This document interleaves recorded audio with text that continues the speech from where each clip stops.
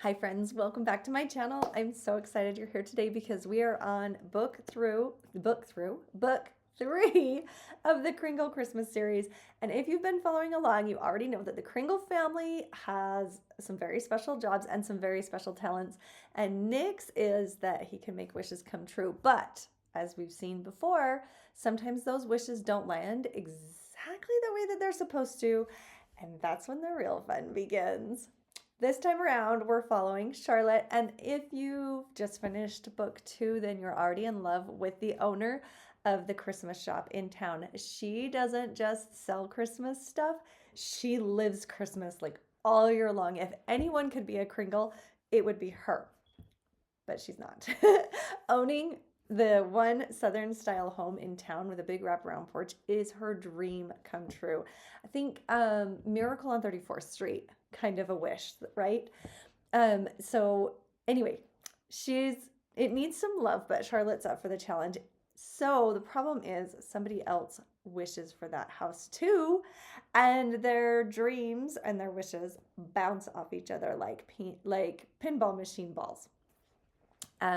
So when I was writing this story, I couldn't help but laugh at how this idea of these wishes bouncing off of each other kind of worked out. The wishes themselves became little entities, and I loved it.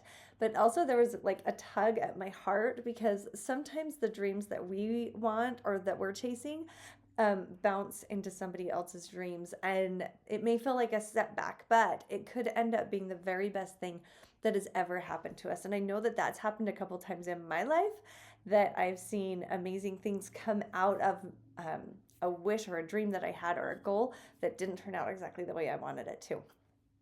So this book has so much about it to love, and I know that you're just going to get in there and be like, I want more, which is why I'm going to create an audiobook and upload Marrying Miss Kringle Nick, because Nick, if you don't love Nick by now, then I don't know what to do because he is just incredible. So I'm super excited for you to get his story too. But first, before we get into that one, let's do the Christmas Wish Bounce, Marrying a Kringle Family Romance, Book 3. Welcome to the Christmas Wish Bounce, a Kringle Christmas romance novel. Written by Lucy McConnell and read by Emma, an AI-generated voice. Prologue. Nick Kringle. Nick Kringle walked down the hall of Santa's past, feeling as though every portrait whispered, imposter. He shivered, not because he was cold. Those who wore the tinsel tattoo never shivered because Christmas magic protected them from the extreme temperatures found at the North Pole and on sleigh rides at high altitudes. He shivered because their judgment brushed across his skin like snowflakes. His fingers twinged with the need to hold leather reins as he worked with one of the faster reindeer. Though he would never tell the beast, Prancer was his favorite to fly because he tore through the stars with athletic grace. A sense of power surged through him as they trained for the once-a-year Christmas Eve ride. Not that he ever went out on Christmas Eve to deliver gifts. That wasn't his Kringle talent. No. His was much more destructive, wish-granting. Not only did his unique Christmas ability cost him the only woman he'd ever loved, it also wreaked havoc on those who entrusted him with their Christmas desires. It seemed like everyone he met wished for something that brought them true love. He forced out a breath in a huff that would have created a cloud around his head if the ice castle wasn't kept at the perfect temperature. Christmas magic not only had a mind of its own, it loved irony. Either that, or it took particular joy in tormenting him. Either way, he and Christmas magic weren't exactly on the best terms as of late. This is why his adoptive parents, Harvey and Gail Kringle, had summoned him to the family room.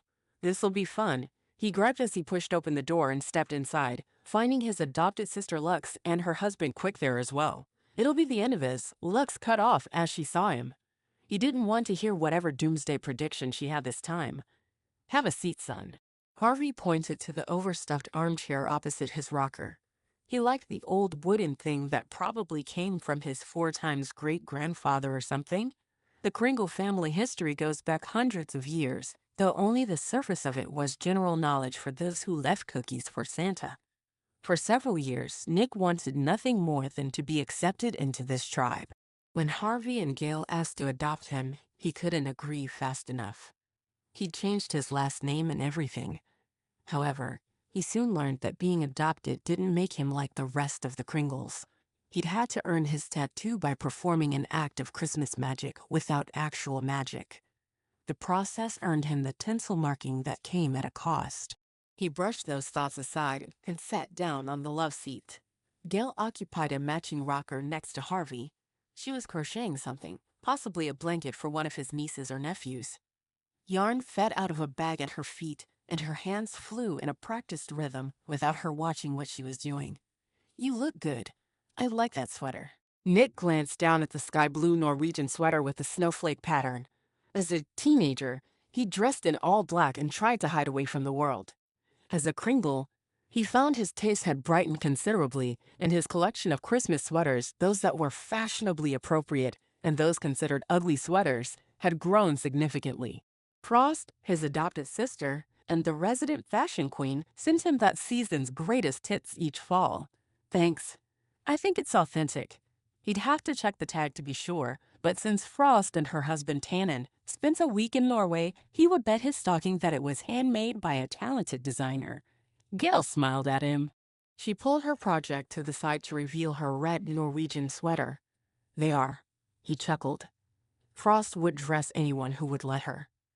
In a castle full of people hurriedly preparing for Christmas starting December 26th, there were many people for her to outfit. She never minded, though, because shopping was one of her Christmas talents. Lux cleared her throat as she pushed her glasses up on her nose.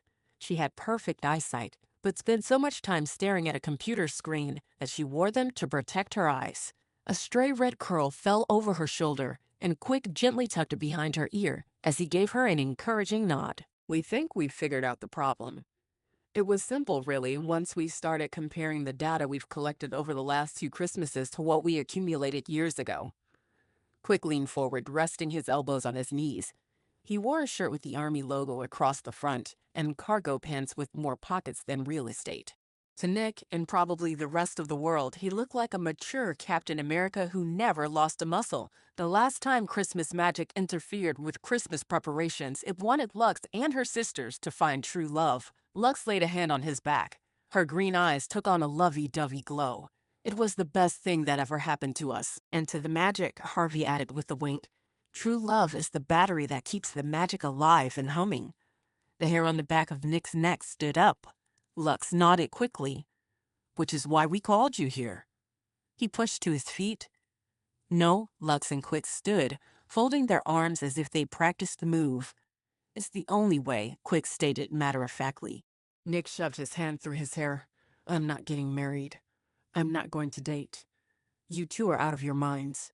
Tell them," he gestured to Lux and Quick while begging Gail to stand up for him, "tell them they're crazy." Gail continued to crochet as if he wasn't in the middle of a personal freakout. "I don't know. I think you should at least listen to what they have to say." Harvey nodded sagely. No Kringle ever died from listening to someone. He touched the side of his nose. Nick groaned. He wondered if his adoptive parents would treat him differently than their children. They did not, which meant that they also didn't hold back when it came to having hard conversations. He grunted and sat back down. Quick began pacing. "Technically, you're part of Lux's generation." Lux snorted. "You make it sound like you're from a different one, babe." He motioned to her. "Not intentional. My word choice was simply to point out that you and he are siblings.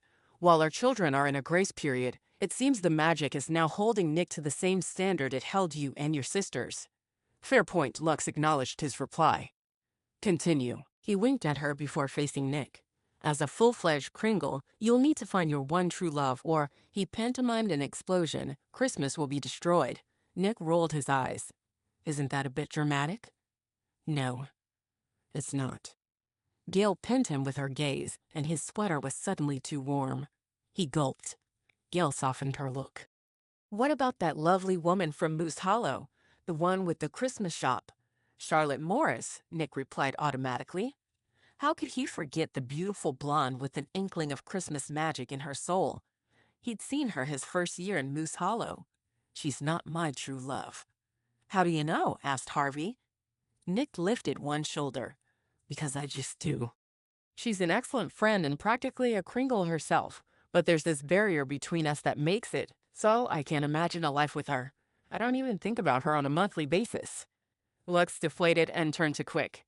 There went that idea. So that's what they'd been talking about when he walked into the family room.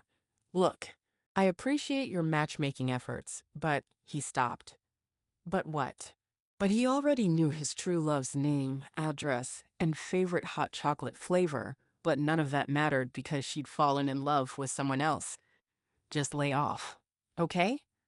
Lux ground her teeth. We can't. This affects all of us.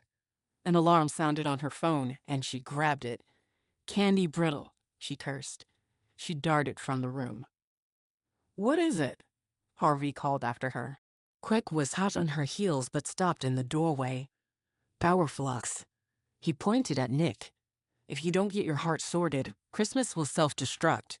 He disappeared, leaving the room with the feeling of twisted Christmas lights and broken baubles. Nick dropped his face in his hands and moaned. Has anyone ever told Christmas magic that it asks too much? Gail set aside her project and settled beside him, rubbing comforting circles on his back. It never asks more than it gives. Nick nodded. Gifts for every girl and boy across the globe. A season full of brotherly love. Music that inspired love for God and his son. Christmas gave and gave and gave. I can't see her again. He pressed his hand over his chest. She broke me. Gail patted his arm. You're never too broke for love to fix you back up. How long do you think I have? Truly? Harvey shifted. Christmas Eve. Would Christmas really be ruined? Gail exchanged a look with Harvey. We've come close before. This feels different, though. We have 5 powerful batteries. Nick's tattoo glowed bright, drawing all their attention and a gasp from his chest. When the brightness faded, so did the tattoo. It wasn't gone by any means, but showed signs of tarnish. His mouth fell open. Harvey tisked his tongue. Looks like Christmas might survive, but I don't know if you will. Nick bounded to his feet, hiding his arm behind him. I have to go. Prancer needs training. Gail stood and wrapped him in a motherly embrace. We're here for you. You know that, right? He nodded, melting into her with all the need of a lost little boy. If he didn't fall in love, and fast, he'd lose Christmas and the family who took him in when he was all alone in the world. He couldn't let that happen, but he had no idea how he would love someone else when his heart belonged to Penelope. Chapter 1. The day after Thanksgiving in Moose Hollow. Charlotte Morris took one look at the snow falling outside of her one-bedroom basement apartment with drafty windows and a flimsy front door and decided to walk to work. Yes, walk. In the snow. On purpose. She just couldn't help herself. With the Christmas season officially beginning today, the snow seemed like a sign that all would be merry and bright this season. The best of omens, fresh snow on Black Friday was like finding 1,000 lucky pennies or opening a package of mint Oreos. Seriously good vibes happened in Moose Hollow, which is why she couldn't imagine living anywhere else on the planet than her hometown tucked into the side of a mountain. She pulled a soft beanie over her head and tucked her long, dark hair inside her Christmas green wool coat to keep the curls from getting wet. Her Christmas wish, a sphere of glowing light about the size of a basketball, hovered near. Nick Kringle, the Santa stand-in who could actually grant wishes, said her wish ball was extraordinary. He'd never seen one before, though he didn't seem at all worried about it. She'd grown rather fond of the thing and the constant reminder that Christmas was magical and that this year, that ball of light would turn into the very thing she'd asked for every year since she was 5. The sky was dark this early in the morning, with stars winking hello as she climbed the 5 concrete steps to the sidewalk. Old Mr. Pryor, her landlord, had shoveled her walk and hunched over his industrial-strength snow shovel to dig out his pickup truck. His wife would sleep until 9, and then he'd start the process of dressing her up for the day. He insisted on curling her hair and wheeling her to the window where she could watch the neighborhood children play. Theirs was a love story for the ages, and Charlotte often wondered if they made men like Mr. Pryor anymore. If they did, she hadn't been out with any.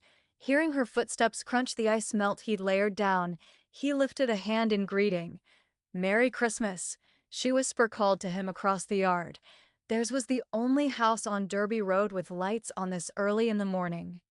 He stopped and scratched under his stocking hat. I guess you can say that now, can't ya? He called back, not caring if he woke up this sleepy mountain town. First day of the season, she replied. Have a wonderful day. We will. He went back to his task, steady and robust against the heavy flakes Mother Nature sprinkled upon them. Charlotte hugged herself and continued down the street, her heart lifting with each step. She had just enough time to stop and check on her soon-to-be house. Her shop would overflow with eager locals and tourists alike, online orders, and business today. With a few quick steps, she was at the corner of Derby Road and 34th Street. She closed her eyes tight, turned her body toward the house, and popped them open. With a contented sigh, she placed her red mittens on the section of the white picket fence that wasn't falling. The streetlight cast a soft glow over the two-story white house. With this much snow, it almost looked new. Her wish flashed ahead of her like a puppy that couldn't contain itself. It raced through a crack in the upstairs window and bounced from room to room. Charlotte laughed at its antics. Jingle bells rang, and the snow swirled and whooshed around her body before settling again. "Merry Christmas," she called over her shoulder without looking back. Large black boots crunched the snow, and a moment later, Nick Kringle, wearing a Santa suit sans beard, stepped into the circle of light. "Busy day for you," she acknowledged as she glanced at his handsome profile. There was nothing like a man in a Santa suit. Although there was something about this Kringle that told her he was off limits romantically. Perhaps his heart was tied up somewhere else in the world. She wasn't sure, and since she was single, she understood the pressure to find the one. It didn't help that her family was on a streak of Christmas marriages. 2 Christmases and 2 weddings meant she heard, "You're next," more than she cared to admit, and that was just from her mom. She'd been on 12 dates this year, 2 with the same guy who turned out to be passing through town. Luther was nice and all, but she wasn't looking for a fly-by romance, and he couldn't commit to a long-term effort. It looked like another year of avoiding the mistletoe. Her wish exhausted itself and slowly bobbed toward her. It weaved in and out of Nick's legs in greeting before settling in place and bouncing slowly, as if trying to catch its breath. Nick stared down at it. "I'm still not sure what to think of that." "Maybe you need to believe harder," Charlotte teased him. "Because I believe it will make that house mine on Christmas Day." "I guess so." Leaning forward, he copied her posture and scrutinized the house. "Here's what I don't get, and why you pulled Prancer out of his warm stall at this unholy hour to talk with me?" She interrupted. Prancer tucked one front leg back and bowed gallantly. "Thank you. He thinks I don't need Rem." Charlotte giggled. Reindeer antics always brightened her day. Nick cleared his throat, grumpy at being upstaged by his reindeer. "Why this house?" "There are mansions, in much better shape, just up the mountain." He brandished his arm to indicate where said mansions glittered like diamonds against the snow. Charlotte didn't even look in that direction. "I want a home for Christmas." She closed her eyes, and in her mind, she was once again 5 years old, standing in this very spot with her father. "Can't you see it, Nick?" The wraparound porch adorned with garlands tied with red bows. Wreaths hang over every window. The giant tree in the front room sparkles through the window for the whole town. A wisp of smoke rises from the chimney. A gnome and guards the front walkway. She drew in a deep breath. "Nick, this house has what no mansion on the hill has." She paused for effect. "Influence." She threw her arms out to the sides. "Located right before you step onto Main Street, it's seen no matter which direction you come from. Built in 1901, it has a history. Everyone in town has a story about this house, whether they picked blackberries off the bushes along the back fence or hit a baseball through a window. On this corner, it's the connection between the old part of town and the new part of town. It is the link. If it isn't restored, Moose Hollow will lose some of what makes it so special." "I think you got that wrong." Nick's blue eyes swirled as he looked down at her. "It'll still have you." He turned and walked back to the sled. "Are you sticking around today?" she asked his retreating form. He'd been in Moose Hollow for the last 2 Christmases, spreading magic and a bit of chaos to its residents, not to mention love. Her own brother had a hefty dose of it 2 years ago, and her new sister-in-law was the best thing that happened to him. Then there was Ethan and Valerie. Valerie was the only daughter of two country music superstars and had a voice that could make angels pause to listen. Ethan's son, Colin, adored his stepmom, and despite the challenges of a blended family, they were incredibly happy. Valerie made gourmet dog treats she sold in Charlotte's store, and they'd become close friends. Just as Nick reached for the side of the sleigh to pull himself in, Prancer stepped forward and Nick missed, his foot landing in a pile of snow. He glared at the reindeer. I might fly around the world 100 times just to cool this guy's jets. Prancer chortled, as if that would slow me down. You two have fun together, Charlotte called as she started toward Main Street, where the Christmas shop awaited her last-minute preparations before opening its doors on Black Friday. Her wish floated beside her, a ball of warmth, comfort, and hope for future things. Growing up, she knew she was different. Other children believed in Santa, but Charlotte had seen him, met him. She'd sat on his lap next to her Christmas tree when she was 7 years old. She'd helped him pull presents for her siblings from his sack and arrange them under the tree, more excited about her brother and sister's gifts than her own. It had never been about the getting for her, but the giving. The sleigh whooshed overhead. Charlotte tipped her head to watch it fly as Nick grumbled at Prancer. Why those two ever started flying together was beyond her. She much preferred Dunder's protective and gentle nature. The rock star of a reindeer was out to pasture at a ranch in North Dakota. She knew because she followed his social media accounts.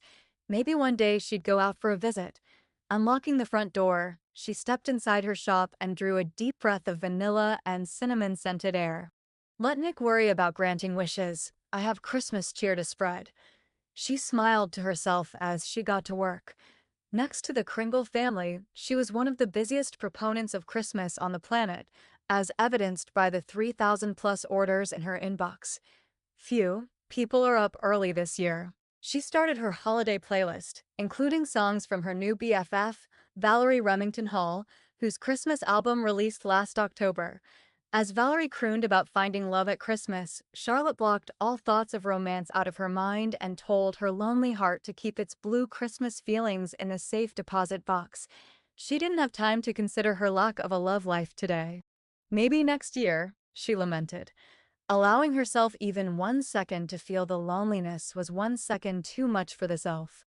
Chapter 2. Micah Bowman would rather be anywhere else than Moose Hollow at Christmas. The town was so full of cheer, it made him want to gag. And yet, he'd moved his daughter here for a fresh start. They needed a place where her history didn't pop up at every turn, and Moose Hollow was a hotspot for country music artists. There were 2 recording studios in town and enough work for him as a freelance mixer to provide for both of them. He frowned. Provide was a strong word. They got by in an apartment smaller than his parents' garage. While they were proud of him, they weren't the type of parents to help financially. Not that he'd asked. Lizzie was his responsibility, and he would care for her. Thankfully, she was a contented soul and didn't need much by way of possessions to feel happy in life, which only made him want to buy her every toy in the store and then heaped guilt upon his shoulders because he could not afford to do so. Parenting was hard, which was one more reason not to like Christmas. As a child, he believed in Santa and wrote letters asking for a puppy. Instead, he got a skateboard, which he broke his arm riding, and a science experiment kit, which he accidentally poisoned his pet fish with on New Year's Eve. In his defense, the box said the crystals needed water to grow and did warn him that the contents of the packet were deadly to marine life. After that, he figured he was better off not getting his hopes up. Unfortunately for him, Lizzie was the exact opposite. The little girl oozed so much Christmas cheer it lit up her eyes and penetrated even his grumpy exterior. She'd insisted on writing her letter to Santa last night before bed and got him up before the sun to walk it to the post office. He couldn't believe he loved her enough to indulge in a pre-dawn snowstorm walk. Yet here he was, buried into his scarf and clutching her hand as they walked a block and a half to the mailbox. The post office wasn't even open today. Santa? Lizzie asked. Micah lifted his eyes off the sidewalk and stared ahead of him at what appeared to be a department store Santa. The red suit and pillow-shaped belly were a dead giveaway. His heart lifted. If Lizzie could give her letter to this guy, Micah could head back home to a cup of cocoa and a possible nap. Sleeping in until 9 would be just the thing to get his mood back on track. The Santa leaned against a white picket fence, staring up at the old broken home and shaking his head in disbelief. Micah paused. Perhaps he didn't want to be disturbed. He looked up and down the street for some form of transportation, but didn't see a truck, car, snowmobile, or sled nearby. Maybe we shouldn't bother him. Micah went to change direction, but Lizzie planted her feet. It's him, she whispered, her mouth open in awe. She dropped Micah's hand and ran up to the stranger. Santa. She threw her arms around his legs. Ho, ho, ho, came the jolly reply. A white glove landed on Lizzie's back, and she tipped her head all the way back to grin at him. Micah relaxed a smidge since the guy didn't seem upset about being accosted by a little girl in the pre-dawn hours. Sorry to bother you while you were so deep in thought. Micah glanced at the weathered house and wondered what Santa contemplated so profoundly. It looked like a nightmare before Christmas with its broken windows, sagging roof, and missing siding.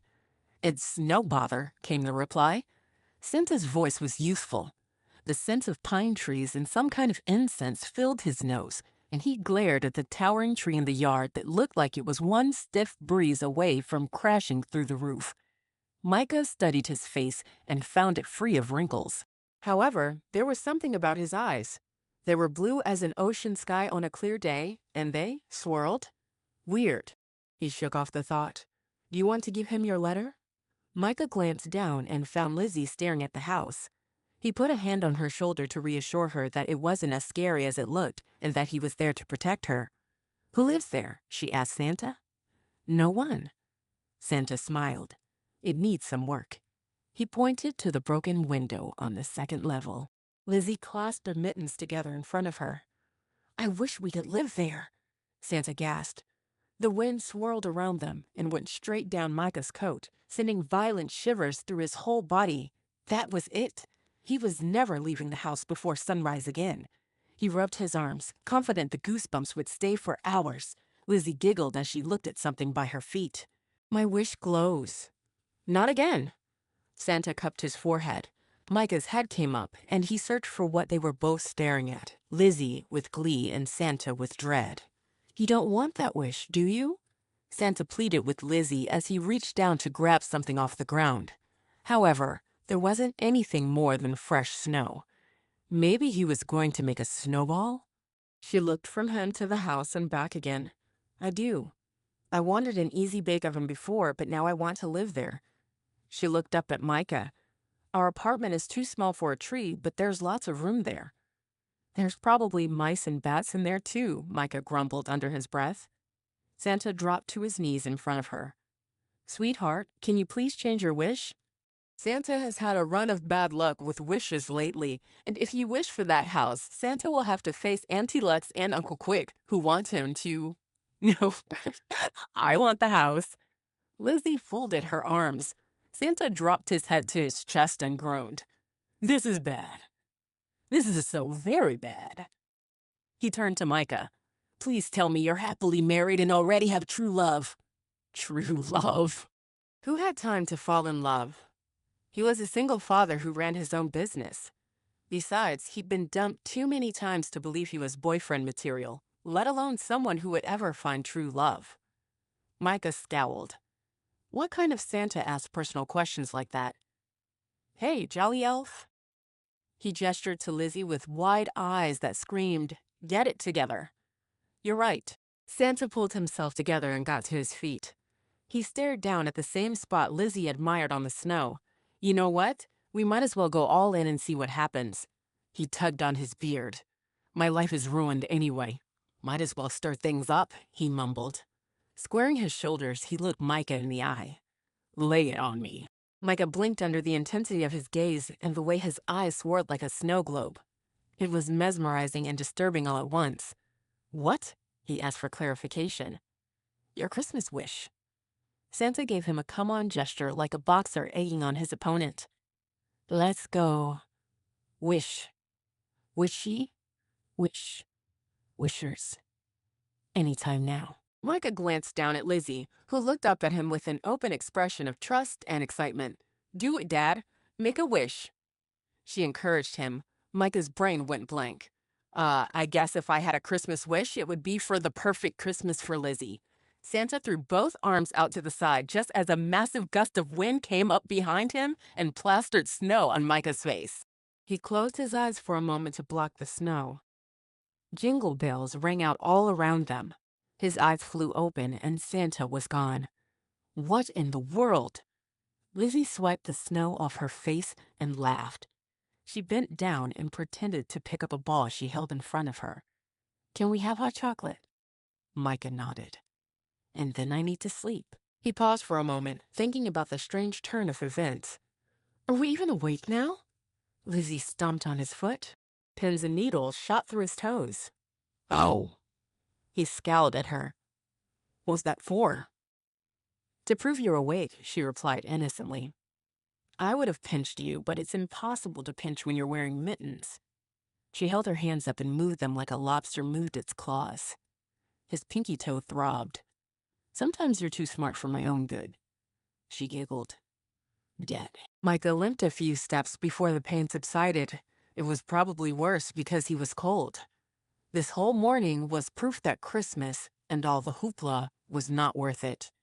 Lizzie slipped her hand in his, and he sighed. Christmas might not be worth it, but Lizzie was worth all this and more. He'd keep doing Christmas for her. Chapter 3. 1 week after Black Friday, Charlotte wandered up and down the grocery store aisles, hoping for inspiration. Cooking for one took a lot of creativity. If she made a normal-sized meal, with 4 to 6 servings, she'd eat the same thing for a week. If she snacked throughout the day, she'd feel blah and unsatisfied. The last week was a blur of Merry Christmases and shipping labels. She'd hired seasonal workers, several of her mom's friends who wanted a little cash to spoil their grandchildren during the holidays, and they moved like an army to fill online orders. Running her shop would be impossible without them. She also had 2 delivery drivers, local teens who wanted lighter schedules during the school year but worked hard throughout December. The arrangement was perfect for them as they could play soccer and mountain bike when her business was slower. For semi-retired cashiers helped up front. They had assigned shifts but were constantly trading to accommodate their families. She didn't care as long as the shift was covered. All 4 of them worked hard and took joy in the items they sold. New product arrival days were more like unwrapping parties as they exclaimed over the elf figurines or the intricate glass-blown ornaments. Her wish floated along beside her. When she'd pass someone, it would drop behind her and come back up. Let's try the produce section, she mumbled, as if it would have an interest in bell peppers. She glanced up from her phone to ensure she didn't run into anyone as she navigated to the recipe site Valerie sent her last week. Overhead, Rockin' Around the Christmas Tree played through the speakers just loud enough to be heard. She stood in front of the shiny red apple display as she surfed dinner ideas and tapped her foot to the beat.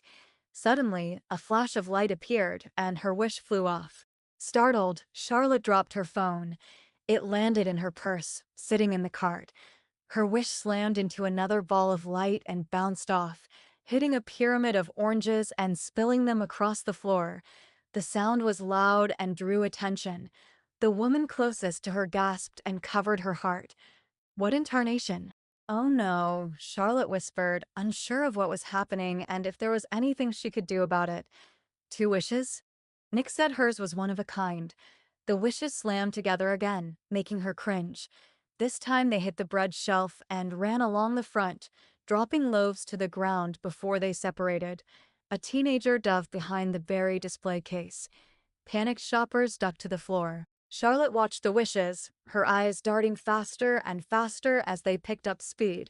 Her eyes locked on the only other person still standing, a little girl in a purple coat. She cupped her hands around her mouth. Wishy stop. Okay, well, that explained where the other wish came from. The wishes flew into the banana tree, where bunches of bananas hung from hooks. They ricocheted inside of it like ping-pong balls, bouncing off one another and the tree itself. Charlotte headed that way, hoping to intercept her wish and keep it from bruising produce. The little girl met her and gasped, "My wish," as she pointed up. Charlotte nodded. Mine too. She reached up and tried to grab one of them, but they moved too fast, and getting her arm in there was so awkward that she didn't have a good angle. Suddenly, her wish flew out. Charlotte lunged, throwing herself on top of it and holding on with all her might. She curled her body around the ball. She curled her body around the ball. It throbbed as if panting for air. "Calm down," she insisted. "I got it," the girl shouted. Charlotte turned, still hunched over her wish, to see the girl doing the same. Her brown eyes were alight with the joy of the moment. Charlotte glanced around them at the mayhem their wishes caused and started laughing at the absurdity. The girl giggled too, and her whole face lit up. Drained of strength because she was laughing with everything inside of her, Charlotte moved to sit crisscrossed on the floor, holding her wish in her lap. The girl mirrored her, their knees almost touching. Their eyes met, and something inside of Charlotte recognized a kindred spirit. "Has your wish ever done that before?" Charlotte asked. The girl shook her head. "But this is the first time it's been in a grocery store. I've had mine for almost a year, and it's never done that before." She glanced down at the ball. "Care to explain yourself?" "Lizzie." The girl whipped her head around and called back, "Daddy." Charlotte lifted her gaze, expecting to find another lifelong believer in Santa headed toward them. Instead, she met with the green-eyed, though incredibly handsome, Grinch. Curling over her wish, she hugged it for comfort even as she studied his well-formed shoulders and tapered waist. He shouldn't be good-looking because he was surly, but he had classic features, including a straight nose and chiseled jaw with scruff, the kind that made her insides melt because it gave him a slightly dangerous vibe. For all her good girl deeds, she was a sucker for a bad boy, especially one with wavy hair. Was it hot in here? Her wish let out a gusty sigh. "Sho," she admonished it. The man lifted Lizzie to her feet and brushed her off. "Are you okay?" He checked her over. She nodded. "You didn't get hit with an orange or anything, did you?" He lifted her arm and checked under, tickling her. Lizzie giggled. "No, Daddy. Look, she has a wish too." He looked at Charlotte for the first time. She sucked in a breath, caught within his searching gaze. His brown eyes had a depth that begged her to fall into his gaze and loiter for the rest of her life. Her stomach fluttered, and her lungs begged for air. "I'm sorry, Mississippi. Let me help you up." He put his hand on her elbow and steadied her as she got to her feet, not letting her wish out of her grasp. She didn't trust the thing not to freak out again. Thanks, she managed to get past the throbbing of her heartbeat. His eyes dropped to her throat, where she was certain he could read her rapid pulse as easily as a billboard. He glanced away.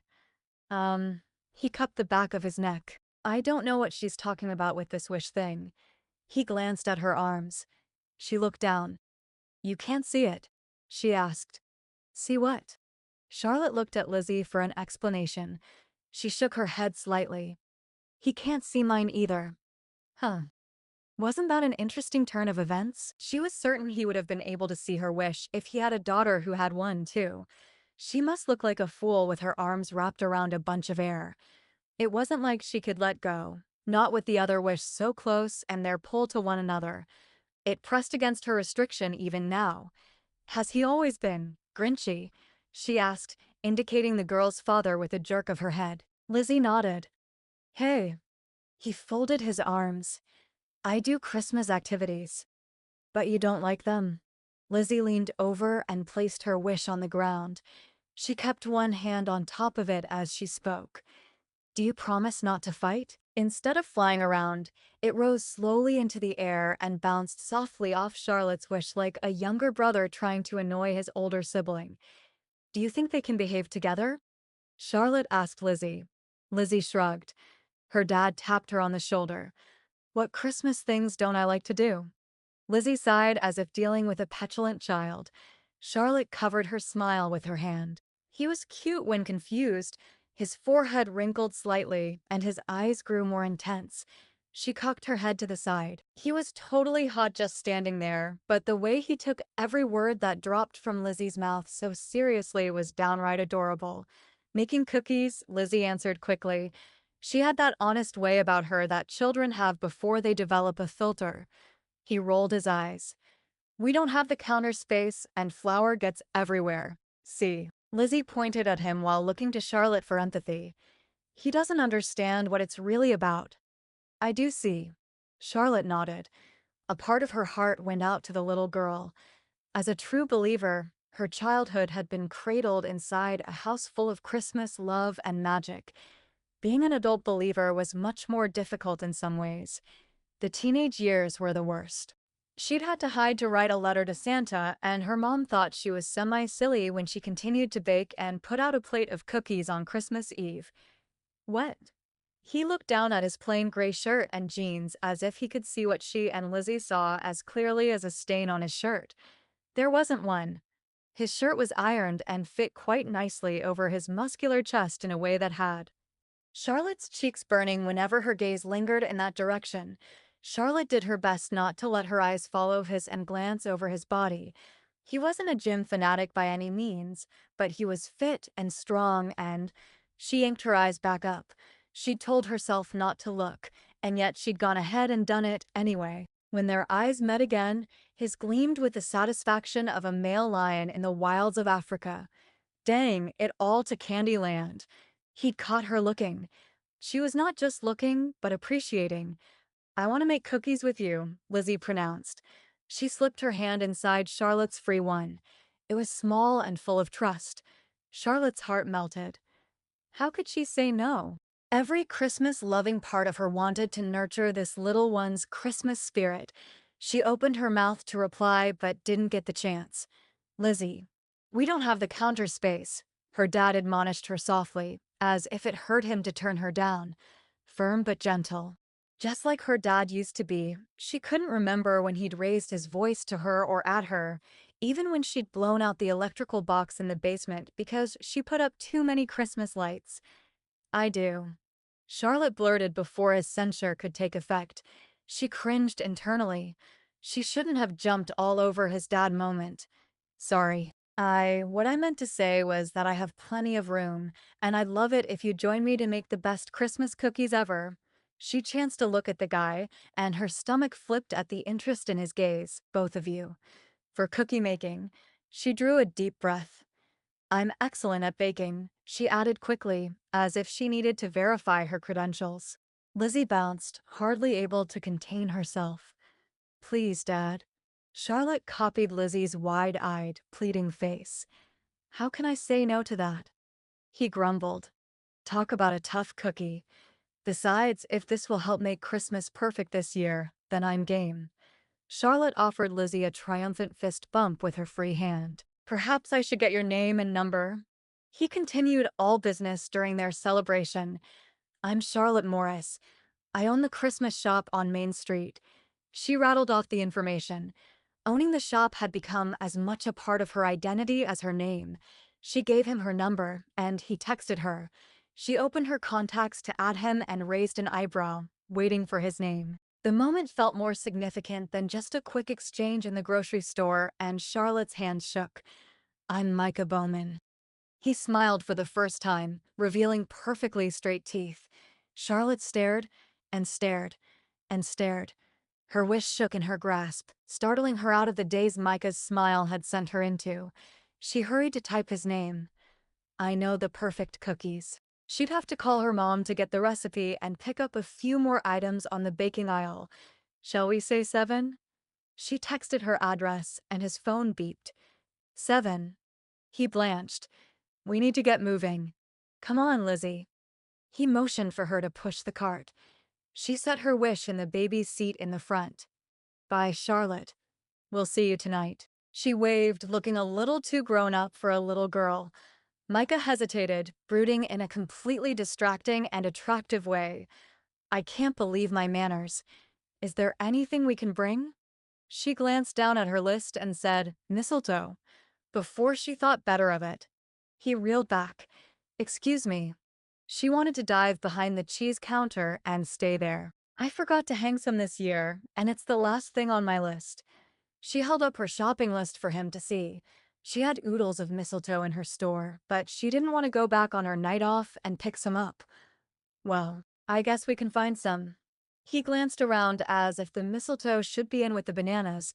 She pointed to the front of the store. They usually have it up front, but if you don't find some, don't worry about it.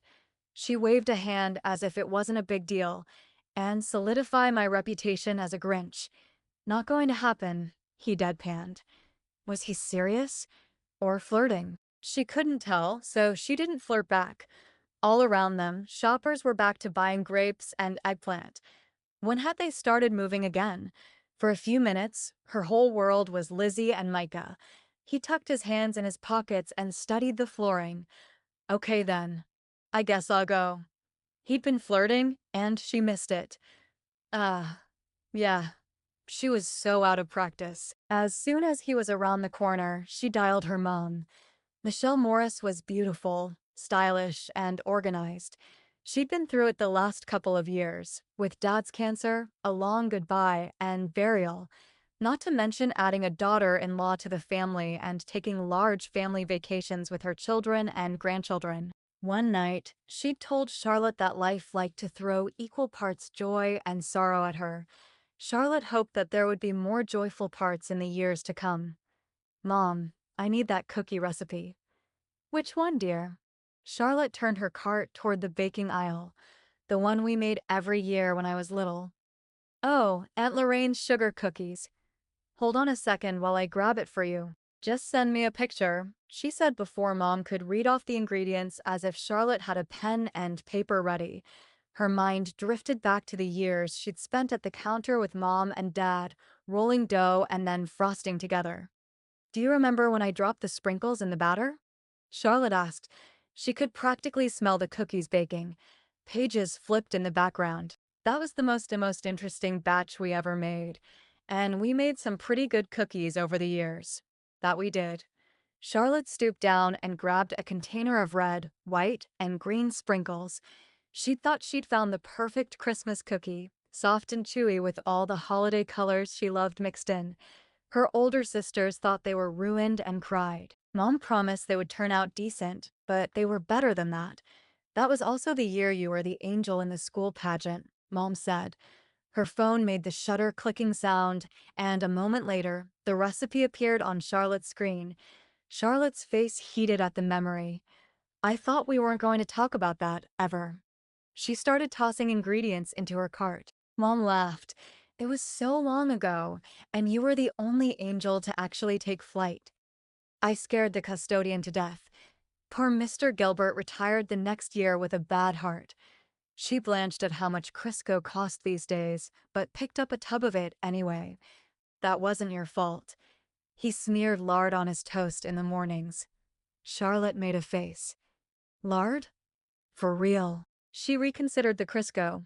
In her mind, she could see Mom nodding, her lips pursed shut, and then dipped it in sugar.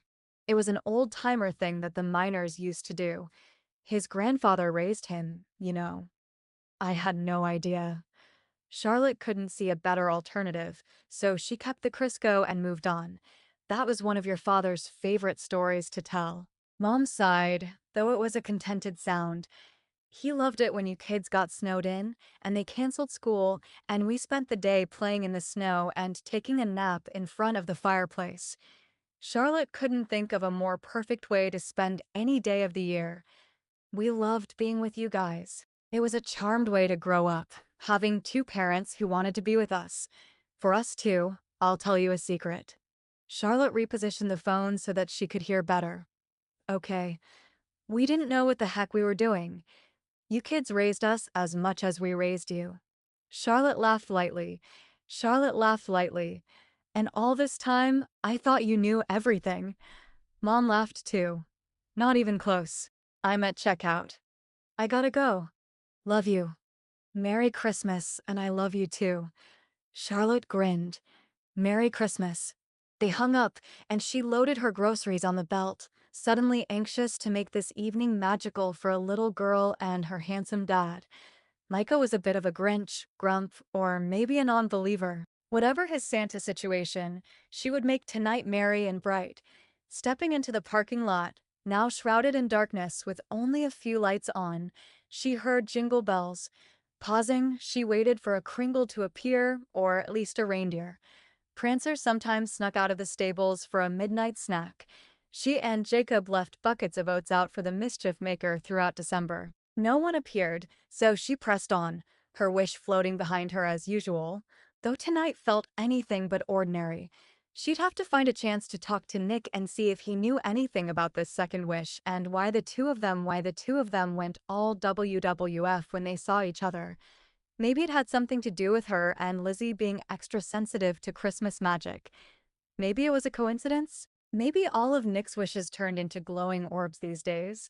Whatever the reason, she wanted to ensure it wouldn't interfere with her moving into the house on the corner this year. Chapter 4. Micah loaded Lizzie into his SUV to go to Charlotte's, still not understanding how they'd ended up with a cookie-making date from a trip to the grocery store. He'd spent years trying to figure out how to ask women on dates and had been shot down more often than he'd like to admit. It wasn't that he didn't have game, he did. It was that he didn't want to play games. He hated wondering if he was texting too soon after a date. If he liked the woman and texted the next day, she'd tell him he came on too strong. If he waited 3 days, as every dating guru instructed, then they thought he was distant and cold. He just couldn't win. And then Lizzie came into his life, and he'd stopped trying altogether. The more he thought about it, the more he realized that this wasn't a date. A date involves a mutual desire to be together.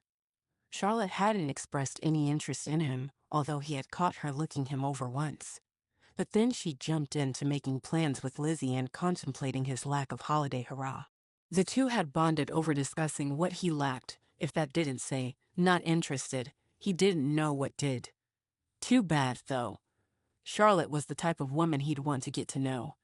She talked to Lizzie as if she were an equal, which went a long way to boost his opinion of her, which was above average with just one look. She had dark hair, not entirely black, but the darkest brown he'd ever seen. The dark hair and lashes made her lighter than the sky blue eyes pop. Like the moon on a lake, they drew his attention repeatedly. She was intense, and not just when she focused on him, but when she talked about Christmas. When he thought back to what happened at the grocery store, it was a blur of flying produce and Charlotte's bright blue eyes. Her enthusiasm could rival a North Pole elf's, if such a thing existed. Jingle bells, jingle bells, all the way. Lizzie made up her version of Christmas songs, singing the parts she liked the most over and over again. Can we listen to my album? She clicked her seatbelt in place as he settled behind the wheel. Micah groaned. Do we have to? Lizzie giggled at what she thought was pretend grumpiness. The truth was, Micah had heard Valerie Remington's entire Christmas album at least twice a day since it was released in mid-October.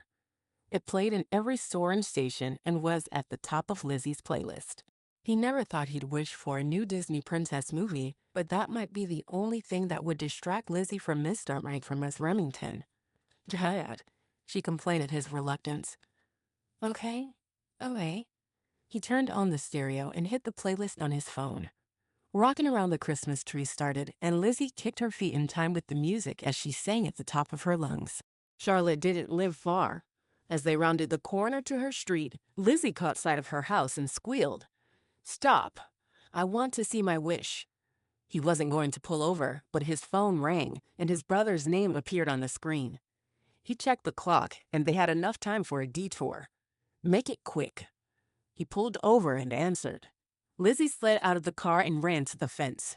She began talking to the house.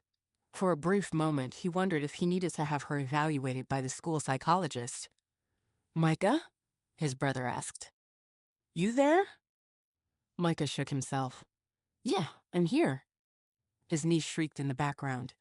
The piercing noise was followed quickly by his nephew's giggles. Omar. Put Samson back in his cage or I'll sell him to a band of gypsies. Jonah yelled to his son. Micah snickered at his brother's threat to the hamster. He used a variation of the one their mother had often used on them. Only Mom had threatened to send them to the gypsies. At least you didn't threaten to sell Omar. His nephew had red hair like his mother and too many freckles to count. Though he loved to tell Micah that he got a new one and show him the spot on his arm or leg when they video chatted on Sunday evenings. Jonah huffed. What can I say? I'm a softie. What are you guys doing tonight? Micah panicked. There was no way he would tell Jonah about his not-a-date making cookies with a beautiful woman. Holiday baking cookies, he grunted. Jonah scoffed. Since when do you bake? Since I'm a dad now. He glanced at Lizzie. She had her hands over her head like a ballerina and turned in careful circles. He hadn't asked for a daughter, but he got one anyway, and it was the best thing that ever happened to him. How's that going? Jonah pressed. As the older brother, he often checked in. He'd always watched out for Micah, but when Mom passed away 3 years ago, the pressure to keep the family close weighed heavily on Jonah. Not too bad. She's picked up this imaginary pet. She pretends to carry it around everywhere we go. Calls it Wishy. He scrubbed his cheek. Is that normal, or am I deluding myself because I'm tired? Totally normal, Jonah assured him. Reba had an imaginary dog for half a year at one point. Goofy. I think I fed Woofy goldfish crackers once, said Micah with a smile. Probably. He wouldn't eat anything else. Jonah paused. Mom used to bake a lot during the holidays. I'm glad you guys are making something. Feeling the sentimentality creeping in, Micah tried to get Jonah to talk about his favorite subject. I'll bet Cindy has your place stocked. She's incredible, Jonah agreed, his voice full of awe. I can't imagine life without her. She's the center of this home. I tease her that I'm the one that holds it all together, but without her, we'd be heartless. Micah's eyebrows jumped. Jonah tended to get poetic when it came to love of his life.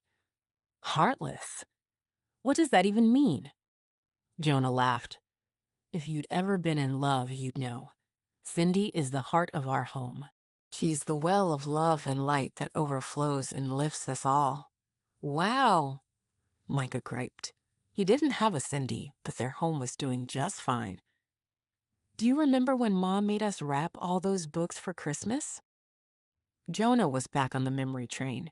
This time, Micah softened a little. It was for the gift exchange. Thanks to Santa, every kid in the school got a new book that year. 372 books. With ribbon. Micah scowled at the memory of curling ribbon for days. And there were like 30 copies of Santa's new suit. What was with that book? Micah lamented. He was caught up in the memory of late nights with Mom and Jonah wrapping books until his fingers were numb. Mom insisted every gift looked beautiful because every child was special and deserved a lovely gift.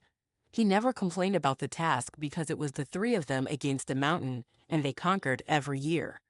Maybe his mom made them do it because it brought them closer together. There was a pause. I miss her, Jonah admitted. Christmas was her thing. Micah noted the time. If they didn't get a move on, they'd be late. She was an elementary school teacher and then principal. Every holiday was a big deal. He beeped the horn and Lizzie turned to look at him. He motioned for her to come. She skipped to the car. We need to get moving. Are you good? Everything good? This was their regular goodbye routine.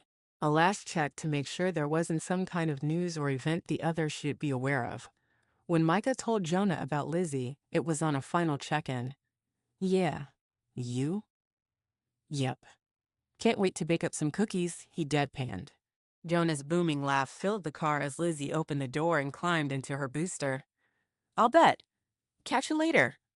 Bye, Uncle Jonah, Lizzie called. Bye, Lizzie. Gizzy, he replied. She covered her mouth and giggled at his silly name for her. Micah tapped the button to end the call, and they were parked in front of Charlotte's place and walking down the steps to the basement apartment as instructed in her text. He had to hand it to her. She was thorough. The walkway was clear and freshly salted. A giant red and white wreath of jingle bells and bauble ornaments hung on her door. He could practically feel the Christmas cheer pushing against the door, trying to get out and smother them in ugly Christmas sweaters. Charlotte opened it with a flourish, and his breath caught at the sight of her. Her hair was down in soft waves of invitations to run his fingers through it. She had minimal makeup, but then she didn't need much. Her pink-hued skin glowed in the soft overhead porch light, and she wore tight jeans and a sweater that hugged her body in all the right places. Their eyes met, and her lips formed a small O. He congratulated himself on shaving and changing into a V-neck sweater and a clean pair of jeans. "Charlotte!" Lizzie exclaimed. "The wishes." She pointed, and Charlotte glanced over her shoulder. "Oh, no." Charlotte slammed the door in their faces. "Not the tree." He heard through the flimsy wood. Micah blinked several times and glanced down at Lizzie. She stared back up at him with worried eyes. "What do we do now?" Micah lifted his shoulders. He was already outside his comfort zone, and now it seemed that they'd interrupted something. "Maybe we should go." Lizzie shook her head. "Wish he's in there." Micah dropped his head back and huffed out a cloud of air. Normal or not, this pretend pet was going to be the death of him this Christmas. Chapter 5. "Get out of there, you two!" Charlotte hissed through her teeth. Her reprimand/command was so much like her mother's when she'd scolded her children that Charlotte almost lost her composure and laughed at herself. No laughing. This was serious, and she had to maintain a straight face. You need to learn to get along. The wishes bounced off one another as they worked their way out of the branches. Ornaments fell, and the whole tree shook like it was in the middle of a blizzard. "What is wrong with you?" she scolded her wish. It drooped repentant, even as it continued to bounce off Lizzie's wish. "And you," she turned to the other one, "a guest in my home, and you ruined my Christmas tree?" It, too, hung low. She pointed at them. "I expect better behavior from you tonight, understand?" They lifted slightly higher and then dropped again in unison. Charlotte brushed off her hands and spun on her heel. She needed to talk to Nick about this. Something was up with these wishes. She sent him a quick text, "Wish situation. We need to talk." There wasn't time to type more. She had guests at the door. Her ears heated with embarrassment. She'd slammed the door in their faces to keep the wishes from flying out into the night and being lost forever, but that meant she'd been incredibly rude to a handsome man and his daughter. She shook out her hands and flipped her hair over one shoulder. "Okay, no big deal. Just smile," she coached herself. A tiny knocking sounded right before she opened the door again, plastering a smile on her face. Lizzie obviously understood, but Micah couldn't see the glowing balls, Christmas wishes, and probably thought she was nuts. If he didn't think that now and she had to talk to them in front of him, he would before the night was over. What was she doing inviting these two into her home? She wasn't a normal person. She had a magical Christmas wish living with her. However, the wish had been a model citizen up to this point. Still, she should have been more cautious with all that transpired at the grocery store. Too late for any of that now. "Come in." She waved them inside and shut the door on the frosty air creeping in with them. Micah's face was a mask of disapproval as he took in the poor state of her Christmas tree. He wasn't a fan of Christmas and probably thought she'd gone overboard. Perhaps she had, she thought as she looked at the room from an outsider's perspective. She'd covered the fireplace mantel in greenery, aspen branches, glass baubles, and ribbons. The two side tables held nativity scenes, complete with custom-made table runners. Christmas lights glowed in any place that reached an outlet, and in some areas where a battery pack was needed to keep them lit. An oversized candy cane stood in the corner, and an army of nutcrackers filled the bookshelf. She adored books, but display space was at a premium over the holidays, so she switched them out. "Sorry about that. The tree was about to fall over," she explained, which wasn't a lie. The wishes would have stripped it bare and laid it flat if she hadn't intervened. Micah reached down and grabbed an ornament off the ground. He took in the general mess the wishes had made, bouncing off one another like pinballs. "Looks like it was a close call." She laughed, the sound forced. "You've no idea." Grabbing up the other ornaments, she placed them in the empty glass bowl in the middle of her small kitchen table. "They look pretty." Lizzie stared at the bowl. The way the glassy orb sparkled inside the crystal was pretty. Charlotte smiled and relaxed a little. Lizzie was the reason she'd invited them over. Not her father. He was gorgeous, clean-shaven now, but not her type. Spreading Christmas cheer and baking cookies were two of her favorite things. Putting them together, magic.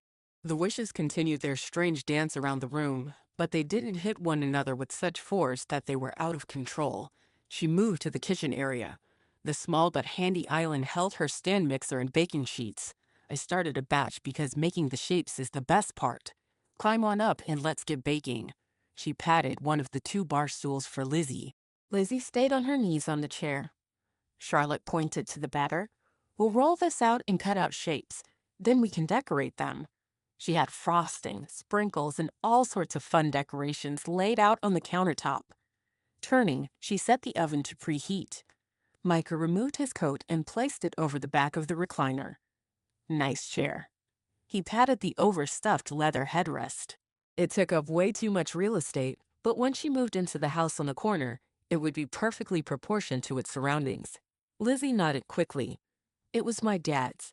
He used to sit in it to watch movies. And when I was little, that's the spot we picked to read the night before Christmas. She planned to continue the tradition this year, though it wouldn't be the same without him. Used to? Micah asked as he approached, rolling up his sleeves to reveal corded forearms. Charlotte tried not to notice his corded forearms. They were all sorts of manly looking, and she had a thing for rolled sleeves on a guy. She blinked and cleared her head.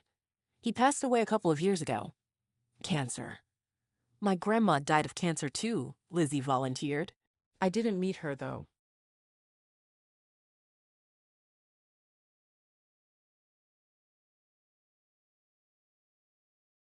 I'm sorry, Charlotte offered Micah. Their eyes met, and a connection came together, the kind that happens when two people experience the same loss. Maybe their situations weren't identical. Nevertheless, they suddenly understood neither had a smooth road. The sound of sprinkles hitting the metal bowl had Charlotte flipping around and breaking the connection. Lizzie tipped the bottle all the way upside down and patted it. Red, white, and green sprinkles covered the batter. Charlotte was transported back in time to when she'd done the same thing. She stared at the batter, a wave of déjà vu washing over her head like a blanket on a cold winter's night. She was suddenly a little girl with this need inside of her to make everything look like Christmas, to bring the joy of the season to the hardest of hearts and to share the baby Jesus and his story with everyone. Her childlike faith had been tested throughout the years, especially when Dad passed away. But that faith pulled her through the dark moments and helped her find a new normal. Even then, she hadn't felt this swelling of confidence in her convictions for a long time. Lizzie, Micah admonished softly, drawing Charlotte out of her memory. The sprinkles are for decorating. Lizzie's eyes widened as she stared at the empty container in her little hand. Charlotte hurried to assure her. You know what? I did that once too. She turned on the mixer and it worked the sprinkles into the batter. The good thing about this batter is that it tastes even better with sprinkles. She winked. Lizzie glanced at her wish and hugged herself. It does? Charlotte turned off the mixer and used a spoon to scoop out a bit. She popped it into her mouth and moaned happily. Sugar, butter-flavored Crisco, and the slight crunch of sprinkles were better than gumdrops any day. These might be perfect cookies. It's so good. A smile crept over Lizzie's cheeks. Can I try some? Sure. Charlotte grabbed another spoon out of the drawer, closed it with her hip, and scooped up a taste. Lizzie tasted it and smiled. Dad, too? Of course. Charlotte tried to ignore the butterflies in her stomach as she thought of spoon-feeding Micah a taste of anything. Why was she suddenly picturing them cuddled up by a fire and sharing one piece of cheesecake? And why did her body heat like she was in front of that fire? Also, what made her think cheesecake was romantic? Sure, it was delicious and just about the best dessert on this side of forbidden fruit, but random that it ended up in her daydream. Also random that she had all these thoughts in less time than it took to load cookie dough onto a spoon. Instead of holding it up for him to bite, she set the spoon on the counter for him to retrieve. That was much safer than chancing an accidental brush of their hands. Micah didn't smile as he picked up the spoon. He tasted the dough and then bobbed his head. Not bad. Wow, you throw the compliments around, don't you? She teased, bumping the drawer closed again. His eyes darted to her hips, her lips, and her eyes, and then to the floor, the tips of his ears turning pink. Her heart skipped a beat, and she suddenly felt like a temptress, the kind of woman that made grown men sit up and take notice. Oh boy. She was in trouble with this brooding holiday avoider. If he didn't look so scrumptious, she'd be fine. At least that's what she told herself. Because Micah wasn't her type, he was too surly. Not that she'd used that word to describe anyone in her life, but it was the only word that seemed to fit the handsome grump. It was saying not the only word. Grump worked. Crabby. Cantankerous, that was a good one. She tipped her head, considering him as he helped Lizzie roll the dough to a half-inch thick. His hair fell over his forehead, shading his eyes from her view. Shy. That worked too. He was shy. She drew in a breath. Well, crikey. There was nothing wrong with being shy. Her heart went out to the guy. Being a single parent wasn't for the faint of heart, and obviously, he loved his daughter more than he loved himself because he was here in her drafty basement apartment on a cold winter's night for Lizzie, not to get to know Charlotte. No. It wasn't interest she'd seen in his eyes a few moments ago. It was gratitude. He was thankful she'd put some time into his little girl. That was all. She handed a candy cane-shaped cookie cutter to Lizzie. Try this one. Micah gave her a small smile, and she felt like she'd won a grand prize. With all of them working, the cookies were baked, cooled, and decorated in no time. Charlotte carefully arranged a dozen of them in a plastic container, which she entrusted to Lizzie's careful hands. She then wrapped 2 more on a small paper plate and put it on top. This is for you to share with a friend. Lizzie's eyebrows went up. Really? It's tradition. We always share what we bake. Charlotte wiped a bit of frosting off her fingers with a kitchen towel. Every Christmas, my next-door neighbor delivers something homemade to the entire block. It was Micah's turn to lift both brows. Seriously, seems like a lot of work. Charlotte laughed. Rose does most of the baking on Christmas Eve. Thoughts of orange rolls, cinnamon rolls, and egg casserole came to mind, their delicious flavors teasing her thoughts. There's something special about receiving a gift from the oven. Isn't the phrase a gift from the heart? Micah asked. Lizzie giggled at his confusion. She was such a delightful little girl. Charlotte wondered what had happened to her mother. It's the same thing, she joked. Micah didn't smile. He nodded as he slipped his arms into his coat. We should get going. Lizzie leaned into Charlotte, the closest thing she could do to hugging her with her hands full. Thank you. This was the most perfect cookie night ever. Micah's head popped up, and he stared at his little girl. What did you say? He asked with a note of awe and wonder. It was the perfect cookie night, Lizzie beamed. Micah blinked and then shook his head like he couldn't quite believe they'd accomplished such a thing. Charlotte hugged Lizzie back. You are welcome. I hope you have a very Merry Christmas. Lizzie beamed. You too. Charlotte opened the door for Lizzie. She shuffled past, her feet slow because it was close to bedtime. Her wish wiggled and fought to pull away from Charlotte's wish, as if they were magnets that couldn't break apart. It was more like it was torn between staying with Charlotte's wish and going with Lizzie. When it finally figured it out, it bobbed up the steps behind her. Instead of following his daughter, Micah stopped and touched Charlotte's arm.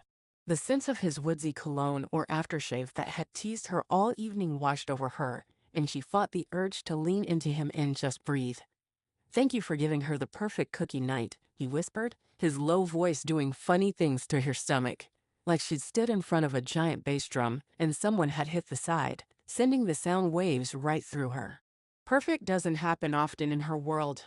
He gave her a lopsided grin that made her insides mush. She replied, unable to form a complete thought, let alone a word. His broad shoulders and brooding dark eyes were like sipping spiked eggnog on a fuzzy blanket while Bing Crosby crooned, Have yourself a merry little Christmas. Not that she knew what that was like, but she'd imagined it more than once. He looked down at his hand as if he wasn't sure how it had made contact with her in the first place. Jerking away, he stumped up the stairs. Charlotte rolled her eyes at herself. He hadn't meant anything by touching her, yet she'd acted like she'd been stranded on an iceberg for the last 10 years and didn't know how to respond like a normal person. And her family wondered why she was still single. She closed the door and leaned against it, surveying the clean countertop and freshly swept floor. Micah must have done that, because she certainly didn't. Poof. Nick sniffed the air. Cookies? He stood by her small fireplace that didn't work. He wore a black sweater with the image of a flying sleigh and reindeer on the front. A woman in an apron punched him in the shoulder. We're not here for cookies. You're not, he quipped. I make 6 dozen daily for the elves. Feel free to stop by. She grinned, knowing she'd gotten him on that point. Her eyes drifted to the half-dozen cookies left on the counter. Ooh, sprinkles in the batter. Maybe we should try one. She drifted in that direction as if she couldn't help herself. Charlotte pointed to the tray. Help yourself. Following them to the kitchen, she pulled out 2 glasses and filled them with milk. Nick snatched a cookie and took a large bite. He gave her a thumbs up. This is Robin. She's my sister and sister-in-law. Charlotte slid it across the counter like a bartender in a spaghetti western. Nick snatched it up and drank deeply. Sounds like there's a story there. Either that or your family tree needs to be straightened out. Robin took the bar stool Lizzie had occupied. I married his brother and then my parents adopted him. She examined her cookie from all angles. Then she broke a piece off. Not too many crumbs. Nice texture. She took a regular-sized bite and closed her eyes as if needing to block out sight so she could focus on the taste. The sprinkles give it some crunch. She opened her eyes and smiled. Good job. Charlotte felt like she'd won the Pillsbury Bake-Off. Lizzie would love to know the cookies were Kringle approved. Thanks. She sipped her milk. I thought they'd never leave. How long have you been waiting? Charlotte checked the clock, 9 p.m. It wasn't that late, but it had been dark for hours. 15 minutes. Prancer was anxious to leave the stables. Robin shook her head. Why I ever let you talk me into bringing him is beyond me. Nick put his arm around her. Because I'm your favorite, don't try to deny it. She softened her posture and poked him in the side. Lucky for you, Kringles can't lie. The look she gave him was so full of big sister love that it made Charlotte miss her siblings. Since her first visit with Santa at 7 years old, Charlotte had collected information about him and his family in a notebook and built a family tree. This little visit already provided a wealth of knowledge to add. Last year's Christmas wedding filled the holes as the Kringle family arrived en masse to help Nick fix his wish mix-ups. Wait, was there a problem with her wish?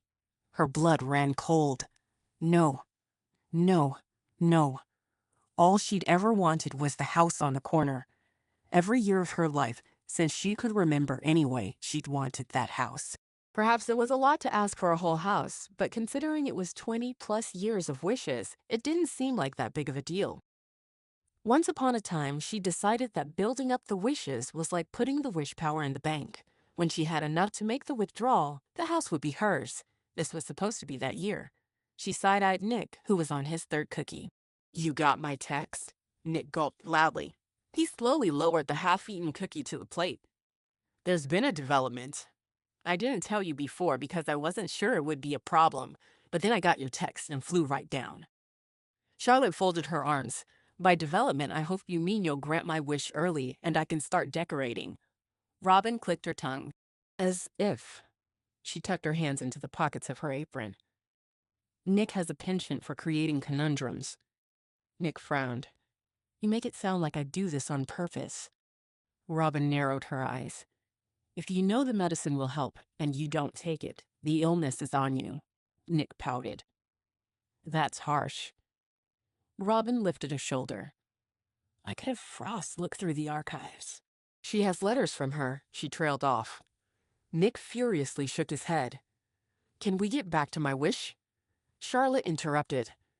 As interested as she was in all things Christmas, Kringle, etc., she was concerned that whatever was wrong had warranted a flight down here, especially since Lux didn't come. Lux has been here for the last 2 years. Where's Lux? She asked outright. Nick kicked the floor. She's stabilizing the North Pole. Why? Charlotte's voice cracked. Earthquakes. Robin threw back her glass and finished off the milk. Charlotte considered her explanation. Since she'd said Kringles couldn't lie, it had to be true. Perhaps global warming affected them. Who knew what kind of issues they had up there? Can you explain the wish situation you referred to in your text? Robin asked, changing the subject. Charlotte refilled Nick's milk as she told them about Lizzie's wish and her wish acting like angry toddlers. She finished and asked, do all wishes do that or what? She looked back and forth between them. Robin bit her lip and became super interested in folding her napkin. Nick ran his thumb up and down the side of his cup. He cleared his throat. This is new. He said it like it was a question instead of the answer to her question. Charlotte considered him for a moment. But you know why it's happening? He nodded and spoke fast. You and Lizzie wished for the same thing. He drew his cup to his chest as if he was afraid she'd rip it away from him in a fit of anger. Charlotte wrinkled her nose. Lizzie wished for my house? Nick nodded. Isn't that a little strange for a little girl, too? She cut off as both Nick and Robin raised their eyebrows expectantly. She held up her hands. I know I wished for it when I was a kid, but I've spent years building up my wishing bank. How did hers get granted so quickly? Wishing bank? Robin asked for clarification. Charlotte tucked her hair behind her ear, feeling self-conscious.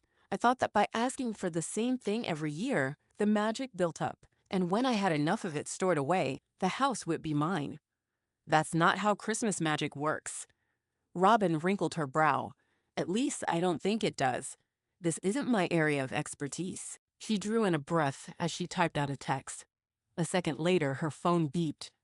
Lux says she doesn't think that's how it works, but to ask Nick. Nick held up both her hands. Like I would know. Robin gave him a dubious look. It's your gift.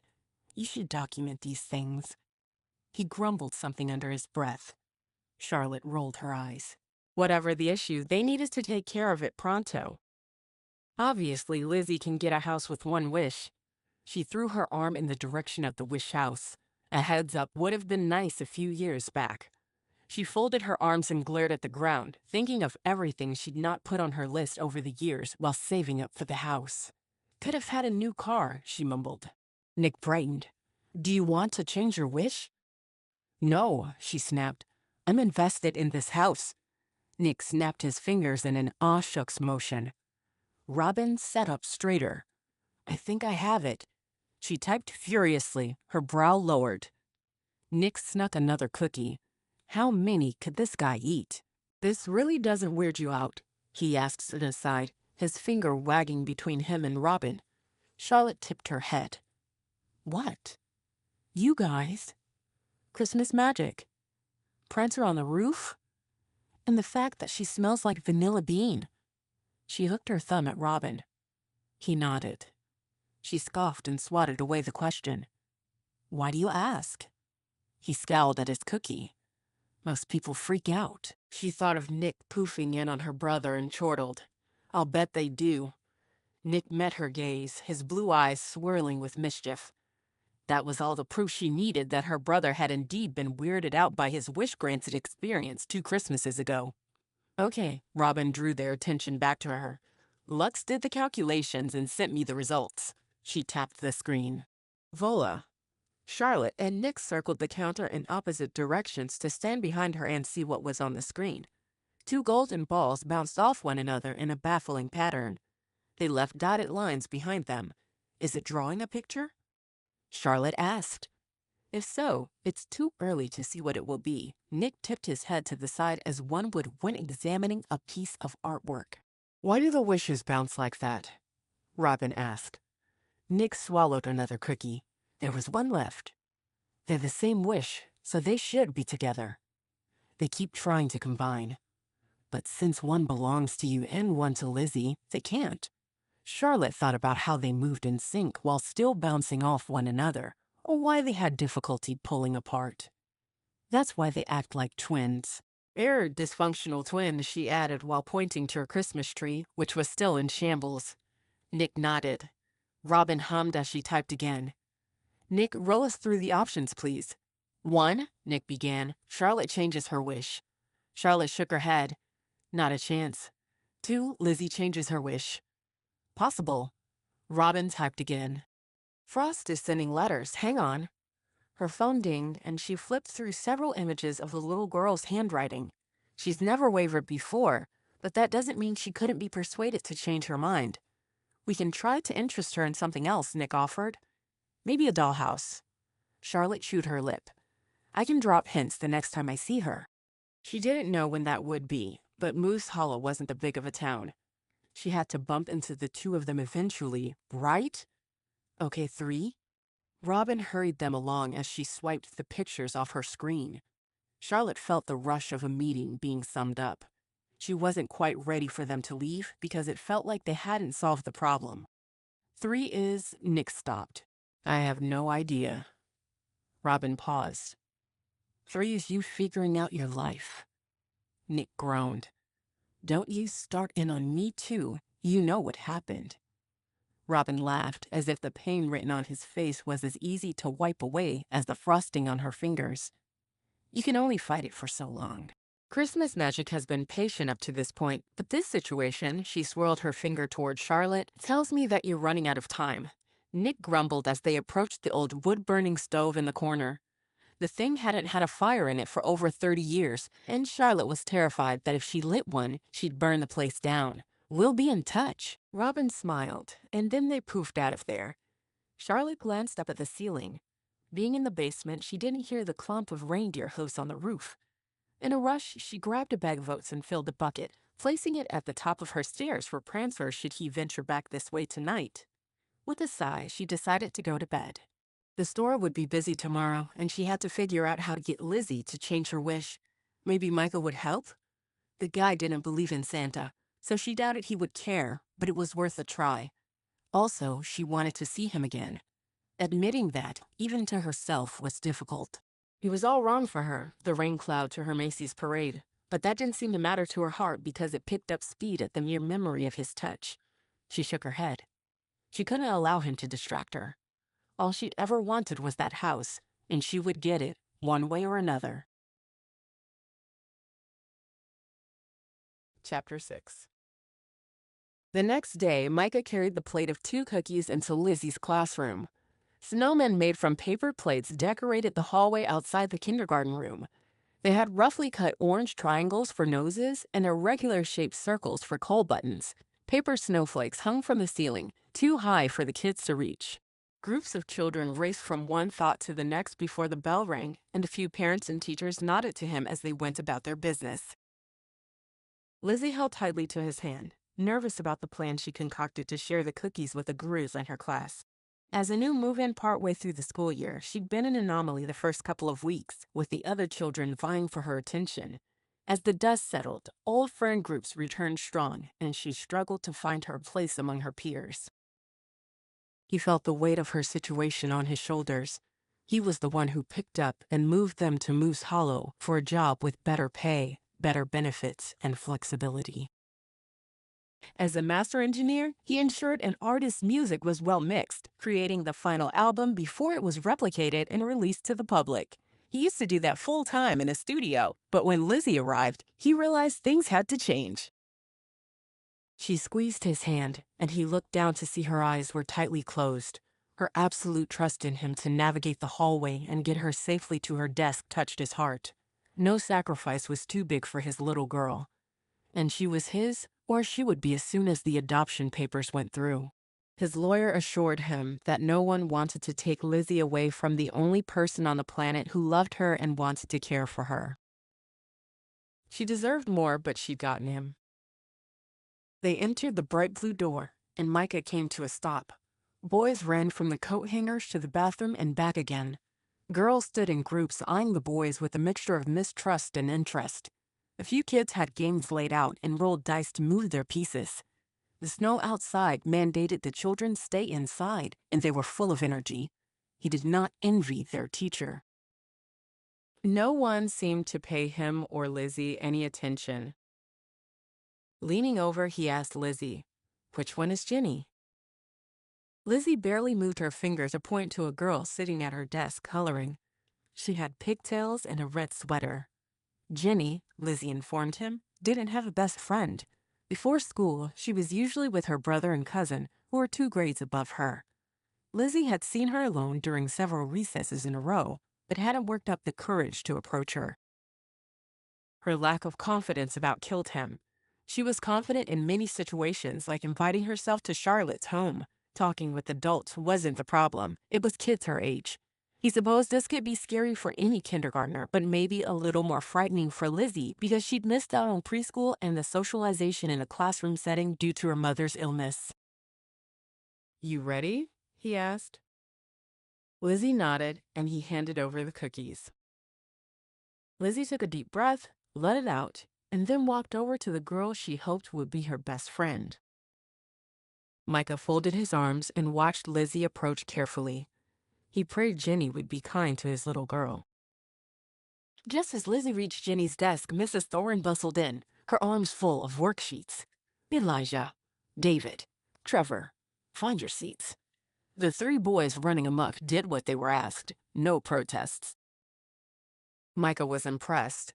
However, when her eyes landed on him, he wanted to run for the hills. "Mr. Bowman, what a wonderful surprise!" She set the stack of papers down and then rounded on him. Her gray hair was pulled back in a clip with a snowman on it, and her sweater had dozens of nutcrackers haphazardly knitted into the design. "I wondered if I'd ever see you in my classroom since you didn't sign up for your mandatory volunteer hours." She pointed the clipboard by the door where he supposed hung the sign-up sheet. Micah tugged at his shirt. Well, working single parent and all that." He glanced at Lizzie, unwilling to abandon her if she needed him, but not thrilled about being given a guilt trip for Christmas. Smelling the freshly sharpened pencils and hearing chairs scrape the floor reminded him of his mother's classroom and all the hours she'd spent educating third graders. Lizzie held the plate by the edges and told Jenny the story of dumping the sprinkles into the batter. Jenny covered her mouth, her eyes wide. "You did?" "Yeah, but Charlotte said it wasn't a big deal and that she likes them this way," Lizzie explained quickly. "Charlotte," Jenny exclaimed. "That's my aunt." Lizzie brightened. "You know her?" Mrs. Thornton cleared her throat, and Micah turned back to her. "There are other ways to fill your volunteer hours." She smiled sweetly. Micah could practically feel his angel mother breathing down his neck. She'd be mortified to know he hadn't spent time in Lizzie's classroom. He knew better. "What do you have in mind?" She straightened. "Come with me." Micah checked with Lizzie. She glanced up and smiled at him. She had one cookie and Jenny had the other, and they were both coloring on Jenny's picture. He waved goodbye and she shooed him off. He went to the hallway and found Mrs. Thornton waiting for him, her hand on her hip. "The bell will ring shortly. Let's hurry." They went to the teacher's lounge, where 4 boxes of books lined up on the table. There was another box of wrapping paper. He gulped. This felt all too familiar. "These are the books from Santa. They need to be wrapped and returned before Friday. Now where's the—" She cut off as she searched the upper cupboards. He let out a sigh.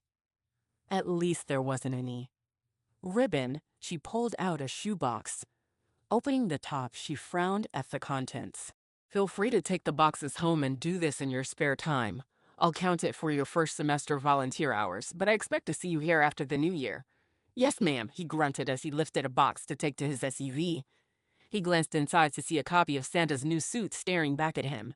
He shook off the chill that raced across his skin at seeing the book he and Jonah had wrapped over 100 times through the years. "If you run out of ribbon, stop by the Christmas shop on Main Street. Charlotte will hook you up." He nearly dropped the box of books. Charlotte? Not his Charlotte. She hadn't spoken about owning a Christmas store when they were at her house.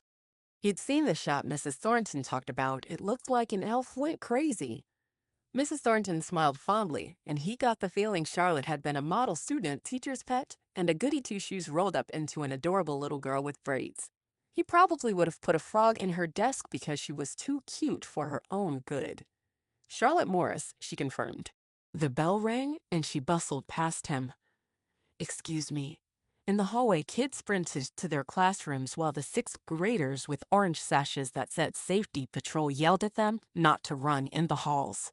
Micah made several trips to his car. The pathetic box of ribbon wasn't going to cut it. He'd have to stop in, but he was on deadline, and it would have to wait. One deadline turned into 2 and then 3, and it was just as many days before he found time to stop on Main Street. A red awning hung over the door. It looked brand new. The store's name was plastered across the front window in gold lettering, and no less than 5 Christmas trees made up the window display. Gag. Inside, the scent of vanilla and cinnamon wafted from a candle by the register. A few shoppers were in the store, people he didn't recognize, a couple carrying a box with a fake tree on the side. A woman in a fringe wrap and cowboy boots browsed the decorations. She looked oddly familiar, but he couldn't put his finger on. "Holy cow! You're Valerie Remington," he exclaimed. Instantly embarrassed by his outburst, his face reddened, and he scowled. Valerie nodded, a polite public smile in place. She considered him for a moment before her eyebrows came together. "Do I know you?" He shrugged. I worked at a recording studio in Nashville. We may have seen each other in passing before. They had, but he didn't want to come across as an overeager fan. After introducing himself and shaking hands with her, he couldn't help but add, "My daughter loves your Christmas album." Valerie's smile went from polite to sincere. How old is she? They chatted for a few minutes about Lizzie. Charlotte came out from the back room, pushing a dolly in front of her. I think that's it. She wore a white long-sleeve fitted shirt and a red apron over dark skinny jeans. Her hair was pulled back in a low ponytail that was simple and elegant at the same time. Her gold earrings flashed in the overhead lights, and he had to force himself to look away. "Hi, Micah," she chirped like a bird. Micah bit back the desire to tell her about Lizzie and Jenny, the cookies, and all she'd done to help his little girl make a friend.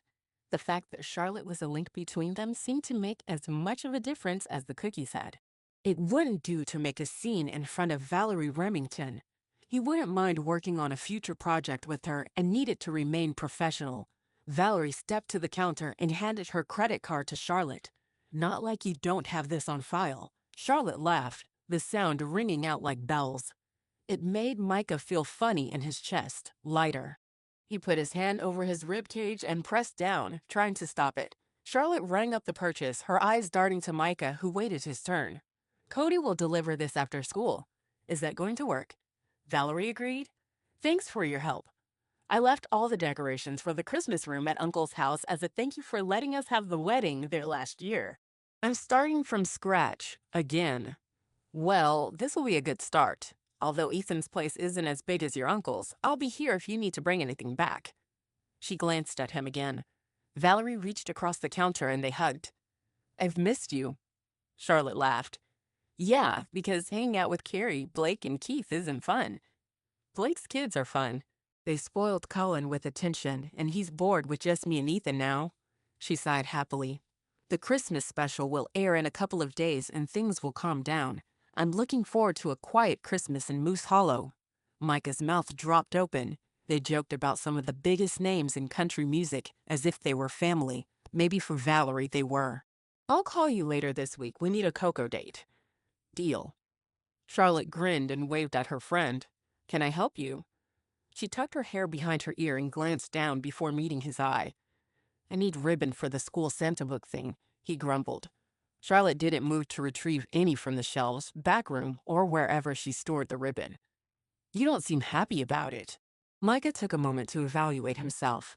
He'd folded his arms, and there was a line between his eyebrows that he forced to smooth out. He'd also pulled his shoulders back. "I'm fine." Charlotte gave him an "I don't believe you" look before coming around the counter and moving to the wrapping paper section of the store. She looked things over before selecting some of the best and most expensive ribbons. "It doesn't have to be the good stuff," Micah protested. Charlotte smacked his arm playfully as she moved past him. "Of course it does. These books come from Santa. Santa is all about quality." She grabbed a paper bag with handles and filled it with the ribbon. "So tell me why you're an unwilling elf this year." Micah sighed. He hadn't talked to anyone about his mom in a long time. He didn't even like bringing up memories with his brother. It seemed too painful to know what they'd lost. Then again, Mom would love Charlotte. They were two of a kind. "Every year after I graduated elementary school, my brother and I were in charge of wrapping the books." Micah groaned. "With ribbon." He snatched up the bag she'd set on the counter. "I got blisters on my fingers." Charlotte tipped her head in the way she did when trying to figure him out. To be fair, she might do it when she was trying to figure out other things too, but he wanted that head tilt to be about him, so he claimed it. "You don't like wrapping presents?" "It's not that." He trailed off as memories of years gone by came to the surface of his thoughts. "Jonah and I would make hot chocolate, put on a silly Christmas movie, and start rapping. We'd talk about everything from girls to the teachers who delighted in giving homework over winter break." He quirked a grin, placing a hand on the counter. "Mom would always make a roast for dinner, with carrots and sweet potatoes in." He paused as the feeling of being home swelled in his chest. "And I guess it wasn't all paper cuts and endless ribbon curls," he finished softly. Those moments seemed perfect in his memory. A soft hand landed on his. A jolt went through him, and he looked into Charlotte's light blue eyes. "Sounds like you're the perfect man." He blinked. I am? Had he said that out loud? What did she mean, perfect? Charlotte pulled her hand back and tucked it behind the counter. For the job. I mean, the perfect man for the job. Right. It wasn't like she knew about his Christmas wish for the perfect holiday. Weird that all these reminders had popped up, though. Her perfect Christmas cookies and his perfect holiday nights with his family. It's not like I have a choice, so I'd better get to work.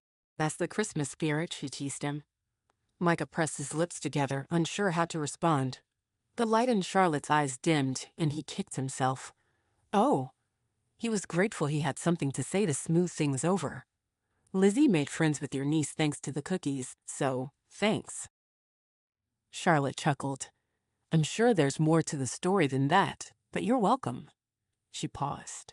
I guess she doesn't have to ask Santa for a friend this Christmas. Nope, he said with all the pride in his heart for his little girl. She took care of that one on her own. Was it her imagination, or did her smile dim? Merry Christmas, she called. He must have imagined her mood dropping for a second there. And happy wrapping, she added. I'll see you around, he waved and ducked outside. He walked down the street to his car, that light feeling in his chest. Although this time, it was warm too. When the music came on the radio, he almost felt like humming along. Almost. Chapter 7. 5 minutes after Micah left her shop, Charlotte was still staring at the door, puzzling her puzzler a little bit more over him. The revelation that Micah hadn't always been a Grinch sat on her mind like a fruitcake on her stomach, heavy and with a bit of rum that made her thoughts swirly and hard to grasp. She'd assumed people were either into Christmas or they weren't. Sure, adults became immune to the magic. The wonder that allowed children to see Santa's sleigh in the sky grew smaller each year. It was a shame that the natural order of things was to leave behind the joyful celebrations of youth for sophistication and dress shoes. She thought Micah was one of those people who doubted from the start, like Jeremy lost bottom. That boy was ice-cold snow shoved down the back of her coat. He'd started a "There's no Santa" campaign to her. I saw Santa testimony in first grade. By the time they hit 6th grade, all her classmates had gone to his side, and she didn't dare ask them to come over to write a letter to Santa, bake him cookies, or sit on his lap in the town square. She'd felt so very alone. This was one reason she wanted to steer clear of Micah, despite how her pulse thrummed like a little drummer boy when he was near. She didn't want to fall for a man who would try to flatten her love for Christmas like a bully knocking over her snowman. Frosty deserved to live. With her armor securely in place, she'd been so sure of her decision to keep her heart out of Micah's reach. But he'd thrown one snowball at her that hit its mark. One piece of information that made him more attractive than she'd allowed herself to believe before. It was as clear as a snow globe that he loved his mother and missed her terribly. If there was one thing Charlotte could relate to, it was missing a parent at Christmas. Dad was the kind of guy who decorated a tree stump with Christmas lights just for fun. His booming laugh and personality could take up an entire football stadium. Her wish hovered next to her left shoulder. As if sensing her thoughts, it bumped her shoulder for comfort. She reached out and ran a hand over the top of it. I know he's with Jesus and happy. I just miss him.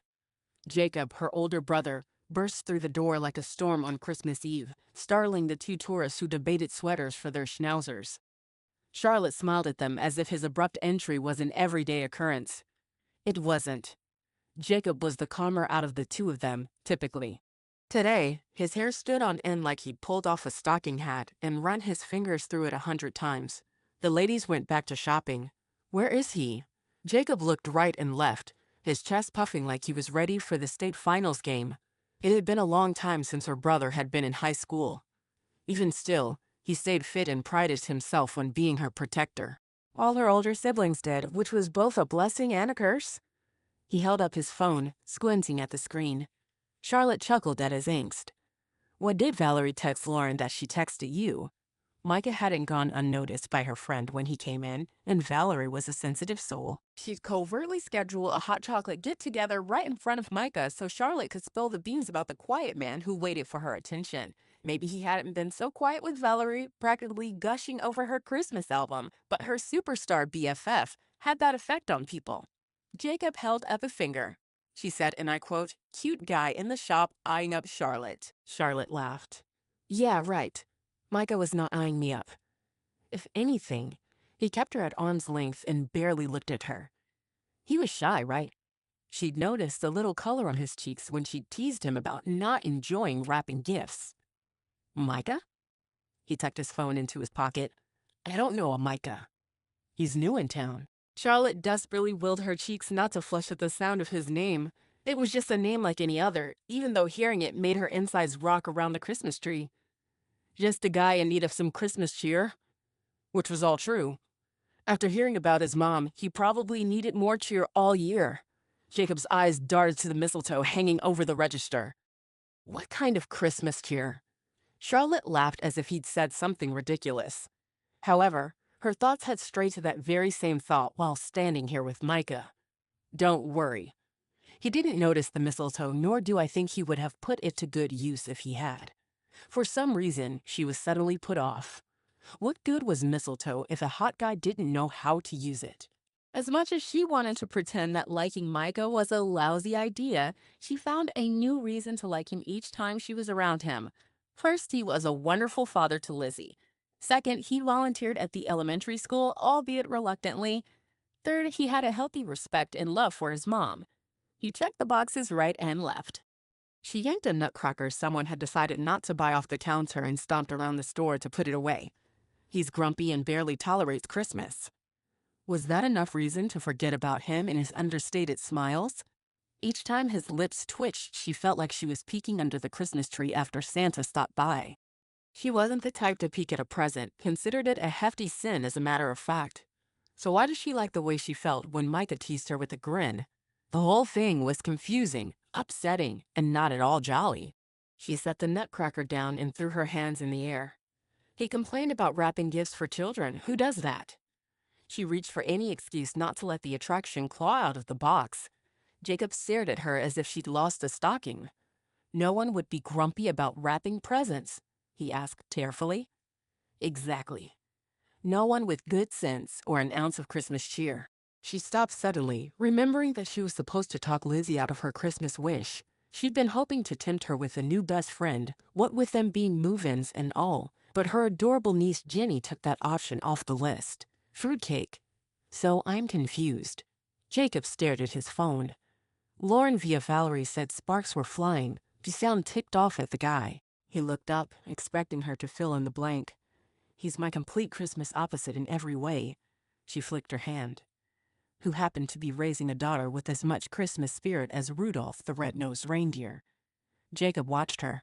Charlotte made eye contact. They stared in a battle of sibling proportions, each willing the other to look away first. The bell over the door dinged, and Charlotte glanced over Jacob's shoulder to see Maggie Diamond and her crew come in.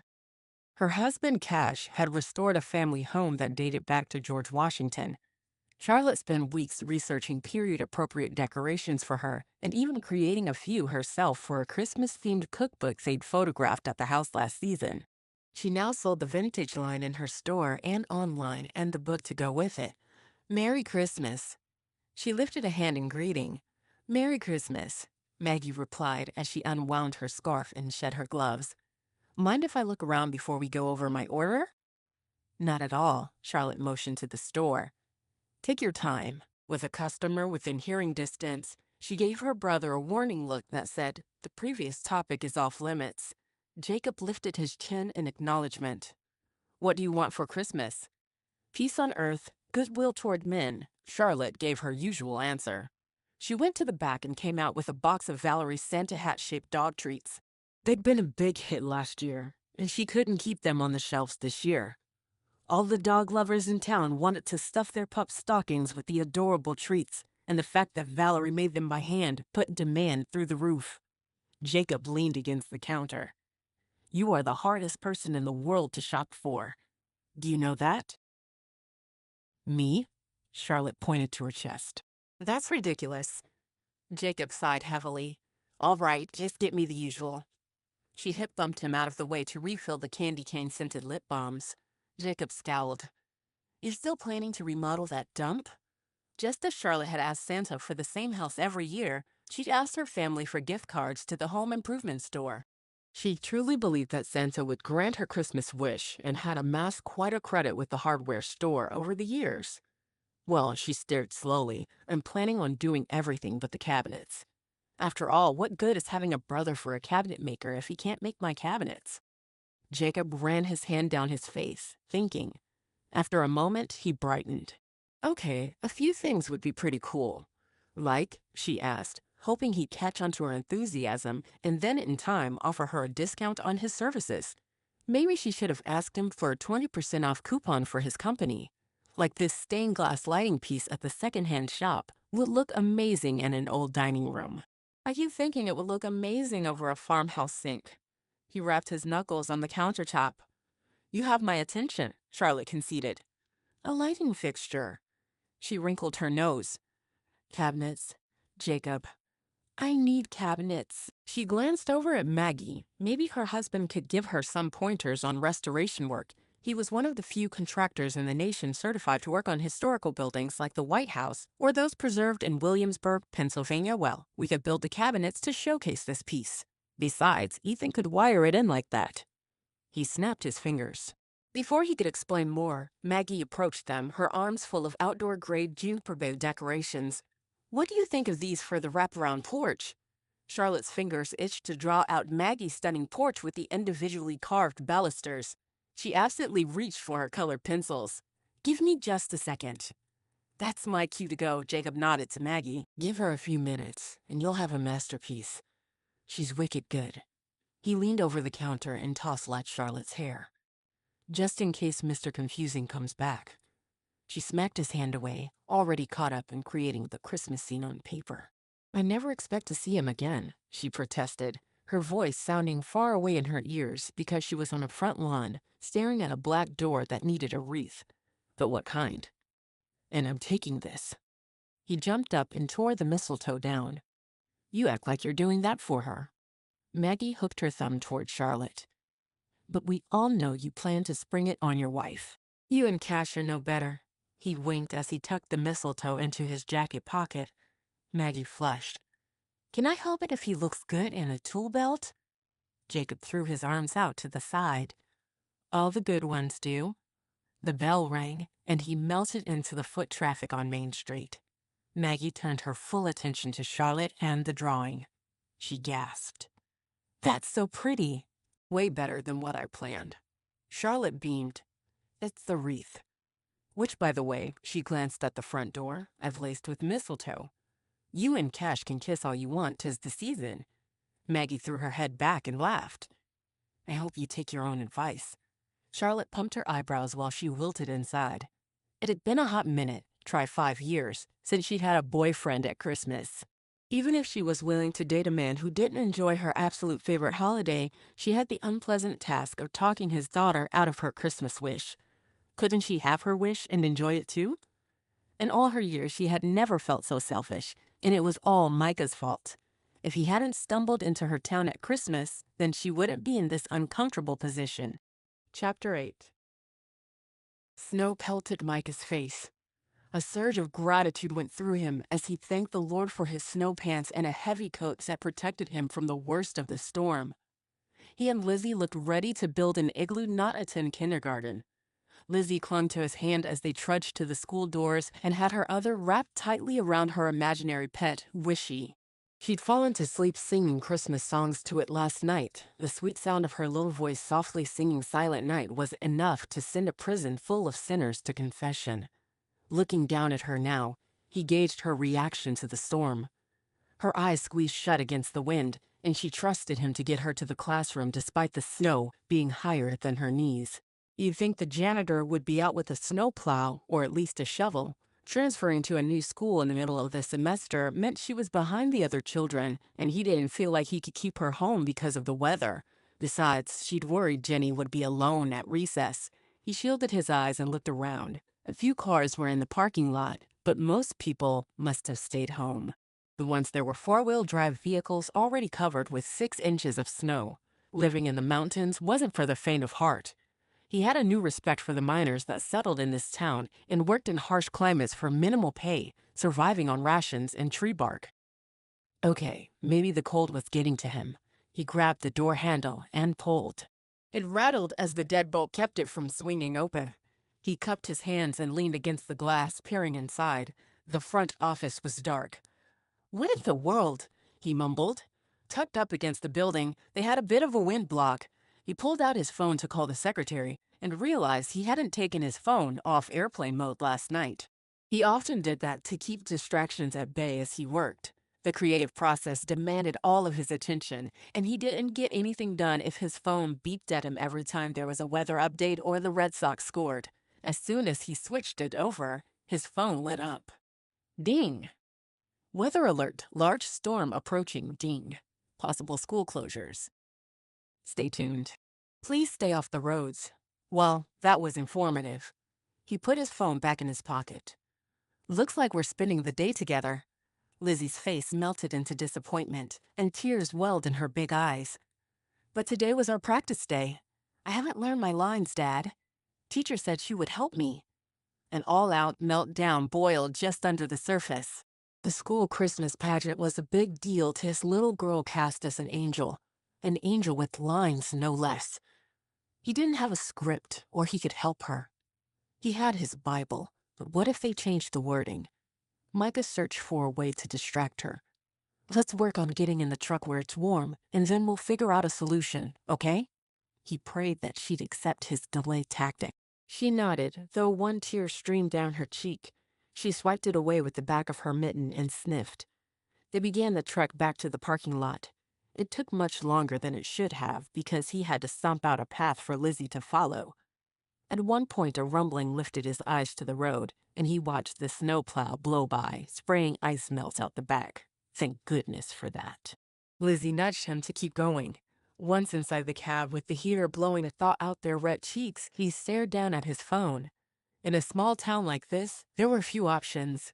They could go to the coffee shop for a hot chocolate, but they'd made hot chocolate last night, and it was unlikely Lizzie would trade her worries for a cup. Going back to their tiny apartment would be dismal. Most days, he felt like a caged bird. A spirited child like Lizzie bounced off the walls. Charlotte would know what to do. He shook his head at himself. He had no evidence to support his belief in her, but he knew it was true anyway. Maybe she was at the Christmas shop today. They weren't that far away, and judging by the plow's direction, Main Street was already clear. At the least, he and Charlotte could browse her store.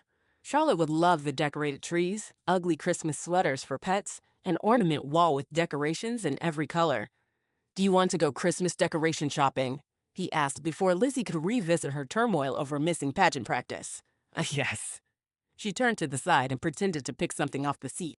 "Do you want to go shopping with us, Wishy?" She kept her arms out as if she were holding a ball. Great. They were back to talking to Wishy again. Guess she was more stressed about the pageant than he thought. He talked to his sister-in-law about it last night. She'd gotten a master's in social work and had insider understanding of how a child's mind worked. Lizzie talks to Wishy to practice social skills or process things that happen in her life, she'd explained. Between losing her mom, being adopted by you, and now moving to a new town, she has a lot to process. Give her time to find her comfort zone and just love her. He promised he would, and he reminded himself of that promise as he pulled over a large snow drift onto the road. "What kind of decorations do you think we should get?" he asked, hoping to draw her into the real world without pushing Wishy away. He should also start looking at art for the walls to make it feel more like a home, but one thing at a time. She pressed her lips together as she thought. "We already have a tree." They did, though it was half the size of Charlotte's tree and had the bare minimum of decorations. When he'd seen the trees in Charlotte's shop, he realized how little he'd done to make their holiday merry. "We don't have a wreath for our door." Her face lifted in hope. The perfect solution. A wreath wouldn't take up the space they desperately needed, and he could reuse it for years. It was a solid investment. "Sounds like we're picking out a wreath." He smiled into the rearview mirror, and she returned the grin. As they crawled down Main Street, Lizzie chatted with Wishy about what kind of wreath they should get. Apparently, ones made out of ornaments were high on the imaginary pet's approval list. It didn't escape his notice that Charlotte had the same kind of wreath on her door. Because the plow had been through, giant piles of snow blocked his view of the shops, making him feel claustrophobic. "This can't be normal," he mumbled. He hoped it wasn't normal. He and Old Man Winter were never tight, but this year they'd become besties, and he wasn't sure how he felt about the change in their relationship. He glimpsed someone in front of the Christmas shop, locking the front door. She wore a cream stocking hat with a fur ball on top, and her long brown hair hung down her back, shiny despite the clouds. He slammed on the brakes and winced as they protested embarrassingly loudly. Considering the fact that they were going 3 miles per hour, the stop wasn't all that abrupt. Rolling down the window, he called, "Are you open?" Charlotte flipped around and peered through the snow. The red awning over the door gave her some protection from the snow. She shook her head. "Just closed up." She opened her arms and grinned. "This is perfect sledding weather." "You're kidding, right?" he yelled back. She shook her head. "Are you coming?" Micah turned to check with Lizzie. He dressed her for the weather just to get her to school. Even he had all the right gear. No wonder Charlotte thought they were ready to hit the slopes, or hill. "Can we, Dad?" Lizzie kicked her legs. She showed more interest in sledding with Charlotte than she had Christmas shopping, which was saying something. "Yep." He motioned for Charlotte to join them in the truck. "Want a ride?" "Sure." She struggled over the mound of snow, throwing one leg over the top and sliding down the other side as if she did this daily. He hopped out to open her door. No one else was out in this weather, so he didn't worry about putting his vehicle in park in the middle of the street. It appeared all of Moose Hollow was smarter than him and had stayed home today. She climbed up, brushing the snow off her shoulders. "Can you believe this?" she asked as he climbed in, her cheeks bright pink and her eyes bright. Lizzie held her imaginary friend in a hug again. Micah wondered if she clung tightly to it because she was nervous around Charlotte, although there weren't any worry lines on her forehead, and she was as prone to them as he was to frowning. He should work on his facial expressions, he thought as he walked around the SUV and climbed in. The moment he shut the door, Charlotte's vanilla and cinnamon scent hit his nose, and he drew a deep breath. How was it possible that even breathing was better when she was near? For a moment, he allowed himself to be swept away by her nearness. Her happiness was like a balloon that expanded to fill the surrounding space. "I heard that the storm should move on within the hour." At least those weather updates were good for conversation. Charlotte turned in her seat. "Have you been sledding yet this year?" she asked Lizzie. Lizzie shook her head back and forth so fast that her hat came loose. She reached up with one arm to correct it. "Do you have sleds?" she asked, peering at the back seat. Micah gulped. No." He should have thought this through a little better. Where would one go to buy sleds in this town? "The hardware store," Charlotte replied. "Hang on, though." She typed for a moment while he turned the car around and then felt like an idiot. "Where is this hill?" he asked through gritted teeth. She looked up from her phone. "Oh, take this road all the way to the state highway, and it's just on your right. Can't miss the turnoff." Her phone beeped. "My neighbor and his family are almost done. I will tell them to leave us their sleds so we don't have to swing by my place to pick them up." She typed on her phone and then dropped it in her lap. "So, Lizzie?" Her eyes dropped to Lizzie's arms, holding tight to Wishy. Micah fought the urge to explain it all. He couldn't, not in adult terms in front of Lizzie. "Maybe you should ask Santa for a sled this year." Lizzie lifted a shoulder. "We don't use sleds that much." "Fair point." Charlotte considered her answer. "Are you into riding bikes?" "We have a large mountain biking community in Moose Hollow. There are teams for kids and everything." Lizzie frowned. "I like it, okay." Micah jumped in, feeling the need to defend Lizzie's hesitancy. "She hasn't had much time to ride before, but we're going to change that this summer, right?" He caught her eye in the rearview mirror. Lizzie smiled softly. "I guess." "Well, what do you do for fun?" Charlotte wasn't at all deterred by Lizzie's lack of enthusiasm. Lizzie lifted a shoulder. "I like coloring. Mrs. Thornton lets us color before school." Charlotte gasped. "I forgot. You met Jenny." She grabbed her phone again. "I'm going to see if she can join us for sledding today." Lizzie's smile filled her whole face, and for the first time today, Micah's shoulders relaxed as if a weight had been removed. Can she? Charlotte lifted a shoulder. If Aubrey isn't already at the hill, I'd be shocked. Aubrey? Micah asked. He remembered Jenny. How could he forget Charlotte's new best friend? But Aubrey was new. My older sister. She emphasized older and then giggled in a way that told Micah their age difference was a running joke between them. She's a sledding fanatic. If there were a way to sled in the summer in mud, she'd do it. I can't tell you how many times she dragged my family to this hill over the years. He scowled. Were they driving into a tight-knit family event? Who would exclude them? First, her neighbors were there, and now her sister. How many siblings do you have? 3. 2 brothers and a sister. Andrew and Natalie live up the mountain. Aubrey and David have Jenny and a newborn. I bet Mom's at home getting all sorts of baby snuggles in today. And then Jacob and Lauren live in a little cottage he overhauled. They have a 1-year-old. That was a lot of family to take in. Growing up with just one brother was quiet and predictable. Neither he nor Jonah were popular. They had after-school jobs and earned good grades. Mom always said she was grateful they weren't big on the drama as teenagers. He always thought quiet nights at home were preferable. Jonah was the one who seemed to like chaos now. His house was always brimming with neighborhood kids, and the noise level was enough to drive a man to hide in his room.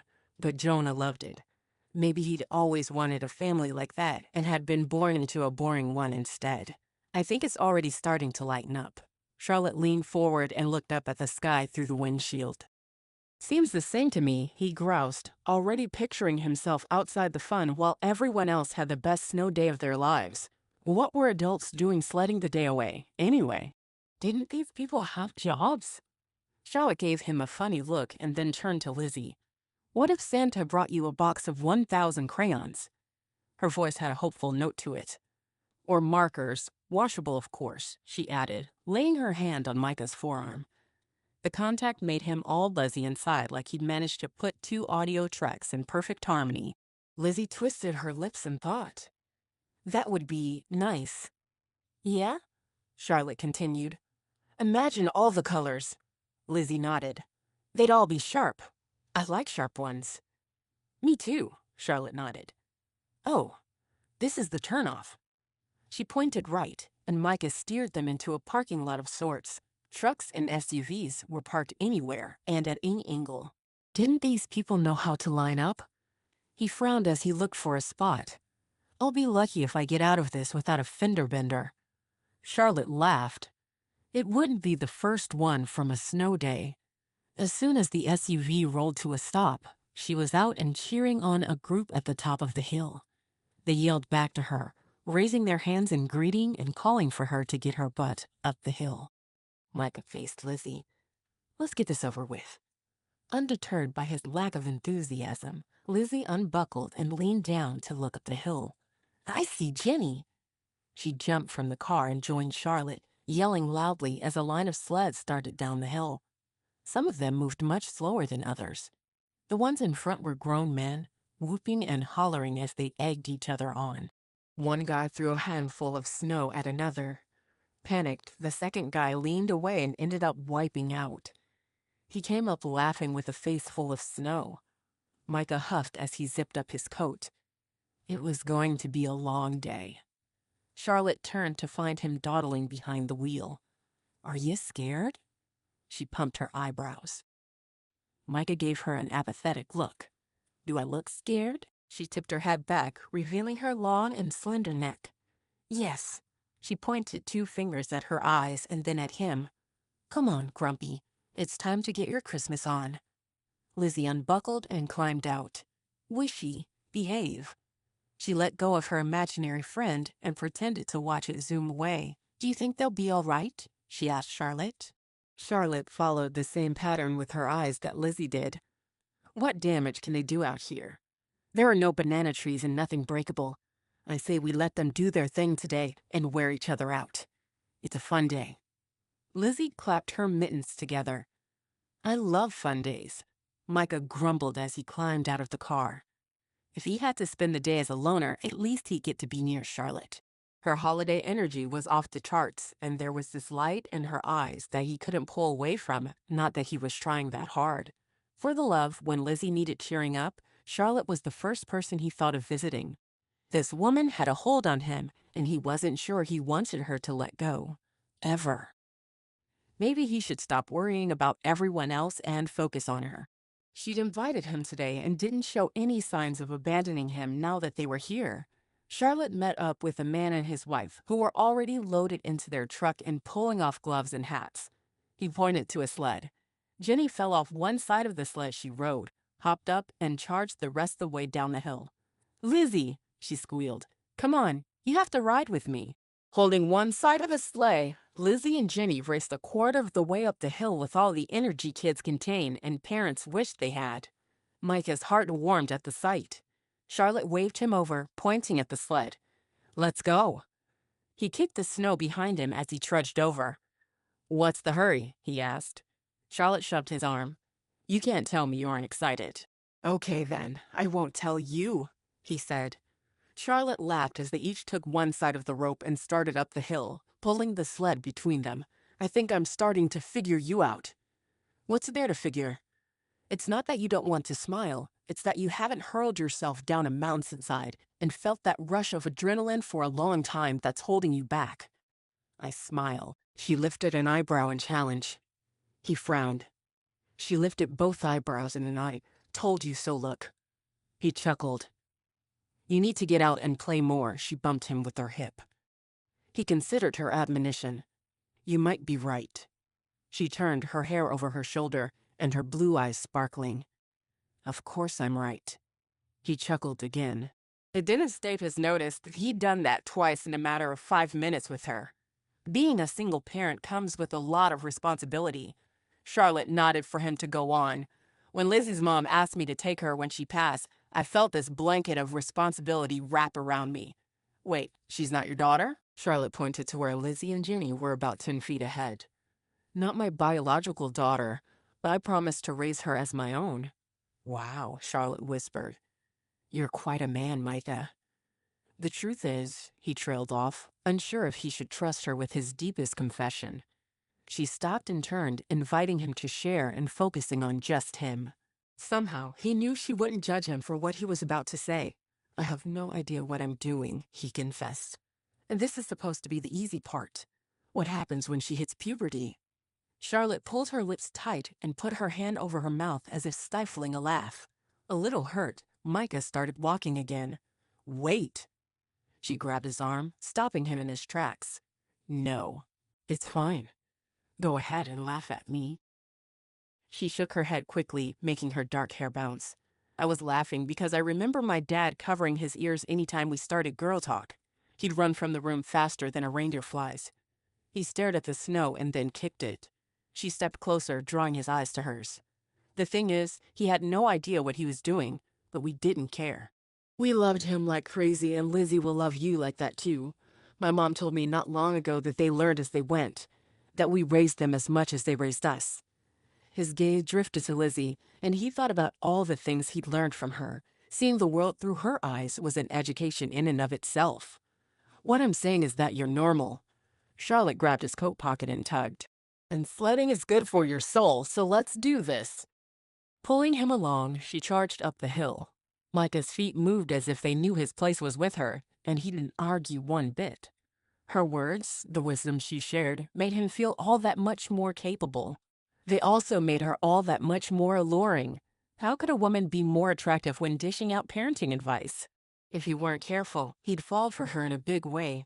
It wouldn't be hard, just a little slip of the heart, and he'd be hers. And try as he might, he couldn't come up with a reason he shouldn't.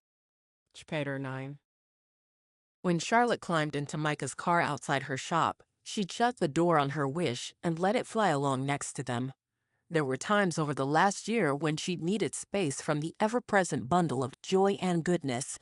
Times when she just wanted to feel her sad feelings over a lost business opportunity or something along those lines. She'd discovered the car/door trick once and used it when needed. Keeping her wish outside meant that it didn't bother Lizzie's wish. Lizzie clinging to her wish in the back seat had almost made Charlotte lose hope of getting her to change it. Almost. She seemed unwilling to switch out for coloring supplies, a sled, or a bike. There had to be something out there that Lizzie wanted more than the house. After all, she was a little girl. Little girls could be fickle. Not that Charlotte was ever fickle with her Christmas wish, but still, Lizzie had already been through a lot in her short life. Charlotte assumed Michael was her biological father, so hearing that she'd lost her mother and he'd adopted her was a huge surprise. Once she had a moment to think on it, it did not shock her that Micah had agreed to adopt a little girl and raise her as his own. The man had a heart as big as the mountain they climbed. No wonder he was stressed out all the time. She prayed her mother's words of wisdom would lighten his load and help him easily find his way through the parenting maze. Lizzie was an amazing little girl, and he had to do something right for her to have an open heart. "Do you really color?" asked Micah as they neared the top of the hill. His skull said that he didn't approve, though she wasn't sure if he disapproved of coloring or hiking. Could be either. Could also be that his shoes were too tight. "Mostly, I sketch with colored pencils and the like." Charlotte adjusted her hold on the rope attached to the sleigh dragging behind them. Micah also noticed and reached for it, taking more than half the load. "But I can take it to the rug and spend an afternoon coloring with the best of them." She winked. Her admiration for this man had grown 100 feet tall in the last 10 minutes. All bets were off, and she wouldn't hold back anymore. She liked him. If he didn't return the interest, that was fine. But she was over trying to stop herself from feeling these feelings. He was a good man. She'd be an idiot to let him slip by. Micah blinked as if he'd gotten a snowflake in his eye. The weather had lightened up. Instead of the snow coming at them from the side, it fell softly on their heads and shoulder. "Don't give me that look."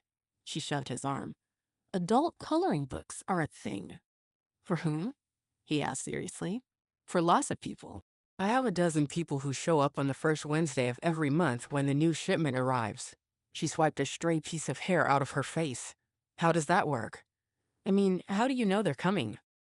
"Trust him to worry about the logistics of things." She warmed inside. Not many people asked for details about how she ran the store. Micah was curious, which was an attractive quality in a man. She was constantly learning new things, watching how-to videos on making her own cheese or National Geographic specials on ancient Mayan temples. Was he like that too? "I follow specific designers. 2 Christian artists include scripture in their designs. Those are great for meditation. You think about the scripture as you color, and your mind relaxes, allowing the Holy Spirit to speak to you. Others focus on nature or geometric designs. They release once a month, and I have a standing order. I easily sell out of stock. I order 10 times as many books at Christmas because they make great gifts." "Really?" He scratched his nose. They were almost at the top of the hill. "You should try it sometime," she quipped. It would be good for him to slow down and enjoy a simple activity. She could already picture the 3 of them, coloring books spread out on her living room rug, colored pencils and markers scattered within arm's reach, and whispered conversations about their hopes and dreams. Maybe she'd even tell him about her house and why she wanted it so badly. They stopped at the top, their breath puffing around them like clouds. Charlotte waved to her sister, who helped Jenny and Lizzie get situated on the sleigh.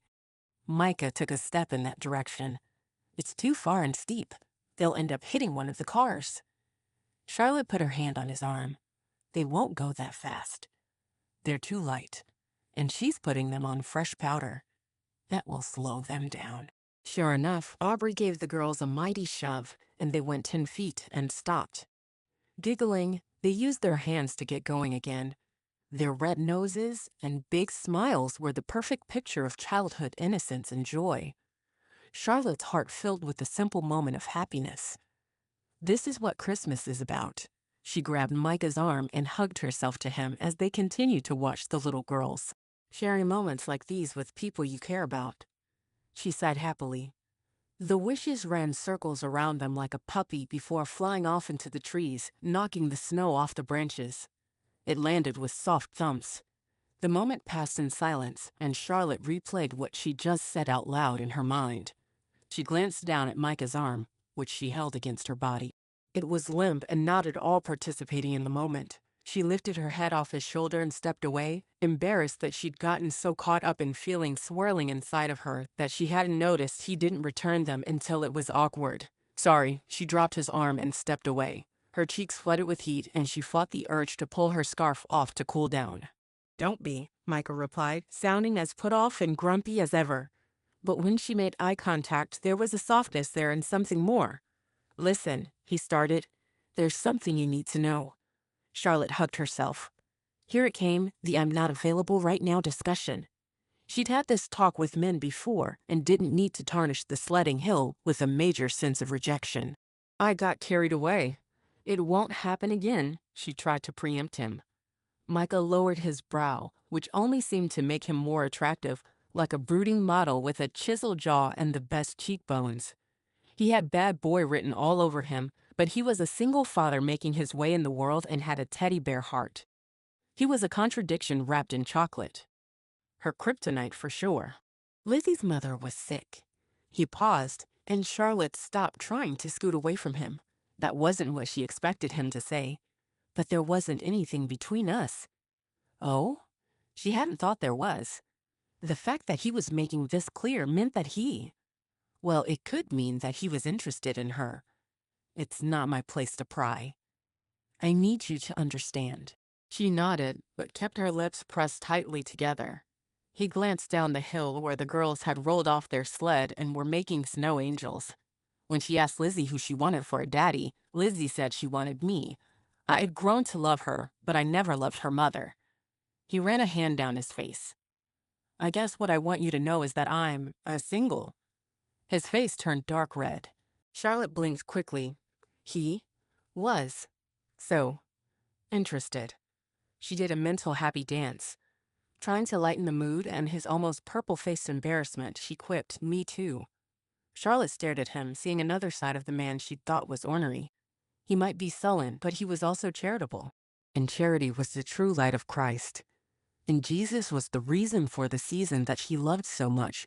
She closed the distance between them and threw her arms around Micah, holding him tight. He smelled like dryer sheets and shaving cream, and she drew a deep breath.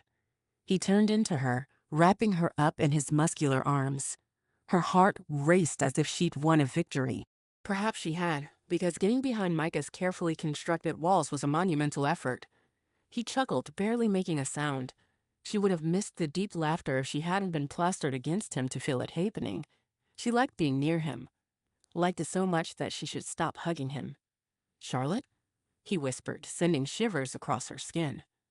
"Yes, there's a mad-looking mama headed this way," he replied. Charlotte jumped out of his arms and turned to face her big sister. "Fruitcake," she cursed.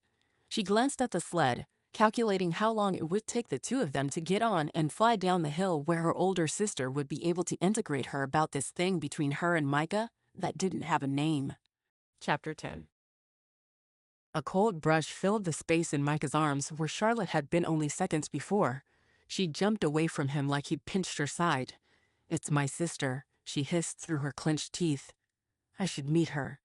He stepped toward the woman, who looked like she wanted to bite the head off a gingerbread man as she eyed him from head to toe. Perhaps the friendliness between him and Charlotte hadn't gone unnoticed by those around them. He wasn't trying to hit on her. He'd wanted to tell her he was interested in pursuing a relationship with her, and he'd made it all into a mess resembling a store on Black Friday afternoon. I'm available. What was he? The latest iPhone? Even though Aubrey moved like a grizzly bear mother, she was Ginny's mom, and if he wanted to set up playdates, he'd need to make her acquaintance at some point. He'd also need to make a good impression. No. Charlotte's fingers graced the back of his coat as he continued to move forward. "Hi," he said, as friendly as he could. "I'm Micah." He held out his gloved hand. "Nice to meet you," she replied as she pumped his arm. Already, her scowl had turned to careful acceptance. "Aubrey." Charlotte groaned in dismay behind him. "Could have been halfway down the hill by now," she mumbled. He glanced over his shoulder, shocked at her rudeness. He thought she loved her family. He'd assumed they were tight when she talked about them on the ride here. Also, they all lived in the same town. Wasn't that a recipe for a close-knit family? Aubrey folded her arms and pinned him with a look. "So, what are your intentions with my sister?" Micah reared back. "I intend to kiss her." He blurted the truth before thinking through the answer. His ears burned under the stocking hat, and he wanted to bury his face in the snow and hide there until spring. Aubrey blinked hard. Then she started to laugh. She held her sides. Her medium brown hair fell in her face, and she brushed it aside. Well, you're honest and brave. I'll give you that. She patted him on the back and nudged him toward Charlotte. Maybe you should have clued her in on that before you told me. She looks like she just saw Santa come down the chimney. As Micah turned, Charlotte's mouth snapped shut, and she became very interested in arranging the sleigh so that it pointed down the hill at just the right angle. Come on, Char. Aubrey teased. Don't be mad. You don't have to wait for mistletoe on my account. You're worse than either of the boys. Honestly, a sister should have my back. Charlotte sat on the sled, her heels digging into the snow to keep it from sliding away. She pointed at Aubrey. I'm taking your present back and buying you coal. She narrowed her eyes. For the next 5 years. Aubrey laughed again. Empty threats. You're too much of a Christmas lover to do such a thing. She turned back to Micah. All I hear about is Lizzie this and Lizzie that. I can't thank you enough for bringing her over here today. Ginny was going through Lizzie withdrawals. Micah allowed a small smile to peek through. It's the same at our house.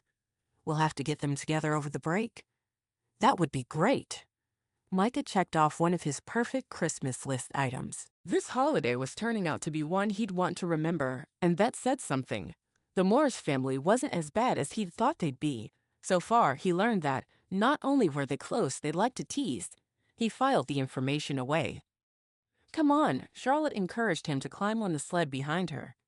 Let's get out of here before I melt into the snow from embarrassment. Aubrey chuckled. Need a push? She pumped her eyebrows. Not from you. Charlotte only waited long enough for him to sit down before she kicked off, and they lurched forward. Micah grabbed around her middle to keep from falling off the back of the sled. Had she done that on purpose? Aubrey's happy laughter behind them said that she might have. He didn't mind one bit. As they picked up speed, Charlotte leaned into him, removing any space between their puffy coats. Micah closed his eyes and let the wind whip his cheeks as he memorized the feel of Charlotte near. She was an unexpected gift this holiday season, and though he hadn't had her on the list of requirements for a perfect Christmas, she was at the top of it now. They slowed to a stop at the bottom, and Lizzie and Jenny piled on top of them, knocking them off the sleigh in a fit of giggles. You were so fast, Lizzie exclaimed. My dad's faster, Jenny said. It didn't sound like she was bragging, but she knew this for a fact. That's because her mom makes him too many cookies. Charlotte tickled her, and laughter pealed through the air. Do you two want to go again? The girls scrambled to their feet and were off, dragging the sled between them as if it were the most natural thing in the world. Charlotte threw her arms out to the side and landed in the snow, making a snow angel. Micah watched her, content just to be here. The snow had lightened up, just like the weather app claimed it would. A flake brushed his nose, and he sneezed. Aren't you going to join me? Charlotte's eyes darted to the spot of fresh powder next to her. He shook his head. I always get snow down my coat. He shivered at the thought. Seeing Lizzie make snow angels had taken another brick off his shoulders. It was such a normal thing for a kid to do that it gave him hope that her life would have some stability in it now. Charlotte giggled and got to her feet. Fine. We'll stick to sledding. She took one side of the rope, and he took the other. So, she started. Micah winced, knowing exactly where she was headed with this. He shouldn't have told Aubrey what was on his mind. He should have just kept his mouth shut. Charlotte turned around, so she was walking uphill backward and could look at him while she talked. Is there anything Lizzie wants for Christmas? Anything she may have asked for other Christmases that she didn't get? He stumbled over the question because it wasn't close to what he'd expected. He'd been sure she would bring up the whole kissing thing. No, she didn't write a letter last year. Our parish cared for her. And before that, I think she was too young to really think about it. Charlotte bit her lower lip, deep in thought. Well, there has to be something. She turned around, and they started up the steepest part of the climb. A dollhouse? A rocking horse? A four-wheeler? He chuckled. You think I'm going to let her loose on a four-wheeler? Charlotte shrugged and then grinned. A bike? A video game? What about a mermaid hair color set? They were huge last year. He lifted an eyebrow. You think I'm going to let her loose with hair color? What kind of parent do you think I am? He feigned offense. She laughed even as she struggled for air. His thighs burned, and his calves wanted to shut down for the day. 2 times up the heel would do him in. A learning robot best friend? That sounds like it's in your wheelhouse. She shouted him, and he threw his arms out to keep his balance on the uneven terrain. That would be epic. But I don't think it's on Lizzie's list. He racked his brain to think of something she wanted more than the house on the corner. Okay, Aubrey got Jeannie a Play-Doh ice cream truck thing. They have a kitchen version that makes hamburgers and such. I bet she'd love it if you showed it to her. She hugged her hands to her chest. Don't have room in our apartment, he just managed to huff out. Seriously, why did they have to go so high to slide down? My equipment takes up most of the space. Oh, I need to think smaller then, she replied. Thanks for caring, but I assure you I have gifts for her. I can provide for us. Charlotte blinked. That wasn't where I was going with all that. Oh, where were you going? He asked. Because if she wasn't worried about him buying gifts for Lizzie, and she wasn't secretly planning for the local pastor to take them on as a holiday project, then what was she getting at? We made it. She threw her arms up and got a cheer from the other adults standing at the top of the hill. They were a little way off and chatting easily. He held back, unsure of his place in the group. Charlotte paused, her breath coming in short bursts. I think you should know before we join the others. She looked over her shoulder at him, her hair falling down her back in long waves, and her cheeks flushed in the most attractive way. I intend to kiss you too. She winked and turned toward her family. Micah's knees buckled, and he just managed to catch himself. Had he really wondered where he belonged? Because he suddenly had an obvious understanding, like light flooding his whole soul, that his place in the group in Moose Hollow and in the world was right next to her. He jogged to catch up to her and nudged her with his elbow, a small smile playing at his lips. She giggled as their eyes met, and they shared a private conversation. When it should have become awkward, it didn't. She introduced him to everyone present. It wasn't long before he was deep in conversation with Jenny's dad about his job as a writer for several online magazines. He and Charlotte made several more trips down the hill, and Lizzie even allowed him to ride with her once.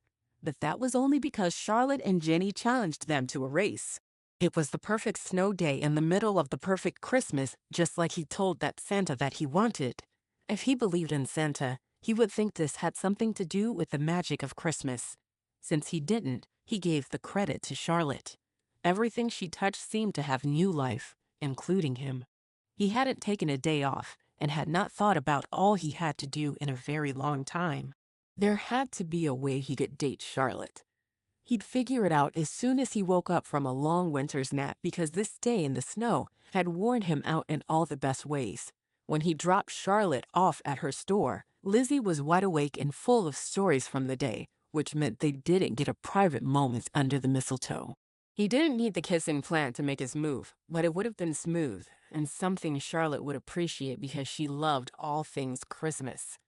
He grinned. Maybe he'd start carrying it around so he was ready when the moment presented itself. Chapter 11. 2 days after the official snow day, Moose Hollow was back on track. The kids returned to school the day before, much to their dismay. Businesses on Main Street opened, but foot traffic was slow compared to other Christmases because residents hesitated to venture out. It wasn't that they were scared, oh no. 12 years ago, Old Man Winter had snowed them in for over a week. The whole town shut down and came together to help one another survive. Neighbors pulled sleigh loads of firewood to their elderly neighbors. People shared food without asking for payment. The town gathered in the square to sing on Christmas Eve. When it came time to dig themselves out, all able-bodied individuals helped. It was one of those moments that brought the community together and made them family. Every year, Mr. Pryor claimed they were due for another big storm that would bury them. He seemed disappointed that it hadn't happened yet. She had to admit being snowed in with the right guy didn't sound all that bad. With Mark Hiverson running the plow through town like the snow personally offended him, she decided to walk to work again instead of risking parking her car on Main Street. Charlotte strolled past her house on the corner of Derby Road and 34 the street. Strolling may have been a kind word. She hobbled on her sore legs, her thighs protesting with each step. The day after hadn't been too bad. But this morning, she'd woken up to the realization that she wasn't 10 years old anymore. She hadn't done that many laps on the sledding hill since 6th grade. What in the world was she thinking? She burst into a grin. She thought that she liked being tucked into Micah for the ride down. The thrill she got each time he put his arms around her was better than the swooping in her stomach as they flew down the hill. And Lizzie? Her big old heart was right on her sleeve for everyone to see. Charlotte loved every minute with the girl. She'd melted the entire family when she offered her sled to Charlotte's brother-in-law because she noticed he hadn't had a turn. She paused in front of the house. Her wish hovered near her head, vibrating so hard she could hear it. Go play, she admonished it. With a leap, the sphere took off and raced through the house. She tipped her head, considering its behavior. Here, it acted much like it did when it was near Lizzie's wish. It bounced around the inside of the house like a pinball, as if trying to become part of the building. Perhaps it would, once she cleared Lizzie's wish out of the way and hers could be granted. Ho ho ho, boomed Nick from behind her, making her jump at his sudden appearance. No jingle bells this time made her wonder how long he'd been waiting here. She pressed her hand into her chest. Giving me a heart attack might solve your wish issue, but my family would come after you. She glared. Nick chuckled, the sound like cathedral bells in the belfry. If only it were that easy. He leaned on the fence. Any luck with Lizzie? We haven't seen the letter come through the mailroom. She sighed. I got nothing. That girl doesn't want anything. She's content, which is normally a great quality to have. Lizzie's ability to take joy in the moment and not yearn for things was probably because she valued people. A hard lesson learned by losing her mother at such a young age. Props to Micah for helping her through all that and providing a home where Lizzie was loved and cared for deeply. Switching gears, she folded her arms and glared at Nick. I've a bone to pick with you. Nick brushed his hair off his forehead. Where did this guy get his clothes? Elves? She bit back her laughter as she realized he probably got them from elves. Ha. Still. No coat. No hat. Charlotte shivered, just noting his lack of outerwear. She poked him in the chest. I've been wishing for this house a lot longer than Lizzie. Shouldn't my wish take precedence? Nick stroked his bare chin. It's not working out like that, but it should. I mean, if anyone deserves this house, it's you. Thank you. She threw her arms up. So why isn't it? He said thoughtfully. He suddenly scrubbed his face. Robin will be happy to help me look into it. Maybe it will take her mind off of fixing me. His shoulders sagged. I keep telling her I'm too broken to be fixed. Nobody's that broken, Charlotte testified boldly. Nick glanced at her out of the corner of his eye. You don't know what I've been through. But I know what Jesus went through, and that's enough for me to tell you that you could never be too broken for him to reach you. Her words were strong and her voice steady. Her heart warmed, which it often did when she had the chance to talk about her Savior. Nick continued to stroke his chin. After a moment, he straightened up and turned off his contemplative attitude. I'll work on your question. He rolled his eyes. It will thrill Lux that I'm taking an active part in figuring this out, even if it's not how she wants me to do it. But it'll have to be enough for now. Do you always talk in riddles? Like, is it a Santa thing, or are you vague on purpose? She accused him. Obviously, something deeper was at stake here, which shook Nick to his Kringle family tree roots. She'd be happy to be the one he confided in, a friend in his time of need. He chuckled, his shoulders shaking. I can't tell you all our secrets. You already know too much as it is. He pointed to her wish as evidence that she had insider information on how Christmas magic worked. Her wish had slowed down like a puppy exhausted from chasing its tail. Christmas confidentiality and all that, Charlotte flapped a hand. I've heard it before. She had, and, in a way, it pained her. She tucked her hair over her shoulder. Some things she could change, and others she had to accept. Perhaps that was part of growing up. You became okay with not having all the answers. Any chance you want to change your wish? He added a hopeful lilt to his question. Charlotte chuckled, her shoulders bouncing, purposefully copying his movement from before. She suddenly cut off and grew serious. I don't think so. Yeah, I thought it was a long shot. He kicked at the fence. I'm supposed to go to school today. I'll see if I can get Lizzie to change hers. Charlotte frowned. thinking of the way Lizzie hugged the wish to her like a favorite stuffed animal. Good luck. Charlotte moved to walk away and stopped as a new question popped into her head. It was more personal, so he would probably answer it. Hey, why do you do all these Santa appearances? It's not like you don't have enough on your plate. Spreading Christmas cheer is a Kringle responsibility. With my unique gift, I can spread it the fastest. Huh, that made sense. But why do you keep ending up here? Every year for the last 3 years, Nick had played a part in her family's holiday experience. And what experiences they were, including last-minute flights in a sleigh for Aubrey's family to return from a cruise in time for Jacob and Lauren's wedding. Of course, Aubrey insisted they'd flown in on a chartered airplane, her eyes too clouded with common sense to see the magic. We have quadrants, areas of the country we each work on. He snapped, his lips closed. Narrowing his eyes, he shook his finger at her. Stop asking questions. There's still room for you on the naughty list. She couldn't help herself. She had to ask at least one more because it felt important. What happens if a kid wishes for school to be closed forever? How'd your magic handle that? No negative wishes. He wagged his finger at her. I'm a positive wish, only kind of guy. That's a relief, she replied. Charlotte whistled, and her wish bounded out of the house. Okay, well, be good, and if I don't see you again, have a Merry Christmas. She turned and headed to work. The sound of jingle bells rang through the air, and a chill raced over her skin as the back draft from Nick's sleigh blew her hair into her face. Great. She'd spent 20 minutes on those waves, hoping Micah and Lizzie would stop by sometime today. Now she'd look like a frizz bomb. Good thing for Nick she couldn't make a revenge wish. His Christmas sweater collection would be in grave danger if she could. Glaring at the sky, she hustled to open the door to her shop. No matter how many pine candles she burned, the vanilla and cinnamon scents she couldn't seem to get rid of greeted her like a dear friend. She blamed the cinnamon pine cones. Whenever she opened a new box, the cinnamon oil was so strong it made her eyes water. The vanilla was still a mystery. She flipped on the lights and the trees lit up. The train started to choo-choo, and the animated Santas hammered at their workbenches or popped out of chimneys over and over again. She hugged herself with joy. This shop was everything she'd ever dreamed it could be, and she had to pinch herself every day to believe that her dream had come true. She stowed her purse, turned on the computer and register, and took stock of what she needed to order. They were 12 days away from Christmas, and sales were as strong as ever. Today officially marked the start of the traditional giving of 12 gifts for Christmas. Not everyone followed this tradition, but there were many who did. She designed an online gifting program for that purpose.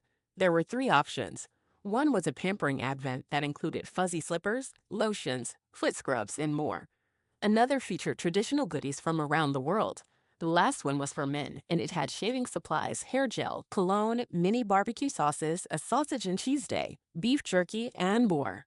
That one was the most expensive, but the best seller, because knowing what to buy the man in your life who had everything was a question on many minds during the holidays. The Advent program sent out 1 gift per day so that the receiver had something new to open each of the 12 days leading up to Christmas. Shipping started the same day. They were all snowed in. She'd stopped by to ensure her suppliers were on it. They were, and she checked in with them again today. Everything hummed along like clockwork. Next, she clicked over to her website and checked sales. Last-minute gift givers cleaned out her supply of Christmas socks and aprons. She made a note to order more next year. Aubrey would be in within the hour to fulfill orders for things she kept in the store, like Valerie's homemade dog treats. By next Christmas, Valerie needed a distributor lined up and ready to go. Growth was a good thing, but it was also expensive and scary in a way. There was a knock at the locked door, and she hurried over to see who was there. Kobe Tuffin from the flower shop down the street grinned as he cupped his hand around his face and peered in. Seeing her coming, he stepped back and waited. "Merry Christmas, Kobe," she chirped. "What brings you down to my end of Main Street?" Her eyes landed on a large flower bouquet box, and she held her breath, not daring to believe it was for her. "Delivery," Kobe replied, pushing the flower box toward her. "Needed to get these out of the way. Taking up too much room." He was never one for small talk, unless your definition of small talk was half sentences. His wife did all the designing and meeting people, and he took care of the books. He said he liked it that way because he didn't like people. Thank you. He tipped his hat, stuffed his hands in his pockets, drew his shoulders up to his ears, and marched back the way he came. She hurried to the counter with the heavy box, her heart tripping excitedly. She couldn't remember the last time someone sent her flowers. She carefully untied the white and silver ribbon and lifted the lid. Before seeing what was inside, the smell of fresh red roses hit her nose, and she drew in a deep breath. She took a moment to stare at the beautiful arrangement. It was just right. Red roses with green stems and white accents. It practically screamed Christmas romance. She bounced on her toes several times, too happy to hold still. There was a card. Goodness, she was a sucker for cards. She pulled it off the stick that held it in the blooms and read it out loud to herself. For the woman who loves traditions, this is one I can't wait to share with you. She squealed and threw her arms over her head. Punching the air over and over in excitement, she danced around the room like no one was watching. Thankfully, no one was, because she was too happy to care that she shook her head like John Bon Jovi and made her frizz top all the poofier. After exhausting herself, she flopped onto the stool behind the register and just stared at the roses. Most guys she dated had ignored her infatuation with Christmas or tried to talk her out of it. It embarrassed them to introduce her to their friends because it would inevitably come up that she owned the Christmas shop. That knowledge was followed by lectures on commercializing the holiday or dismissive language.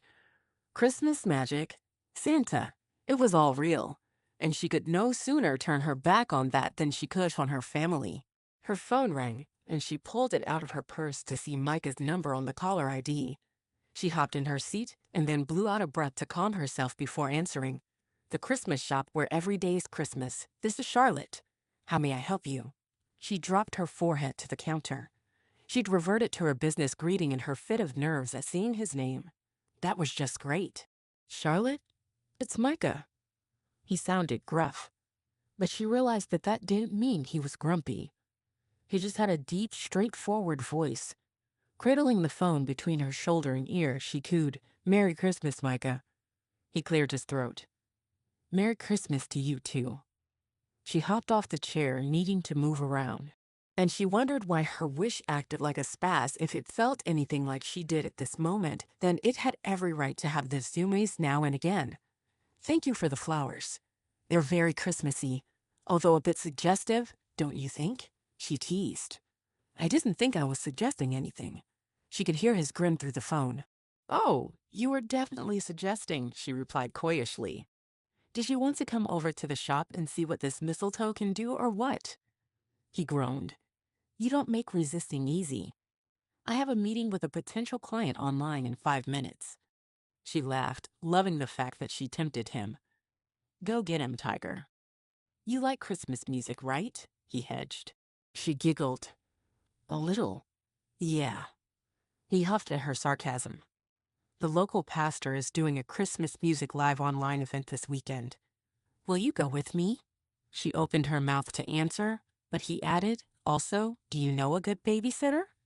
She paused. So that was how this was going down? She was all for it, but she couldn't help but tease him a little more. "Oh, so this is a grown-up's date?" She ran her finger along the edge of the counter, nervous about flirting so openly. However, the heady scent of roses gave her permission. A man didn't spend that kind of money on flowers unless he was investing in the relationship, or at the least the possibility of one. There were so many possibilities between them she felt lightheaded. "I thought we'd give it a try," he replied. She sighed dramatically. "What about Aubrey? I'm sure she'd love to watch Lizzie.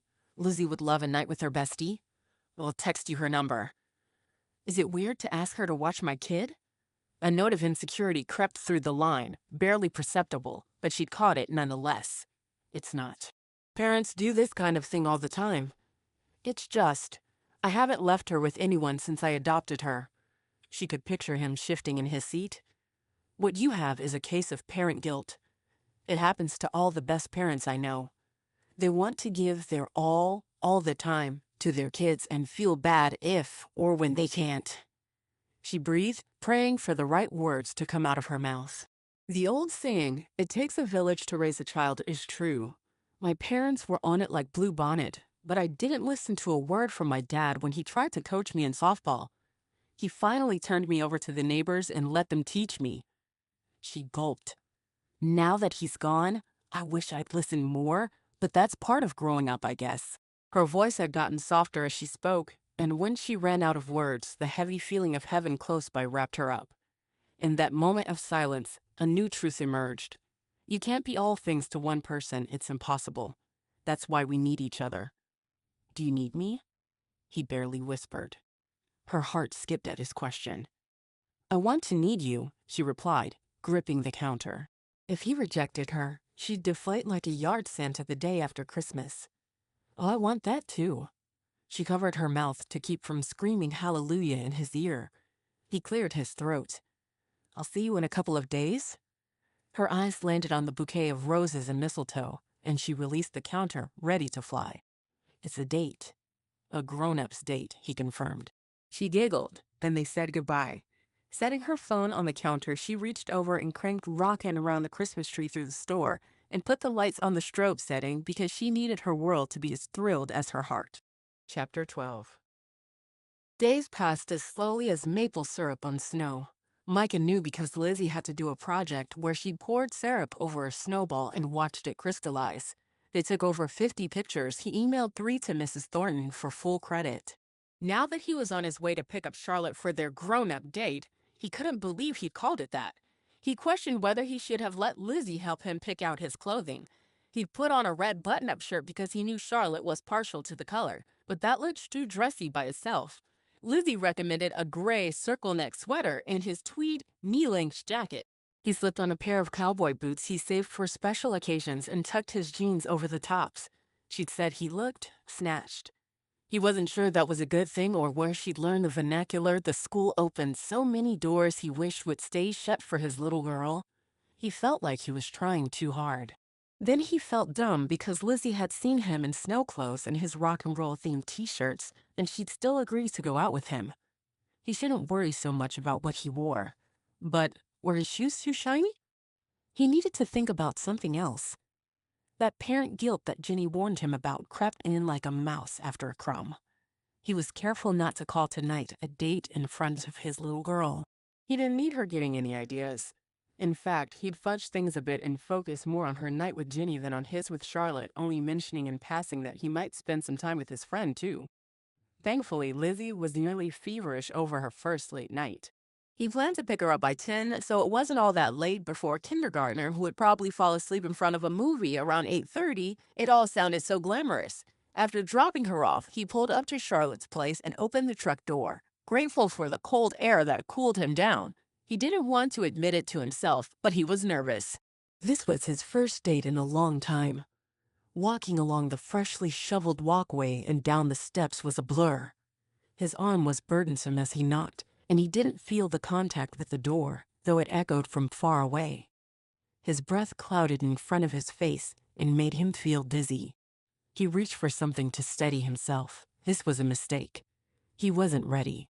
As darkness started to close around his vision, the door swung open and warm air lifted him like a gentle hand. He focused on the enchantress standing before him, highlighted from behind by the soft lights on the tree and over the mantel. Charlotte smiled softly. You look good. He couldn't speak. She was a vision in a caramel-colored sweater dress that hugged her hips and balanced on one shoulder, revealing a hint of creamy skin around her collarbone. He'd never know how she managed to keep it in such a precarious location. But that fact that she could make her elegant and way out of his league. She pulled her hair over one shoulder, and she wore earrings made of feathers and beads. Though she didn't need makeup, the dark lining around her eyes made them bigger, and her lips were a deep shade of kissable red. He suddenly hated everything he wore, which made him mad at himself because he was a guy and shouldn't care. Except he cared for Charlotte's sake. She should have a man equally as beautiful as her. She ducked her head. At the sight of cheeks in high color, his brain ticked on, and he realized he hadn't said a word since she opened the door. He said the first compliment that came to mind. You're a snowflake. A tiny line formed between her brows, and she glanced down, probably noting that her dress was brown, not white, and she didn't have a sparkle on her. Not in color. He wanted to smack his forehead. So far, he was doing a great job of messing this all up. Beautiful, stunning, elegant, dazzling, and unique, he hurriedly explained. Her eyes rounded. Well then, I guess I can be a snowflake. She tucked one foot back and did a little curtsy. Grabbing a dark green wrap, she expertly twisted it around her shoulders and secured it with a large offset button. Shall we? His stomach fell out again. She used words like shall. He never used that word. He touched her arm.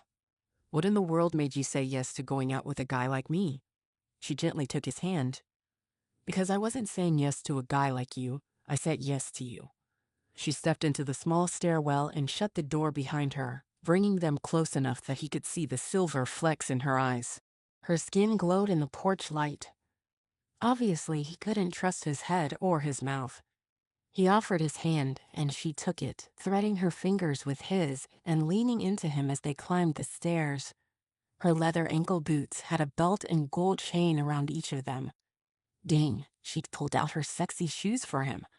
They chatted about their days and what had happened between seeing one another. She'd spread Christmas cheer as far as FedEx would take it, and he'd finished a contract and signed another one with the same artist. It was a good feeling to be re-signed, recognizing a job well done and his talents meeting or surpassing expectations. I get that, Charlotte said as they pulled into the church parking lot.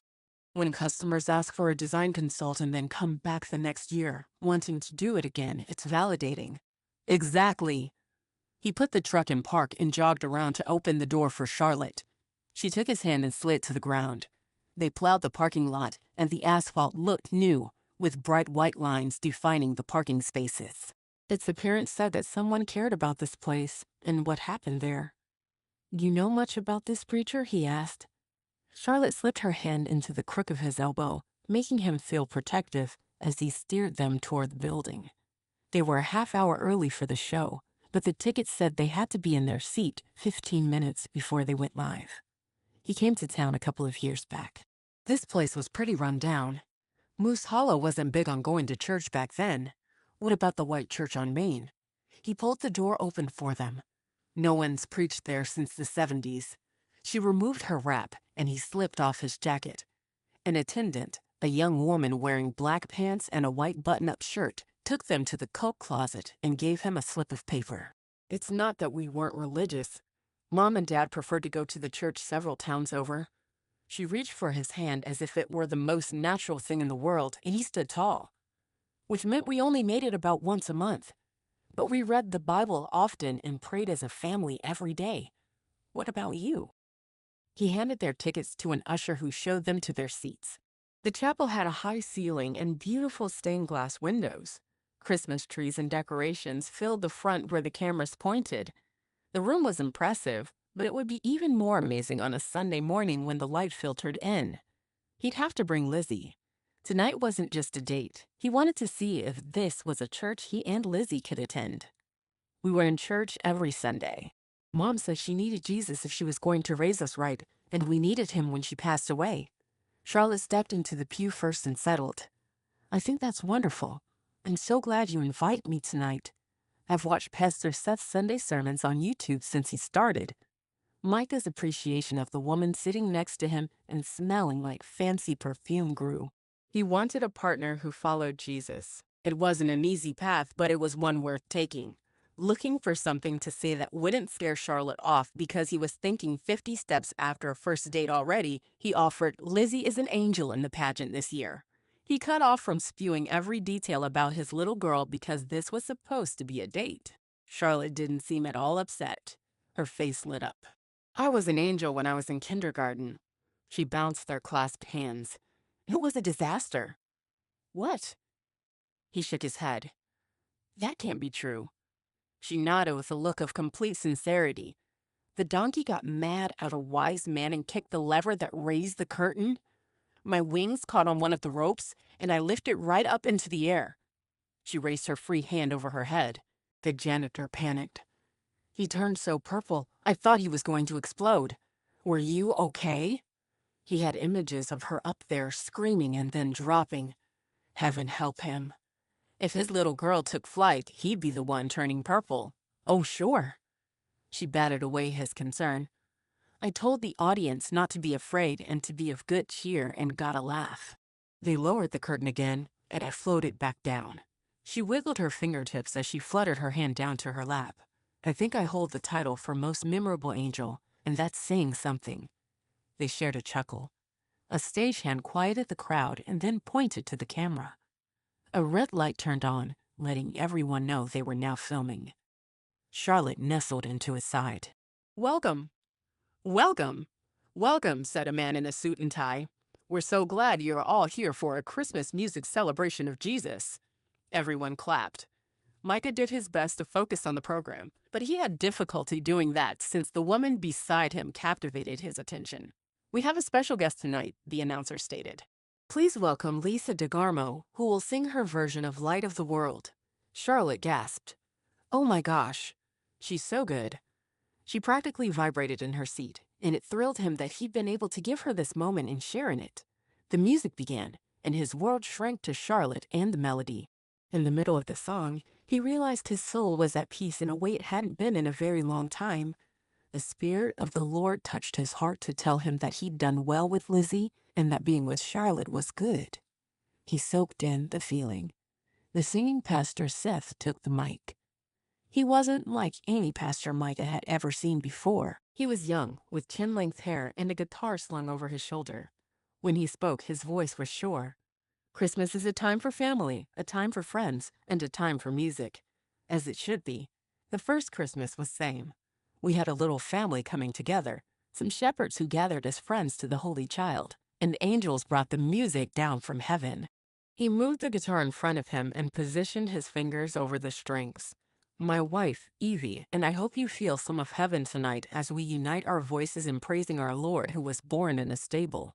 As a slow and hypnotic version of Silent Night filled the chapel, Charlotte leaned her head on his shoulder, and Micah knew he was in this to the end.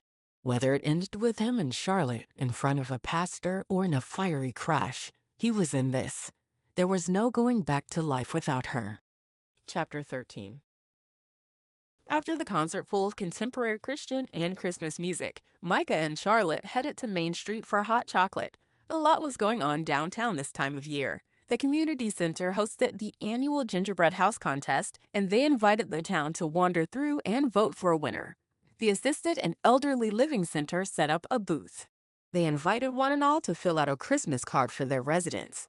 Children were encouraged to color or draw pictures, and adults wrote heartfelt letters expressing their love and wishing good cheer. Charlotte blew over the tiny opening in the lid on her cocoa as they stepped out at the busy store. Her wish trailed behind them like a child wanting to take in the scene and forgetting to move her feet. She couldn't blame the little ball of light. Main Street did Christmas right. Her shop was open, with customers streaming in and out. But she wasn't here to check on her business and trusted her employees to handle the rush. Her other hand was tucked into Micah's hand, which was tucked into his pocket, where a warming pack kept them both toasty. Her stomach swooped out from under her every time Micah's thumb brushed her knuckles. How sweet was he to think of bringing hand warmers on their date? She could fall for a guy like that. Who was she kidding? She'd already fallen. Though the sky was dark, the streetlights shone, and the light spilling out of the shop windows cast a magical feeling over their stroll. Hanging from the lampposts were Santas, candy canes, and bells made from colored tinsel. Fairy lights and festive paint jobs brought display windows to life. Garlands laced with lights hung across the street, with wreaths dipping low in the center of each strand. No wonder people from all over the world come here for Christmas. The only thing we're missing is a reindeer farm. Micah steered her out of the way of a group of teenage boys who laughed and shoved one another. Typical behavior for teens hyped up on Christmas. "Where would we put it?" he asked. Charlotte giggled at his serious tone. "I'm sure we could find a spot." The crowd parted, and she glimpsed a bright glow over the town center. It started carving. She motioned with her cocoa cup toward where the majority of foot traffic headed. "Let's check it out." Micah pressed forward, keeping her close to him. She loved that he knew how to lead a woman through a crowd. Just one more example of the gentleman under his gruff exterior. Although, the more time she spent with him, the less she saw what was on the outside, and the more she fell in love with his heart. The organizers had roped off sections for each contestant in the ice carving competition. In the middle of each spot stood a large piece of ice that would soon become a Christmas scene, person, or who knew what else was in the creative minds of the craftsmen and women. The artists themselves had taken off several layers as they feverishly worked to finish their designs before the deadline. They had a week to complete their masterpieces, but many had full-time jobs and could only work in the evenings. Temporary floodlights extended their time since the sun went down about 4:30. Hammers hitting picks and 2 chainsaws echoed in the bricks between Christmas songs pumped through the city's sound system. "Should we check it out?" Micah asked. "It would be anti-Christmas not to." Charlotte tugged him toward the group gathered around the first statue. "Well, we can't be anti-Christmas," he lamented. She began to understand that grumpy was part of his sense of humor. The slight smile on his lips was a testament to the fact that he enjoyed being here. So protesting was more of a tease than an expression of disinterest. Besides, he kept pace with her. If he didn't want to go, he'd drag his feet. They stepped up to the yellow vinyl-braided rope and watched as a man she didn't recognize consulted a notebook before chipping away at the left side of the block. "What is it?" Micah asked out of the side of his mouth as if he were afraid he'd offend the carver by asking. Charlotte tipped her head to the side and considered the hunk of ice with no recognizable outline. "I think it's the Rock of Gibraltar." He turned quickly to see if she was serious. She tried to keep a straight face, but a small giggle escaped. He rolled his eyes at her. She leaned into him and explained, "They aren't required to tell anyone what they're sculpting, and several of these designers have been sketching ideas all year." His eyebrows climbed his forehead and disappeared under his stocking hat. It matched his tweed coat. She was in lawland over the look. The pop of red from his button-up shirt underneath was all too perfect, and she had difficulty not drolling over him. "Really?" he asked, bringing her back to their conversation and out of her swooning moment. She gulped. Had he glanced at her lips? Yeah, yes. Turning so she wasn't tempted to stare at his mouth, she used her cup to point to Cash Diamond. "He spent half of January sitting in a corner of my shop, coming up with idea after idea." She glanced around. "In fact, all the carvers here have come in looking for inspiration at one time or another." Micah squeezed her hand. "They're lucky to have a store in town dedicated to Christmas." Her chest warmed at his compliment. "I like to think so." She sipped her cocoa, letting the minty chocolate warm her from the inside out. However, Micah did a pretty good job of that alone. Micah nodded to the next carving. "That's a unicorn serving tea to a squirrel." Charlotte spit her cocoa out in surprise. The sculpture was nowhere near done enough to make a guess. Did he just make a joke? On purpose? Micah laughed, and she stared at him as if he was wrapped in tinsel. The sound was the most beautiful thing, intense and deep. It reached her on a level she had yet to experience. And the way his eyes danced mesmerized her. It was also contagious, and soon she laughed too as she used her mitten to clean drops of chocolate off her chin. "Well, yeah. I mean, how could you not see it, right?" He nodded, all serious once again. Charlotte had a new goal. Micah needed to laugh as often as possible. Could she be attracted to a man's laugh? Because Micah's made her want to throw her cocoa cup to the ground, grab the front of his coat, and seal their lips together in a way that would land her on the naughty list. "What do you think of the pig on a motorcycle?" she asked. Micah's eyes did that dancing thing and her brain went all fuzzy. "It's good, but I'm partial to the..." He paused to take in the next partially done sculpture. "Giant Binky?" he whispered. She smothered her giggles since people were around, many who wouldn't appreciate their jokes. "Stop, you'll get me in trouble." Micah took her empty cup and tossed both of them into the garbage. He pulled her close. His eyes traced her face and outlined her lips. "I think it's the other way around," he said huskily. Her breath caught. The sounds of chainsaws and hammers and people talking faded away. Mitch's words, woodsy scent, and the feel of his fingers as he brushed her cheek made it impossible to think about anything but him. His hand was warm against her cold skin, and she wanted nothing more than to snuggle up to him and take a long winter's nap. And kiss. She would very much like to kiss him right now. He stared at her in wonder.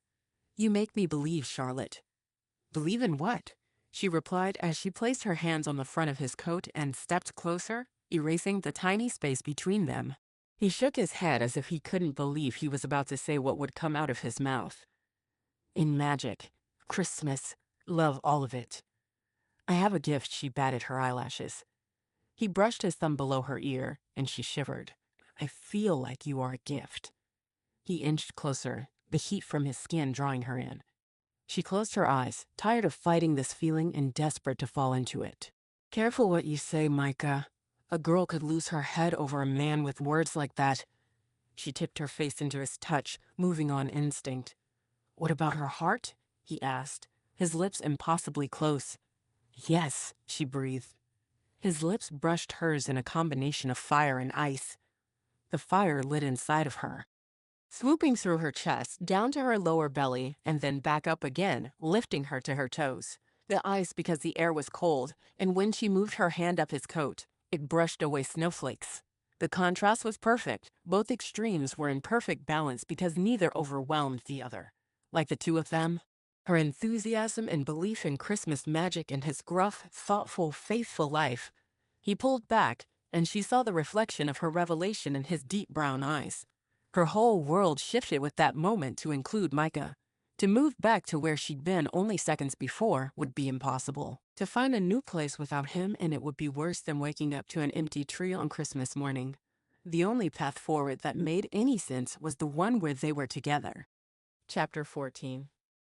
Michael was disappointed that Charlotte had 3 night shifts in a row, and he wouldn't be able to see her again until the elementary school Christmas pageant. They texted throughout the day when possible. Charlotte managed to run her business during the busiest time of year and still send memes that made him smile. Do you want a story tonight? He asked Lizzie at bedtime. Her face had that just washed shine, and her hair was slightly damp. I can read it to Wishy. She leaned over and picked up the illustrated version of The Night Before Christmas that she'd borrowed from the school library. They'd read it enough times that he believed she had it memorized. She burrowed deeper into the blankets and opened the book on her lap. It was the night before Christmas, she began, and then stopped. You can go, Dad. He blinked at her. You don't want me to stay? This was a new development and left him feeling off-kilter. They always read a story before bedtime. I read all the time at school. She looked up as if he'd exasperated her beyond her patience level. Micah knew she read at school. He'd seen the books she brought home, and they had reading homework every afternoon. His mom would have been so proud of his little learner. Okay, I'll just... He stood and moved to the door. If you need anything. Good night, she chirped. He stepped into the space between her bedroom door and his. It wasn't really a hallway because he'd be in the living room in 2 steps. Listening momentarily, he felt adrift now that his bedtime routine was thrown off. Lizzie read with confidence, skipping a word here or there that was beyond her reading level. He wandered into the living room and picked up his phone. He could call his brother and ask him if this was normal, but he would set himself up for mocking. Even though it put him at odds with time marching on, something inside of him said this was the natural progression of things. He glanced at the phone and decided to chance calling Charlotte. She picked up on the second ring. Hello there. Hi. Now that he had her on the phone, he wasn't sure what to say. How was your day? She chuckled at his stilted question. It was merry. How was yours? Oh. Did you finish the song? He settled onto the love seat. The room wasn't big enough for an entire sofa, but he figured this was all he and Lizzie needed. I didn't. There's a timing issue that I need to work out. Oh? That sounds interesting. It was his turn to chuckle. It's not. It's tedious. When the recordings aren't at the same speed, I constantly have to speed one of them up. This is your new client, she asked. In the background, her microwave started. He pictured her puttering around her kitchen and making dinner. The image was homey and inviting, and he wanted to be with her. Yeah. I don't know if I'll work with them again, though. Some projects are more effort than they pay. He felt all sorts of knots in his back and shoulders release as he discussed the situation. Having someone to talk to about this was helping him put things into perspective. What about you? Closing tonight went okay? He wanted to hear about her day, wanted every second of it she was willing to share with him. In short, he was hungry for her. If he couldn't hold her in his arms, this was the next best thing. Angling himself in the corner of the love seat, he kicked one leg up and laid back. Closing was intense. As he listened to her talk about managing stock, filling shelves, moving merchandise to fill holes, and taking care of a few special orders, he realized she was more than a bubbly personality with a Christmas elf twist. She was a savvy business owner. "What was the best part of your day?" He prodded her to keep talking. Now you're making me pick?" The microwave beeped, and she opened it. He heard the silverware drawer open a second later, and then close again. "I got it.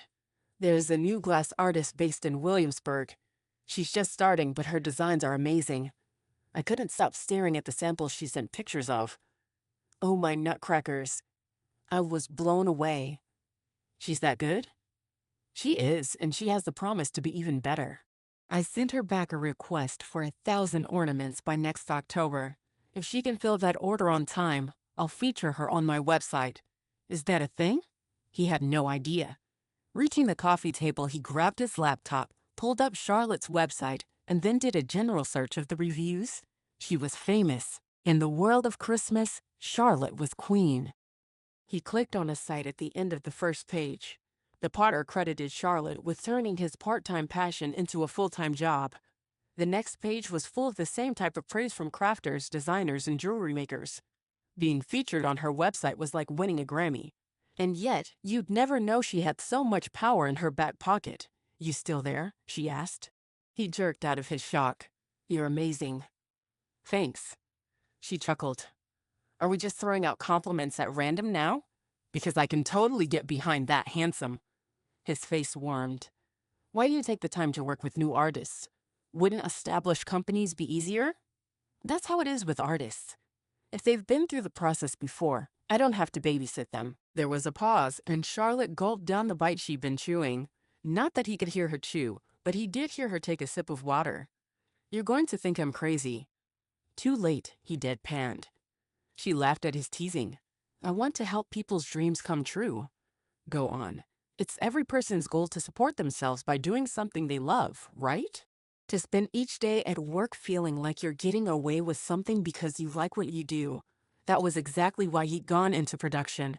He enjoyed the process and found satisfaction in working through the issues to complete a piece of music. Hearing his work broadcast to the world was a bonus. The fact that she encouraged others to live that dream raised his respect for her several notches. "On the flip side," she continued, warming up to the subject, "my customers want quality pieces. The cheaply made mass-produced ornaments and decorations have a place, but in my store, you find items you can pass down for generations.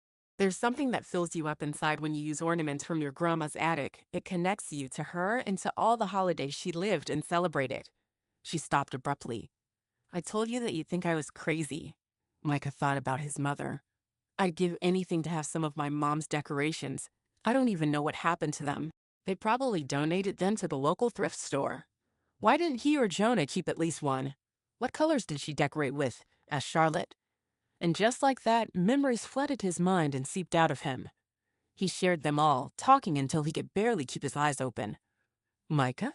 Charlotte's sleepy voice roused him. He wasn't ready to say goodbye. "Will you go with me to the pageant?" He stumbled over the words and probably mumbled. "I'd love that," she replied, and then yawned. "I'm more excited about it than I sound." He chuckled. "I'll pick you up." Night. "Good night, Micah," she cooed into the phone before ending the call. Micah stumbled into his bed and fell asleep with a smile on his face, which was odd for him, but he liked it. Micah walked into the school auditorium feeling like a king on parade as he held Charlotte's hand. At first, the people around the doorway went quiet. Then this ripple of whispers and exclamations went through to the front of the room. The business owner knew everyone in town, and they all knew her on sight. Their clasped hands made a huge announcement to Moose Hollow that the owner of the Christmas shop had a date. He hoped they would be more than that by the end of the night. Keeping his feelings for her under wraps was difficult. He'd not meant to garner this much attention at the elementary school Christmas pageant, but if Charlotte knew what was coming, she didn't warn him. Charlotte took the whispers as they passed in stride, her smile never slipping. Micah ducked into his collar and stared at the floor. Well. Micah paused as a woman grabbed Charlotte into a hug. She had the same bright eyes and overwhelmingly loving demeanor as Charlotte. What's going on here? She looked meaningfully at their hands. Mom, this is Micah. She gestured to him with her free hand while lifting their hands to her chest and holding him close. The gesture bolstered him as if she claimed him as her own, and he did not need to worry about what anyone else thought.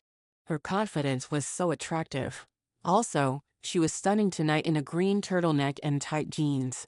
He tried to talk himself out of calling her last night he needed sleep, but they talked until after midnight again. 3 nights in a row, he had no idea how Charlotte looked fresh and beautiful this evening when she worked a full day and hardly slept. He felt like an abominable snowman with a toothache. He held out his free hand. Mrs. Morris, it's a pleasure to meet you. She ignored his hand and gave him a light hug. It's nice to meet you, she said sincerely. She smelled of perfume and aerosol hairspray. I have a couple of extra seats if you two want to sit with me. Charlotte glanced at him to see what he thought. She told him how her dad passed away a couple of years ago, and the effort she and her siblings took to make sure Mom didn't feel left out of things. Sitting alone in public was a lonely feeling. He should know. He did it a lot. Yeah, that's great. He nodded for Charlotte to go in the row first and sit by her mom. She hugged his arm in a silent thanks, making him feel 10 feet tall, and then moved to her seat. They made small talk until the lights dimmed. Charlotte leaned into his shoulder. The move was natural and easy, like they'd done it 100 times before, and his shoulder was made just for that purpose. On the flip side, his heart raced, and he prayed she couldn't hear it thunder.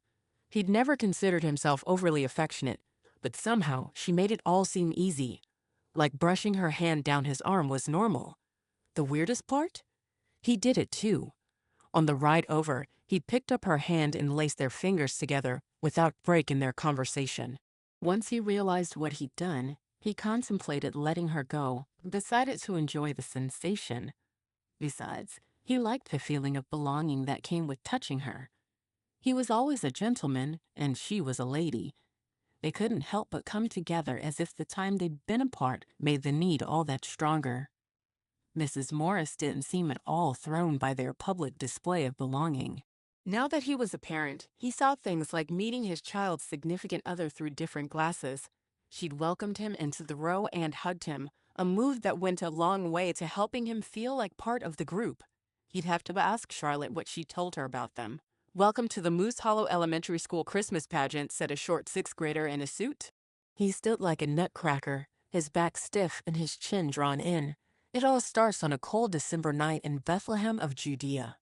The spotlight on him went out, and the stage lights went up, revealing an ancient, busy street at night. Cardboard stars hung from the rafters, painted gold and sprinkling glitter on the stage as they spun slowly. Micah leaned forward. Joseph entered stage right, leading a donkey. The donkey was a large boy with long ears and a tail.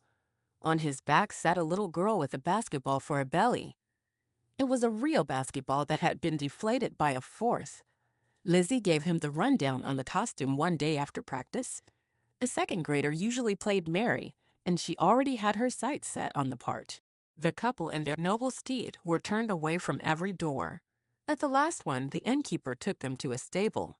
The lights dimmed momentarily, and when they came back on, Mary rocked a baby doll in her arms and sang Silent Night. Her voice was strong for someone so young. The lights dimmed again, and the kids rushed to set the new scenery. This is Lizzie's part, Micah whispered to Charlotte. She grinned at him. She'd spent the last 2 days reviewing the lines with Lizzie until bedtime. Lizzie could recite them with her eyes closed, and her confidence had greatly improved. As soon as the lights went up, his breath caught, and her angel costume, Lizzie hung from the ceiling by a wire. She'd explained that there was a climbing harness, and this was the first year they'd use it for the angels. There were 3. She had to lean back slightly to keep from doing somersaults. What she said was fun, but the shepherds didn't like it because they didn't get to do somersaults on the stage. Lizzie held her arms as if holding her pet wishy. She drew a deep breath and said, "Fear not. I bring you great joy." She threw her arms out to the sides. "Unto you is born this day." Charlotte gasped. She reached for something in the air and missed. Putting her hands over her mouth, her eyes widened. Oh no. Micah tried to ignore her strange behavior and focus on Lizzie, but she cut off in the middle of her announcement and also covered her mouth. The curtains began to shake. A set piece tumbled to the ground, making the shepherds scream and duck. Several of them ran off the stage. Lizzie reached out in front of her as far as she could and flipped forward. The audience gasped in horror. She began to somersault at an increasing rate. Micah stood up. "Someone help her!" he yelled. The woman directing the music from in front of the stage scrambled up there and jumped to grab Lizzie's foot, but she missed. "Wishy!" "Stop!" Lizzie yelled. She started to slow down. Music flew off the piano like it was caught in a tornado. Kids screamed and ran with their hands over their heads. Teachers tried to calm them down, only to be knocked over by someone running by. The other angels cried loudly, tears streaming down their faces. Charlotte pulled out her phone. Good. They needed the fire department or someone. Nick? She plugged her other ear to block out parents calling to their children and the chaos in the room. Who was Nick? Micah wondered. He didn't have too long to think about it. Whoever worked the wires in the back was lowering the angels to the ground. If he didn't get to Lizzie soon, she'd be trampled by the large donkey who ran back and forth across the stage. "They're freaking out," he heard Charlotte yell. "Get down here." Micah fought against the crowd like a fish swimming upstream. "Lizzie!" he shouted to her. She plucked and pulled at the harness, unable to get herself out. By the time he reached her, she had tears streaming down her face. "I got you." He wrapped his arms around her. "Dad!" She looked so happy to see him. His heart took courage. He would do anything for his girl. "I'm here," he assured her. "Wishy," she said, pointing to where the bell choir's bells were knocked over one at a time in quick succession. Ding, ding, ding, ding. No. A moment later, the cymbals crashed to the floor. Charlotte dove through the air and landed behind a table with a long tablecloth blocking her from view. Micah cringed. That couldn't have felt good. "Come on, we need to see if she's okay." By the time they got over to her, most of the auditorium had cleared out, and a strange man offered Charlotte a hand. She took it gratefully. "I'm so glad you're here," her voice full of relief and warmth, familiarity, and a hint of hero worship. A stab of jealousy raced just under Micah's skin. "Are we interrupting something?" he growled. Chapter 15. Charlotte yanked her hand out of Nick's grasp and shivered. He had a way of keeping people warm, like a hot water bottle. The sensation was so pleasant, especially after chasing her wish all over the gym, dodging panicked parents and screaming children, and tackling it. Her hip hurt where she collided with the gym floor. Tucking her wish tighter under her arm, she turned to face Micah. The man whose hand she'd been holding all night didn't look happy to see her grasping onto Nick. She and Micah had snuggled like snowbirds until her wish sailed through the air and hit Lizzie's wish with such force that it knocked the scenery over. While grumpy was par for the course with him, this time there was a tinge of jealousy in his beautiful brown eyes. "This is Nick," she motioned to her friend. "Nick, I'm sure you know who they are, so let's start figuring this out." He was a Kringle, after all, and Kringles knew everyone in the world. He'd also granted Lizzie's wish, which denoted meeting her at some point. Micah grunted and glanced away. She probably could have handled that with a little more finesse, but she was anxious to get their wishes under control and figured out once and for all. Her Christmas wish had ruined the pageant in a strangely familiar way. She glanced at Lizzie in her angel costume. "Why does this feel like my ruined pageant?" she asked the Kringle. Nick rubbed his palms together. Because his wish was for the perfect Christmas for Lizzie. He pointed at Micah. "Ah," she cooed toward Micah. He lifted one shoulder and let it fall, still holding on to his brooding demeanor like Linus with his blankie. She tried to wrap her brain around the whole thing. So what if he wished for a perfect Christmas? This is far from perfect, Nick. Nick rubbed at his chin as if he wore the Santa beard. He did not. He wore a black Norwegian Christmas sweater with two reindeer silhouettes facing one another over his chest. "Does anyone in your family refer to that year as the best Christmas pageant ever?" Charlotte scoffed. "They all do. Mom, because she's supportive, and my siblings because they think it's hilarious."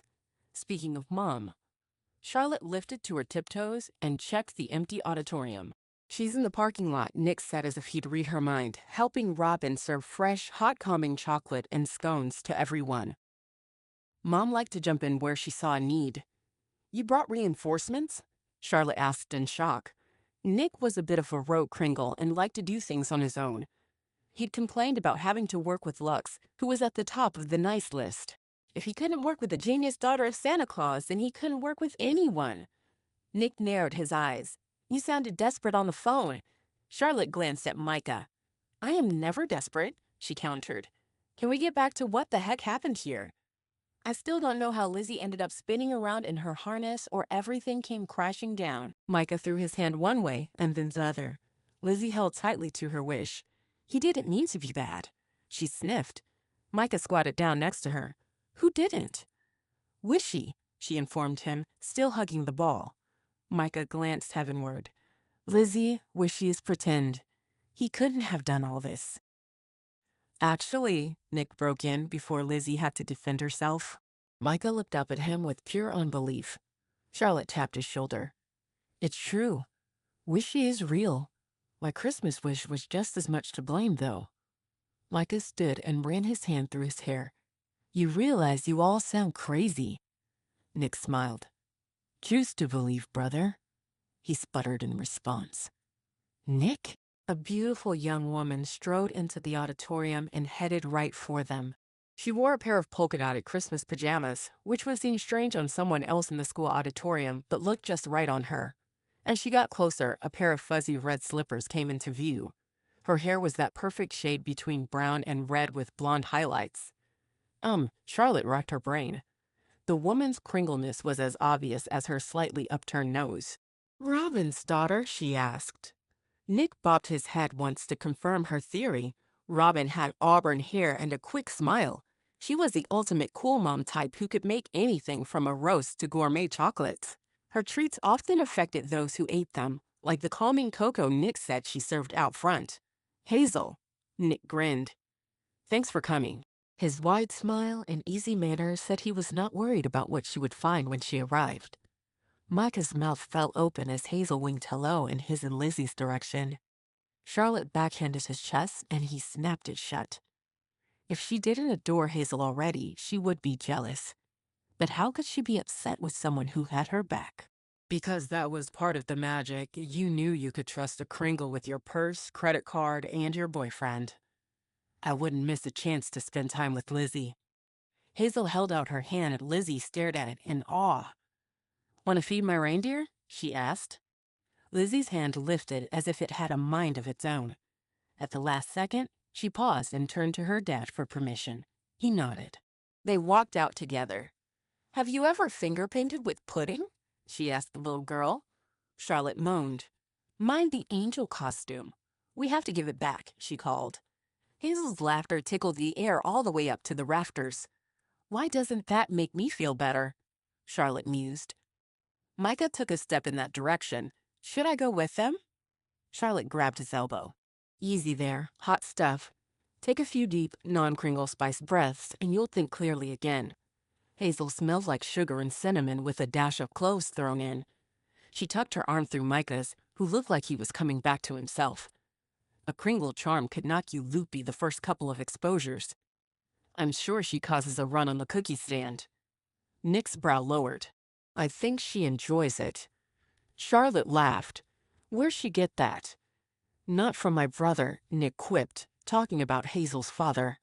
How the mom type ended up married to Nick's brother was a story Charlotte would love to hear while curled up on a sofa in front of a roaring fireplace, not in the middle of her wish crisis. I figured it out. Nick pointed at Micah. You're the problem. Me? Micah pointed to himself. Yes. You. Nick pointed to Charlotte's wish. At first, I thought the issue was that Charlotte and Lizzie wished for the same house. Micah opened and closed his mouth several times before finally blurting. The rundown dump on the corner? The very one, Charlotte said with pride. She held up her wish. When I told Nick my wish, this appeared. She picked up his hand and held it against the ball. Micah frowned. Why is my hand buzzing? Because it's touching my wish, which looks like a glowing basketball. You can't see it because you don't believe in Santa. She paused. Wait, it's not that, is it? She asked Nick. If all it took were believing in Santa, the kids would have seen the wishes. He shook his head and folded his arms. It's not about believing, though it helps. You have eyes to see, so does Lizzie. Kringles can't make it happen. It's a gift that can only come from God. So I'm just blind? Micah groused. Charlotte nudged him. You saw Lizzie and you saw me.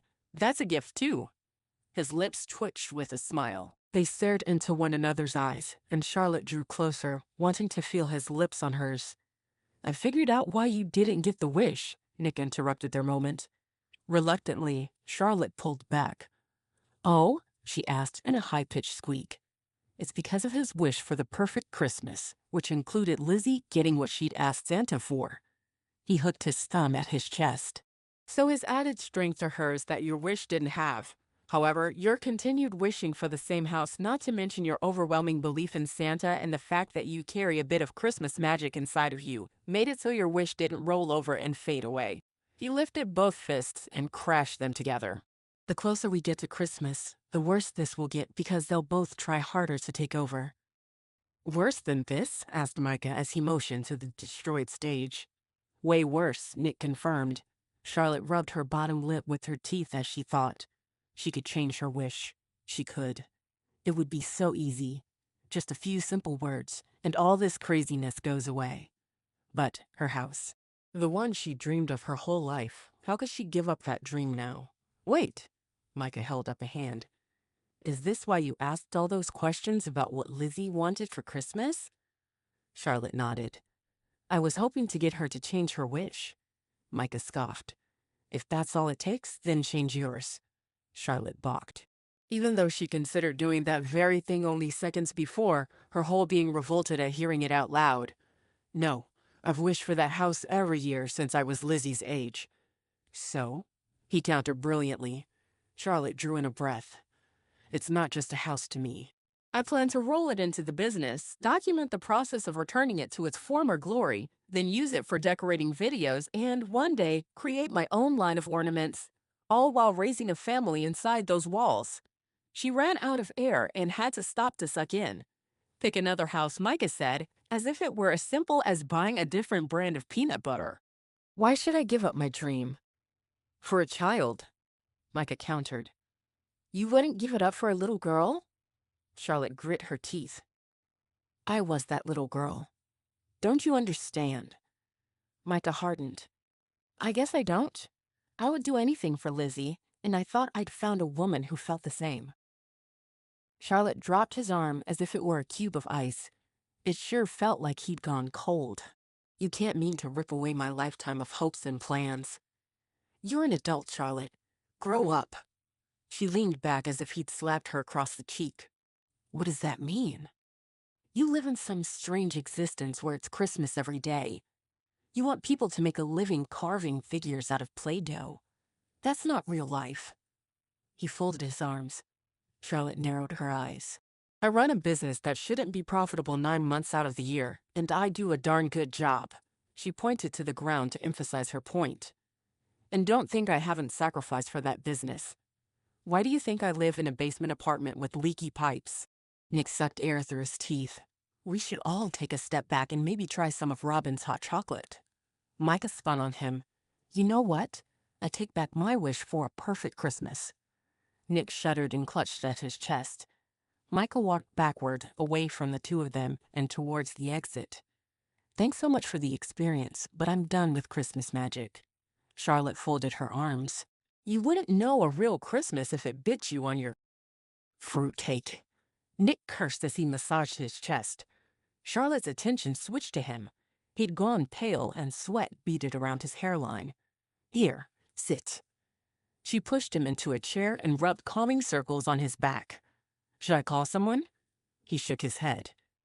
It's subsiding. He drew in a couple of deep breaths. I've had people take back their wishes, but that one felt like he'd uncoiled a rope in my chest. Nutcrackers. He gathered himself. Stay there for a minute longer, she admonished him. Gosh, I wish another Kringle was here.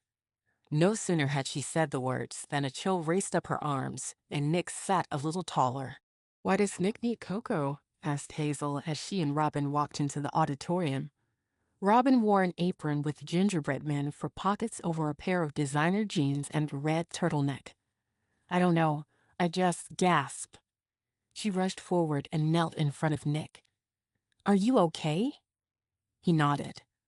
"I'll be fine. Drink this." She shoved the mug at him, and he took a long pull. Charlotte stood back, observing their interactions. Hazel came to stand beside her. "You don't feel right."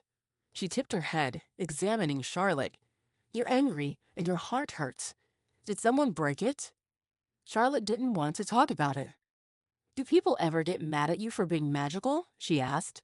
It wasn't like there were many people on this planet she could have this conversation with, and she wasn't about to waste her chance to have it now with Hazel. With Micah storming out, she grabbed onto her business and Christmas, two things she knew she could count on to get her through tough times. Hazel's green eyes rounded. She flicked a hand. "All the time. It's not my fault. You know? I can't be anything except what God made me." Charlotte felt the truth of that statement fill her up. She loved Christmas, always had, and trying to put out that light would be in direct defiance of the God who created her. It wasn't fair of Micah to try and snuff that out. He might not believe, but that didn't mean she had to stop. And she wouldn't change who she was to make him happy. Nick threw back the last of the cocoa and hopped to his feet. Good as gumdrops. He grinned, pronouncing himself cured. His color was back, and his eyes swirled with magic until they landed on her wish. He blew out a breath, making his lips raspberry. That shouldn't still be here. Charlotte poked it. Solid as ever. The wish bounced her shoulder to prove it. Nick glared. It was the only time she'd ever seen a Kringle be anything but jolly. The expression was so very wrong on his face. "What is it?" Robin asked, her hand hovering over her purse, as if the answer to his woes would magically appear inside. Perhaps it would. Charlotte stared at the purse. Santa had a magic sack, right? Why wouldn't his daughter carry a magic purse? Her fingers twitched with a desire to try it out. "I'm ready to talk to Lux," he stated flatly as he rubbed his chest. "Christmas isn't messing around anymore. I'm worried that I'll lose my elf." He cut off as if just realizing Charlotte was still there. She rolled her eyes. "If I haven't earned your trust by now," he nodded. "I know. Old habits die hard and all that." Robin touched his arm. "Are you sure? It's a big step." Hazel pressed her hands together in front of her chest. "Please let me be there when you tell her." It was Nick's turn to roll his eyes. "Drama queen," he mumbled. Hazel tossed her hair over her shoulder, and it fell into place as if she were in a shampoo commercial. The light reflected off the color just right. "I will own the title. Not because I caused drama intentionally, but because I handle drama like a queen." She arched a perfect eyebrow, daring him to disagree. He chuckled. "Who can argue with that?" "Not you," she countered. Robin patted them both on the shoulder, turning them toward the exit as she did so. "Let's get Nick home so he can get this taken care of with Lux." She stopped and faced Charlotte. "Don't give up on Micah. We may need to regroup, but we aren't done with this situation." Hazel and Nick walked up the aisle, keeping their heads close and voices low as they talked fast. Hazel punched his arm, and he rubbed the spot. Bolstered by her Hazel-inspired confidence, Charlotte squared her shoulders. "Don't worry about me. I need Micah about as much as Jacob Marley wanted to change." The corners of Robin's eyes went down. "You don't mean that." Charlotte gulped. Robin reached into her purse and pulled out a gift bag. "Take the night off. We'll be in touch as soon as possible. We need to wrap this up before Christmas Eve." "Wrap it up? I see what you did there." Charlotte accepted the gift bag, which was heavier than she'd anticipated. Robin laughed, the sound like a bird twittering in the most beautiful way. "You're special, Charlotte." "Thanks." Charlotte looked inside the bag to find a candy cane-scented bubble bath, a new romance novel, and a bar of Italian chocolate. She was the only one left in the auditorium when she looked up. The space felt like the ghost of Christmas past breathing down her neck, and she decided to get home and put this all to good use. There was no use crying over Micah and his non-believer's heart. So why were her eyes stinging and her nose running as if her heart had broken? Chapter 16. Micah pushed the shopping cart through the grocery store without seeing anything on the shelves. Music played, but he couldn't wrap his brain around the tune. He'd woken up this morning with a hazy memory from the pageant night before and dropped Lizzie off at Jenny's house for a playdate on the first day of Christmas vacation. He'd watched Aubrey for any signs of disapproval or a desire to throw him out in the snow. Either she didn't know what happened last night between him and Charlotte, or she was able to put it aside for the girl's sake. Either way, gratitude filled him when he got in and out of there without any drama. Unlike last night. Snippets of the chaos played through his head, like Lizzie spinning circles in her harness and the fear that crawled up his spine as fast as a mouse. There was a man with Charlotte, one she was familiar with, which left him heated with jealousy. And then others smelled like baking and made him feel warm and fuzzy. They talked nonsense about magical wishes, bouncing in balls of light that he couldn't see. Not understanding what happened, except that he and Charlotte fought, and had it made up, might never make up, made him grumpy. He didn't enjoy the irony that the only clear memory was the one thing he wanted to forget. She was so stubborn and hurt. When he told her to change her wish so Lizzie could have the house, the look on her face was full of betrayal. Deep, everlasting. Double-crossing. Never come back from. Horrible betrayal. And he'd put it there, which made him feel 2 feet tall. On the other hand, he was happy to find out what kind of person she was under that chipper, holiday-preaching, do-gooder, sledding champion exterior. Under all that, she was a Scrooge. She was probably sitting in her office, stacking and counting gold pieces like the famous miser, getting rich in the world's holiday spirit. Not watching where he was going, he clipped an end-cap display of cinnamon-scented air fresheners. They cascaded to the floor in their cardboard boxes like money falling from a piggy bank. He bit back his curse and bent over to clean them up. "Let me help you with that." Micah glanced at the Good Samaritan, picking up boxes with him, and found Charlotte's mother, Michelle. He mentally groaned. Perhaps it was time to move. He'd never be free of Charlotte, not in Moose Hollow. "You don't have to," he mumbled. "Nonsense. This won't take any time at all," she protested. Standing up, she expertly arranged her load. They looked like nothing had knocked them loose. "I see where Charlotte gets her skills," he practically spat out. Hearing his tone, he amended it immediately. "You're much better at this than I am." He handed her the boxes he'd retrieved from the floor. She laughed. "It's the other way around. She had to teach me everything about product presentation when she first opened. I had no idea so much went into things like this." She waved at the end cap. "But now I appreciate how much thought went into it." She slightly twisted one of the boxes so it lined up. "I'll bet she did," he mumbled. Charlotte and her perfect, beautiful package hid the miserly wish-hoarding woman inside. He suddenly had the urge to flee from Michelle. What would she say to him if she knew what he thought about her daughter? Michelle stood back and scrutinized her work. "Not bad. If we're not careful, they'll offer us a job," she teased. Micah stared at her. "Why are you being so nice to me?" She blinked as if the question didn't make any sense. "You don't have to be. You can ignore me if you want," he offered. "For knocking over air fresheners?" she asked, aghast. "I'm not that invested in the display." She waved her hand at the perfectly lined up boxes. "Shoot." Now, what was he supposed to say? "No. I guess Charlotte didn't tell you we had a disagreement." He cupped the back of his very red, very hot neck. "Last night. After the pageant fell apart." Michelle's confused look morphed into one of compassion. "I haven't talked to Charlotte. I helped clean up the hot chocolate stand, and she opened early this morning. Are you okay?" She leaned closer, putting a hand on his shoulder. "You seem upset about it." Micah leaned away, taken aback by her kindness. "Shouldn't you be chasing me out of town with a torch and pitchfork?" Michelle narrowed her eyes. "Why? What did you do?" Micah huffed. "Nothing." His shoulders fell. "Everything. There's a confession if I've ever heard one." She pushed her cart to the side and then moved his while he paced in front of the dishwasher soap. With Christmas only days away, the store was full and shopping carts overflowed. No one wanted to be here when they could be home with family. I just can't get on board with her outlook on life. He glanced over to see how his declaration landed. Michelle took it in stride. Out of everyone, Charlotte's mother probably saw most of her Christmas obsession. I realize it's a lot, but she's passionate.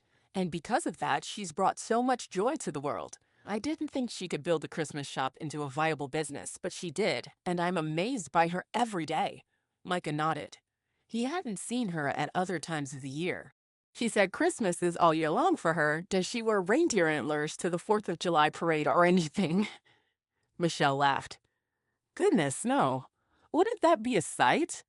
As much as Micah wanted to write her off as crazy, he couldn't line up the dots. Michelle was right. Charlotte's business was Christmas. There was more to it than that, but not to the point that he could use it as an excuse to steer clear of her. The balloon of anger he'd held tight to deflated. Grasping, he reached for the other side of the argument. Do you know she and Lizzie asked for the same thing for Christmas? Michelle's brows pulled together. The house on the corner of Derby Road and 34th Street. Michelle stated with a soft sigh. It's been her dream. Yeah, well, she's stubborn about it. Michelle flapped her hand. You have no idea. I've tried to talk her out of that house until my throat ached. What is her deal? He asked, instantly wishing he'd softened his tone. Strange. He never noticed his tone before, and now he couldn't stop hearing it. When had he become such a curmudgeon? He used to be the fun uncle, the one the kids couldn't wait to see.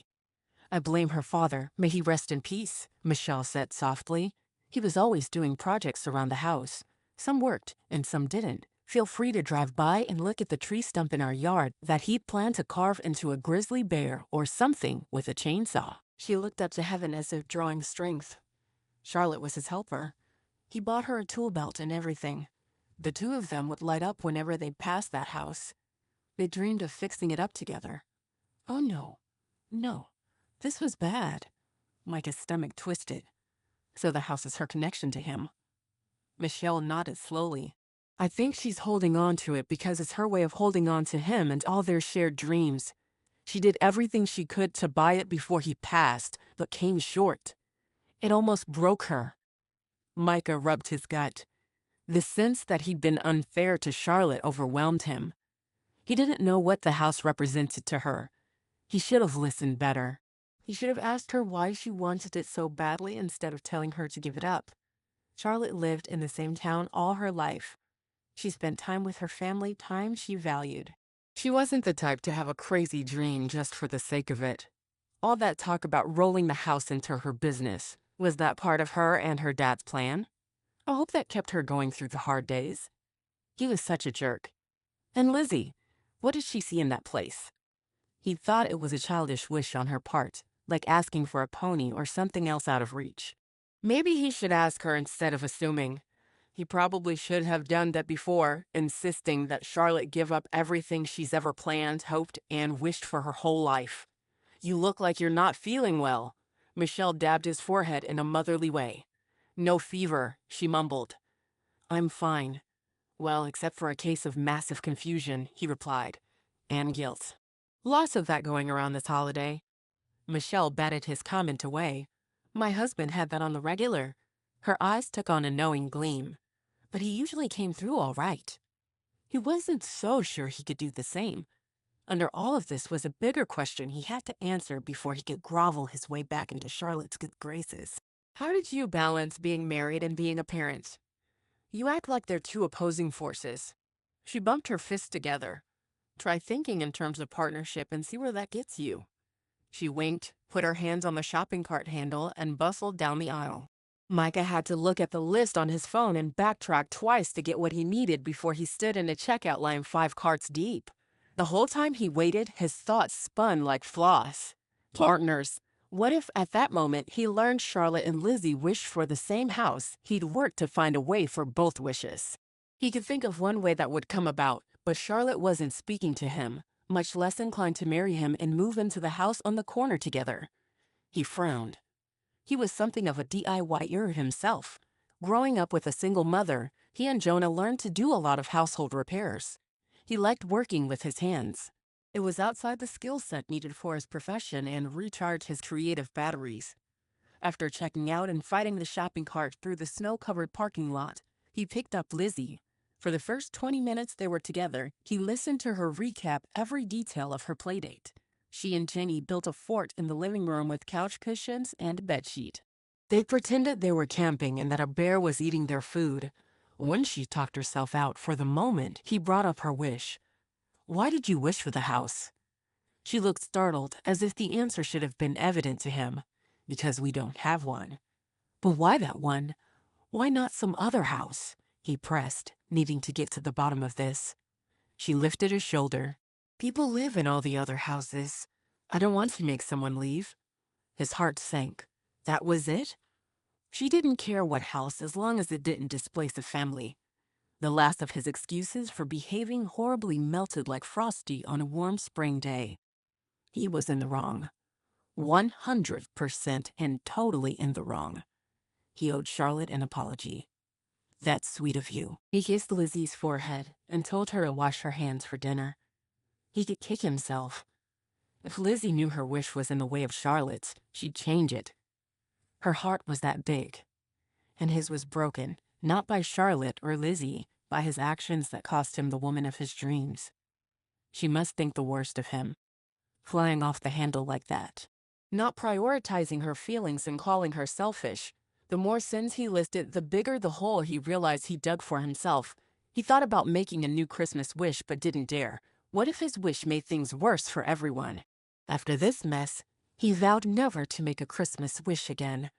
Mere mortals like him shouldn't mess with Christmas magic. He'd leave that up to Charlotte and Lizzie and the special people in the world who got to be a part of all that. And him?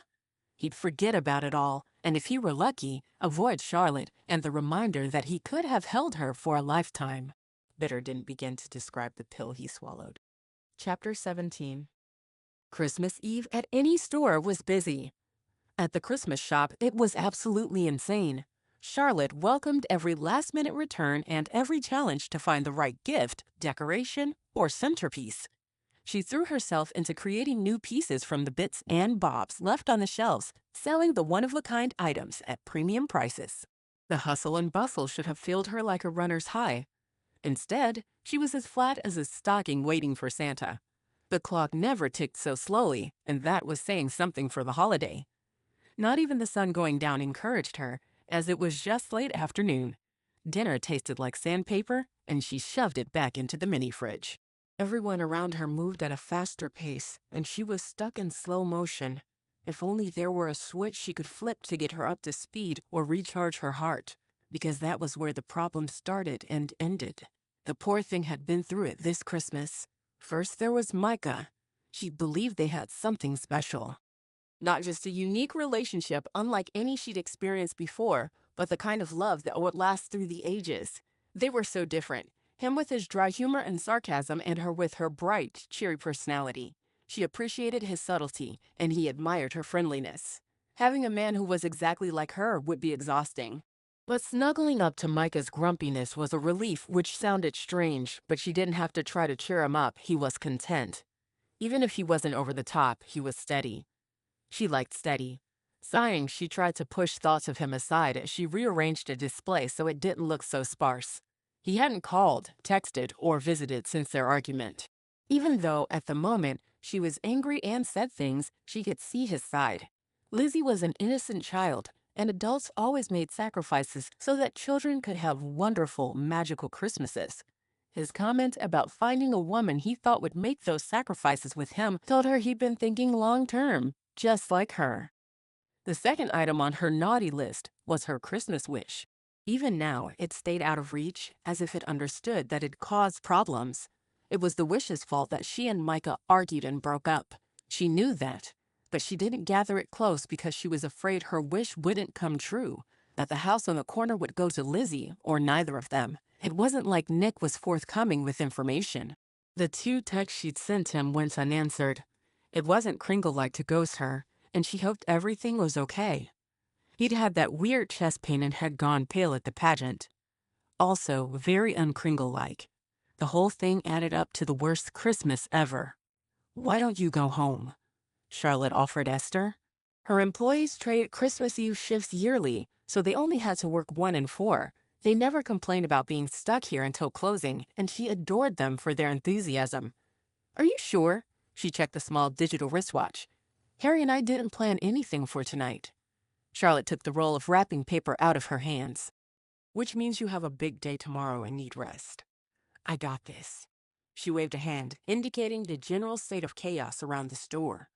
There was one more customer who didn't seem to be in a hurry to leave. An older man with a shock of white hair and a maroon cardigan. He considered each item with care. Despite his last-minute shopping, she loved that he was so careful about the gifts he picked.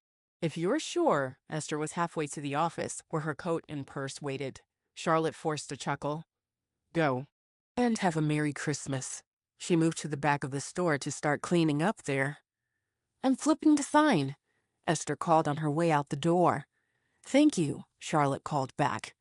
She set to work, purposefully overthinking the job so she wouldn't think about Micah. Excuse me, can you ring me up? Asked the customer. Charlotte had forgotten he was there. Embarrassed to be caught unaware of the only customer in her store, she hurried to the front. He laid 3 nativity scenes on the counter, 1 porcelain, 1 olive wood, and 1 for a child with plastic pieces. What a wonderful selection, she complimented him as she wrapped each box. Taking some extra time, she pleated the wrapping paper and folded it fancy. His troubled eyes lit up when she set the first one on the counter. That's a work of art. She warmed. Thank you. You came at just the right time for some extra attention. His weathered cheeks lifted. I just pulled into town. My daughter lives here, and I haven't seen her for. He paused and swallowed. A long time. Charlotte smiled softly as she set the next box on top of the first. There's no time like Christmas for a reunion. He nodded. I couldn't come up with a gift for her or her family. Then I saw the nativity scenes. I realized this wouldn't have happened if it wasn't for Jesus, so he lifted a shoulder as if that said everything. It had. Charlotte's eyes misted over, and she wrapped the last package using muscle memory because she couldn't see past the tears. Jesus wasn't just the reason to celebrate Christmas, he made it possible to celebrate every year. What hope would they have of a Merry Christmas if he hadn't been born in that lowly stable? Because of him, she hoped everything would work out for her. Perhaps she wasn't going to get her wish. Maybe Micah would move and she'd never seen him again. Even if all that happened and she had many more years of being single at Christmas ahead of her, the Lord would sustain her. He did when Dad passed away, and he could do it now, too. Charlotte taped the last edge of the wrapping paper and put a pre-tied bow on top of the gift. She handed it to the waiting customer with a smile. Have a Merry Christmas, she said. For the first time today, the greeting didn't sound hollow in her ears. I will. He put on his pageboy hat and nodded to her as he took the extra-large gift bag by the handles and pushed out the door. With her last customer gone, Charlotte locked the front door and turned off the lights under the awning. She turned to see her shop in end-of-season disarray. Stockings hung askew, glitter covered the floor, rolls of wrapping paper poked out of their display, and the train had come off its rails. I'm not a complainer, she said out loud as she squared her shoulders and went to work. Normally, she'd hum along with the tunes piping overhead. Valerie Remington was one of her favorite holiday voices. Seeing her perform live last year was a treat, and having her married into the family was an even bigger blessing. She could call Val. No. She and Ethan were doing family things tonight, and it wasn't right to pull her away from her new husband and stepson just because Charlotte wanted girl talk. She could call her mom, but that also seemed like a bad idea. She hadn't told her about the fight with Micah and didn't want to. Mom's mother bear instincts were big and fierce, and while she appreciated them, she didn't want to unleash them tonight, which left her with the only thing she had in life her store. Jingle, jingle, jingle, jingle. Divine. Hazel Kringle announced as she spun in a small circle and took in everything about Charlotte's shop. Messy. But look at this place. It's like the workshop, only souther. Goodness, exclaimed Robin, her hands flying to her chest. I feel like I've come home. She reached out and brushed an ornament on the tree. Charlotte's eyes darted to the fireplace just to their right. The one time she'd tried to start a fire in it, she'd ended up with a face full of soot and a ruined sweater for her efforts. Good to know that Santa could still get down it, though, since she told every child that asked that it was indeed a Santa-friendly fireplace. She put a hand on her hip. Aren't you two supposed to be at the North Pole frantically getting ready for Christmas? Hazel wobbled her head side to side. Your wish is kind of a big deal to us this year. We had a family meeting and decided that allocating Mom and me to this project was appropriate. Exactly how many Kringles are there these days? Charlotte fished for information on the super secret Christmas family. Robin grinned as if every one of the Kringles was her achievement. Over 20. And each one is unique and wonderful. Spoken like a mom, Charlotte thought. Also vague, like a Kringle. Hazel rubbed her palms together. Let's get you and Micah back together. Whoa, their eager claws. She waved her hands as if waving off a stampede. I think it's a little more complicated than you think. Most people overthink things. Robin touched a candy cane as if she couldn't help herself. She picked it up, broke off the end, and sampled. Could use more flavoring. She set the rest of it on the counter. Why don't you break it down for us? Charlotte ticked items off on her fingers as she spoke. Micah said Christmas was lame and that I was a fool for having Christmas spirit, and I was selfish because I wanted to keep my Christmas wish. She glanced over her shoulder to make sure her wish was still there. It was. It came closer to her, and she nodded to encourage it. It moved even closer, a sense of relief washing over it and onto her. They'd officially made up. Robin squinted at her. You didn't say anything about being mad at him. Charlotte slumped against the counter. Being angry is exhausting. Hazel laughed. Nick was right. You have some of the magic in you. I can't stay mad at anyone for more than 30 seconds. Right. Charlotte held out a hand, and they fist bumped. Here's the thing about Nick's wish issues. Robin adjusted her purse strap. She always had it with her and often put a protective hand over it. Or maybe it was a steadying hand. Like she drew strength from having it close. All the wishes that get twisted or looped or bounce around are between those who are meant to be. True lovers, Hazel added. The only way that Micah's wish could have interfered with yours the way it did was if he's the man of your dreams, which is why I'm here. Man of my... Wait. What do you do? Charlotte took a step back. If Nick granted wishes, Hazel could do anything Santa magic related. Also, Micah was the man of her dreams? Her one and only? Her match? She thought so, and then he'd gone all Christmases lame on her, and she questioned her feelings for him. Hazel tugged on her shirt. Robin nudged her. It's okay. We can trust her. I have a knack for dreams. Her eyes darted to her mother to see if she could say more. When Robin didn't protest, she continued. It's part of the whole Santa knows when you're sleeping and when you're awake magic. Only I don't just know if you're sleeping, but I can help you have good dreams. So Charlotte drew out the word as she considered the information. You're a sugar plum fairy? That didn't sound so bad. What kind of damage could a fairy do? Hazel moaned and dropped her head back. Why do people think that? Because good Christmas dreams are of sugar plums, Charlotte answered. They're not, Hazel insisted. Good Christmas dreams are about what is in your heart. Your best memories with family. Christmas dinner. Even the magical parts like flying reindeer. I have never once given a sugar plum dream. Sheesh. Okay. Charlotte lifted her hands in surrender. Robin's daughter had some spunk in her. What do you propose? Her eyes brightened. Well, I already started Micah on a dream journey. Charlotte's panic button went off. You what now? A dream journey, she stated again. Basically, I took him back to a good memory and let him hang out there. When that one's over, he'll move to another one. What Charlotte cut off. There were so many questions she started firing them at Hazel. What was his memory? Can you see into his mind? Can you stop it? Does he know you did this? Did you talk to him? Was he willing to participate in your plan? Wait, what is the plan?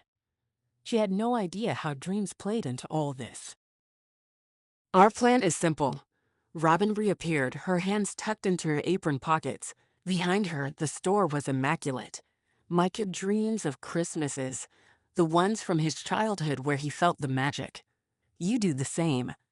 And then we bring your two dreams together, and you work things out. When you wake up, poof, you're back together, and this Christmas wish bounce situation is all taken care of. She pointed her finger at Charlotte's wish. That's the plan. Hazel trailed off. Twirling her hair around her finger, she looked less than confident with the idea. I completely understand why I'm hesitating about doing this, but there's no way Micah agreed. Charlotte folded her arms, daring the two of them to contradict her. If you jingled into his bedroom, he'd call the cops. They exchanged a glance. Ha, I knew it. You gave him a sleeping potion, didn't you? She pointed to Hazel and then to Robin, and then back to Hazel. Hazel huffed. I don't need a potion. Charlotte took another step away from her in case she got any ideas about putting her out with a twitch of her nose or a snap of her fingers or however she did her thing. No way. I'm not turning into the Christmas version of Sleeping Beauty. Robin gave her a don't sass me look. We wouldn't be here if the situation wasn't serious. What do you mean? The bouncing thing? It spread, Hazel explained. How? Charlotte watched both of them as she made her way to the door. The North Pole. Robin held out a flat hand and then bounced it. It's doing this. About every minute. Do you have any idea how hard it is to make divinity when the whole castle does this? She moved her hand again. I thought I was going crazy, and now I really am. She shook out her fingers. Where's Nick? Charlotte asked, desperate for someone to be on her side. Not that he would be, maybe he could be. He was an enigma wrapped in tinsel and hidden behind the tree. He's sick. We have to do something. Hazel wrung her hands. Sick? Charlotte rubbed her forehead, trying to think of a way around this. When she glanced up, Hazel was right in front of her. It's the only way, she said before reaching out and touching Charlotte's arm. Charlotte sucked in air and the world went black. Chapter 18. Micah sat on the sky blue linoleum floor and played with a new Lego set. Happiness filled him because this set was the one he'd asked Santa for, not ever telling Mom he wanted it, and Santa delivered it this morning. Mom worried about money, and Legos weren't cheap. He'd stared longingly at the set every time they walked down the aisle at Walmart, but hadn't said a word. The fact that Mom didn't have to worry about paying for it made the present all that much cooler. He was so close to finishing the T-Rex. He'd never gotten this close to finishing a build before. He may have on a child's pair of pajamas, but he was all grown up. This dream world was a strange mix of his adult and child selves. Like when he'd come down the stairs and seen all the presents under the tree, he'd jumped up and down like a kid, which was so unlike him. And when he opened the presents, he tore at the paper and threw it to the side, making a mess and not caring. The adult version of him cringed, but the child lived in the moment. Under his mom's watchful eye, he felt like everything was right in the world, and there was no reason to hold back. Mom and Jonah went upstairs to change clothes. They'd been gone a long time, but it didn't bother him in this strange state. He decided to let go of all his worries, not having to think about what was for dinner or if Lizzie ate breakfast took a weight from his mind. Someone else was in charge of all that. Being a kid was awesome. Why did anyone ever grow up? He clicked the last brick in place and sat back to admire his work, whom someone cooed from the couch on the other side of the room. The sound tugged at his awareness in a way that was definitely not childlike. He jumped to his feet with surprising agility and ran over his feet thumping on the floor. He skid to a stop in front of the plaid couch and found Charlotte curled up under his mother's afghan. What is she doing here? He scowled. This was his Christmas morning. He moved the dinosaur behind him so she wouldn't ask to play with it. A second later, he shook his head to clear it. This was Charlotte. His Charlotte. The knowledge that they belonged together filled him from the bottom to the top. He landed on his knees. Charlotte? Her raven hair hung like a waterfall over the edge of the couch. Long, dark lashes brushed her cheeks and her eyes moved under her lids. She drew in a deep, satisfied breath and her lips parted slightly. He reached for her and drew back, afraid that if he touched her, she'd disappear. This place was weird, and nothing worked quite right. If anyone would know how to get them out of this, she would. She had magic in her veins. He needed her help. Charlotte, wake up. He lightly touched her shoulder. There's something strange going on. Charlotte rolled. She threw her arm over her eyes as if it was too bright for her. Blinking, she stared up at him. Micah? It's me. He kissed her hand and then released her quickly. How did you get here? He motioned to the house around him. Outside the front window, it was dark and cloudy, fuzzy. She squinted and looked around the room. Where? She struggled to sit up. Are you wearing tractors? She pointed at his pants. He glanced down, his cheeks burning. Tractors with Christmas trees and red bows. You're in penguins. She ignored his comment on her clothing. What's happened? He shrugged, leaning against the couch next to her legs. She put a hand on the back of his neck, and he leaned into her touch. I got up, and it's Christmas morning. I put together my dinosaur, and then you showed up. She stroked the back of his neck. He remembered they'd fought and weren't on speaking terms, but it didn't seem to matter here. Nothing grown-up mattered. And yet she mattered to him very much. Maybe he should tell her that. Then, when she woke up, she'd know. But would she remember? He didn't often remember his dreams. She cocked her head as she contemplated the situation. We're dreaming? He nodded. I've had the perfect Christmas morning. I even dug into my stocking. He motioned to the fireplace where the contents of his stocking spread hither and yon. Perfect, she mumbled. Her eyes went out of focus. Your perfect Christmas. Micah's heart stopped and then pounded fast. You don't think this is because of my wish? I took it back. Charlotte shook her head. Is this your idea of a perfect Christmas? Micah glanced around the room. He could hear his mother singing softly upstairs, and the shower pipes grumbled, indicating Jonah was there. I guess. I always wanted to finish one of these. He motioned to the trucks, noticing how small and shiny it was, how not soft and huggable. Mom came running down the stairs in her bathrobe. Your wishes are bouncing around like ping-pong balls on lotto night. Be ready for a switch. She turned and ran back up the stairs. What? Micah after back at her. What did she say? He asked Charlotte. Charlotte grabbed his hand. I don't think that was your mom. I think it was a Kringle, and your dream state makes her look like your mom. You've said some weird things to me before, but this... The rest of his comment was cut off as wind blew through his living room, lifting Charlotte's hair off her shoulders and plastering his pajamas to his body. He reached for her hand and held on tight. The wind whipped his face, and he squeezed his eyes shut. Chapter 19. The wind stopped. Charlotte barely dared to open her eyes. Micah's hand was firmly inside of hers, comforting. Wherever we are, I'm glad we're together, he said. His thumb brushed her knuckles, and she squeezed his hand in return. Me too. Don't just stand there, said Mom as she gently bumped Charlotte from behind. This plate is hot. Charlotte jumped into Micah, who pulled her into his solid chest as Mom bustled by with the turkey platter clasped between two hot pads. Micah sniffed. Roast turkey, he said reverently. She backhanded his stomach, just like a man dreaming with his stomach.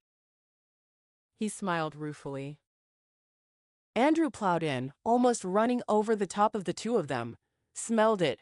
He yelled as he sat down in his designated spot at the table, which happened to be as close as possible to the main dish. Aubrey was next, her teenaged hair hanging in her face.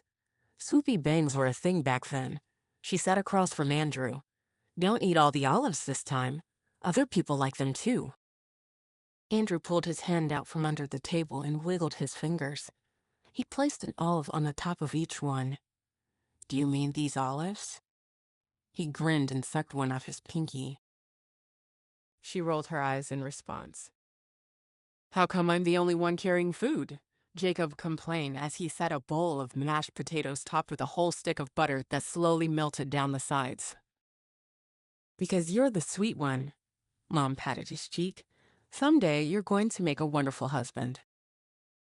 He looked at her like she'd insulted his fastball.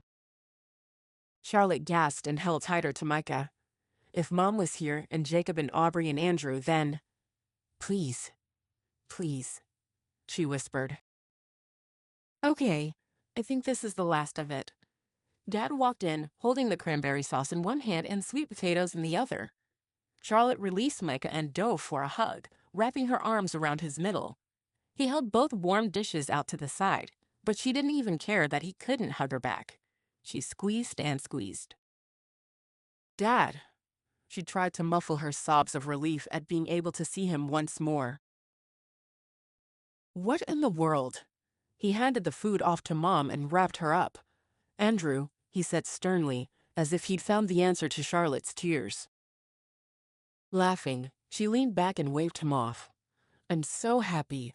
It just leaked out. She hugged him again before stepping back. It's Christmas, and you're all here. She looked from face to face. It's perfect. As soon as the word left her lips, she gasped and made eye contact with Micah. But I didn't wish for a perfect Christmas. Micah shook his head, silently telling her he didn't know what was happening. The front door flew open, and a young version of her sister-in-law, Lauren, who at the time was her next-door neighbor, ran in. We're about to bounce. Hold on. Micah reached for her. Instead of grasping his hand, she clung to her dad. Desperate for one more second. He was solid and strong and believed in her. Dad, she yelled. Merry Christmas, Dad yelled back. The tornado pulled him from her hands, and he spun away. Dad! She reached but had no control over where she flew, and soon she couldn't see him again. Wind tore at her clothing and whipped her hair. No. Tears fell like rain, and she let herself be blown about. Chapter 20. Micah tumbled through the atmosphere like a snowflake. He rolled forward and then twisted sideways with no direction. Charlotte? He called. Charlotte! He punched his fist into his other hand. It didn't take this long last time, he called into the dark. Bits and pieces of his dream floated by, moving at a different speed than he did. There went the tree that was in his family room. Next was the kitchen table, followed by all the plates and cups, as if they refused to be left behind. Jingle, jingle, sleigh bells. He rolled onto his back and looked above him, trying to find the source. There, he shouted, pointing to a one-reindeer sleigh on the horizon. Concentrating, he turned his upper body in that direction and could float across the top of the currents, skipping like a rock over a pond.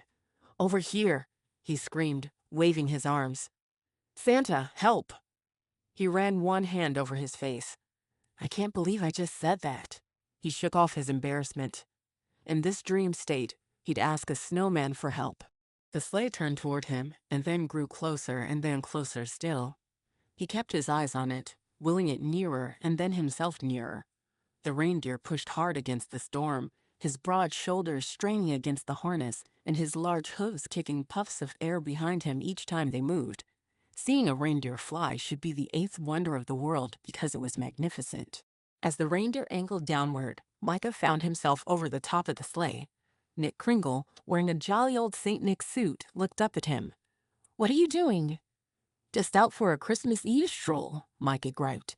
What do you think I'm doing? Get in, Nick called over the wind. Micah continued his front stroke. I'm trying. Nick grit his teeth, pulled back on the reins, and flicked them fast. The reindeer surged upward, and Nick grabbed Micah's pajama shirt and pulled him down. Once inside the sleigh, the center of gravity shifted, and Micah collapsed happily on the velvet-covered seat, panting. It was eerily not windy down here, though Nick's hair was plastered back as he stood with one foot against a brace. Where's Charlotte? Nick asked over his shoulder. We got separated. He couldn't forget the look on her face when she realized she would be ripped away from her father. The love that shone in her eyes for him was devastating because he knew how the story ended. He knew Charlotte missed her father, and she'd been holding on to her Christmas wish to keep a piece of him close. While Micah had enjoyed his time with his mother, he didn't miss her like Charlotte missed her dad. He didn't love her less, perhaps he'd mourned her more openly. He didn't try to hold on like Charlotte did. "You lost her?" Nick accused. She wanted to stay in the memory, he fired back. The memory went dark, and she'd flown off to his left. "But I don't think she did." Nick nodded. "If she stays here, she could be trapped forever." "What does that mean?" Micah demanded. "It means she won't wake up." "Why not? What's happening?" "There's no time to explain. We have to find her." The reindeer bellowed his agreement. At least it sounded like he agreed. "How?" Micah motioned to the chaos around them as 3 wrapped gifts flew past their noses. "Do you love her?" Nick asked. Micah didn't have to search his heart to know the answer. He got to his feet. "More than anything." Nick shoved him in front of him and handed him the reins. "Love is a beacon. Follow it. Fly the sleigh." Micah held the leather in an iron grip. "I can't fly a sleigh."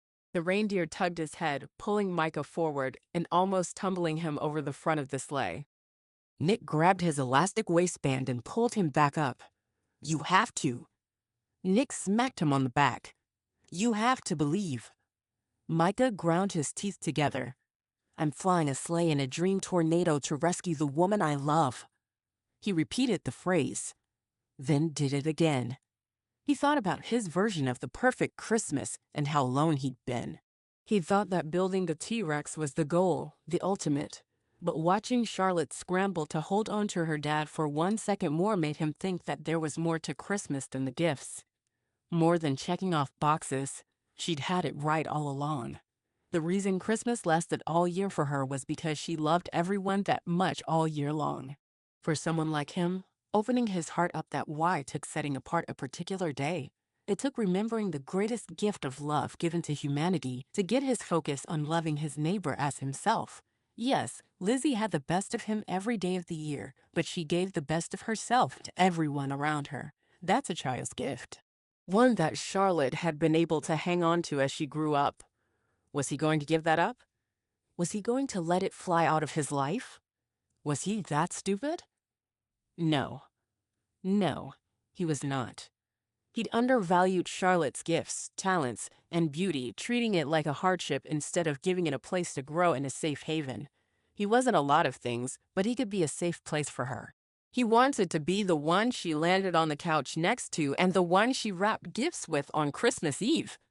He wanted all her holiday moments and even her Christmas in July excitement. He wanted her. "I believe, Nick," he yelled over the wind that had picked up speed. "I believe in Charlotte's gift. I believe in Christmas." "Yeah." Nick pumped his fist. "That's what I'm talking about." Something warm in Micah's chest told him to lean left. He did, giving the reins a light tug. The reindeer bellowed a joyful and triumphant sound, and the sleigh turned. The feeling in Mitch's chest grew stronger. "She's this way," he told Nick. If there was one thing he didn't doubt, it was the love pulsing in his heart. They'd find Charlotte, and he'd tell her all about this moment and how loving her showed him the way. Perhaps that's what he should have done all along, let love lead.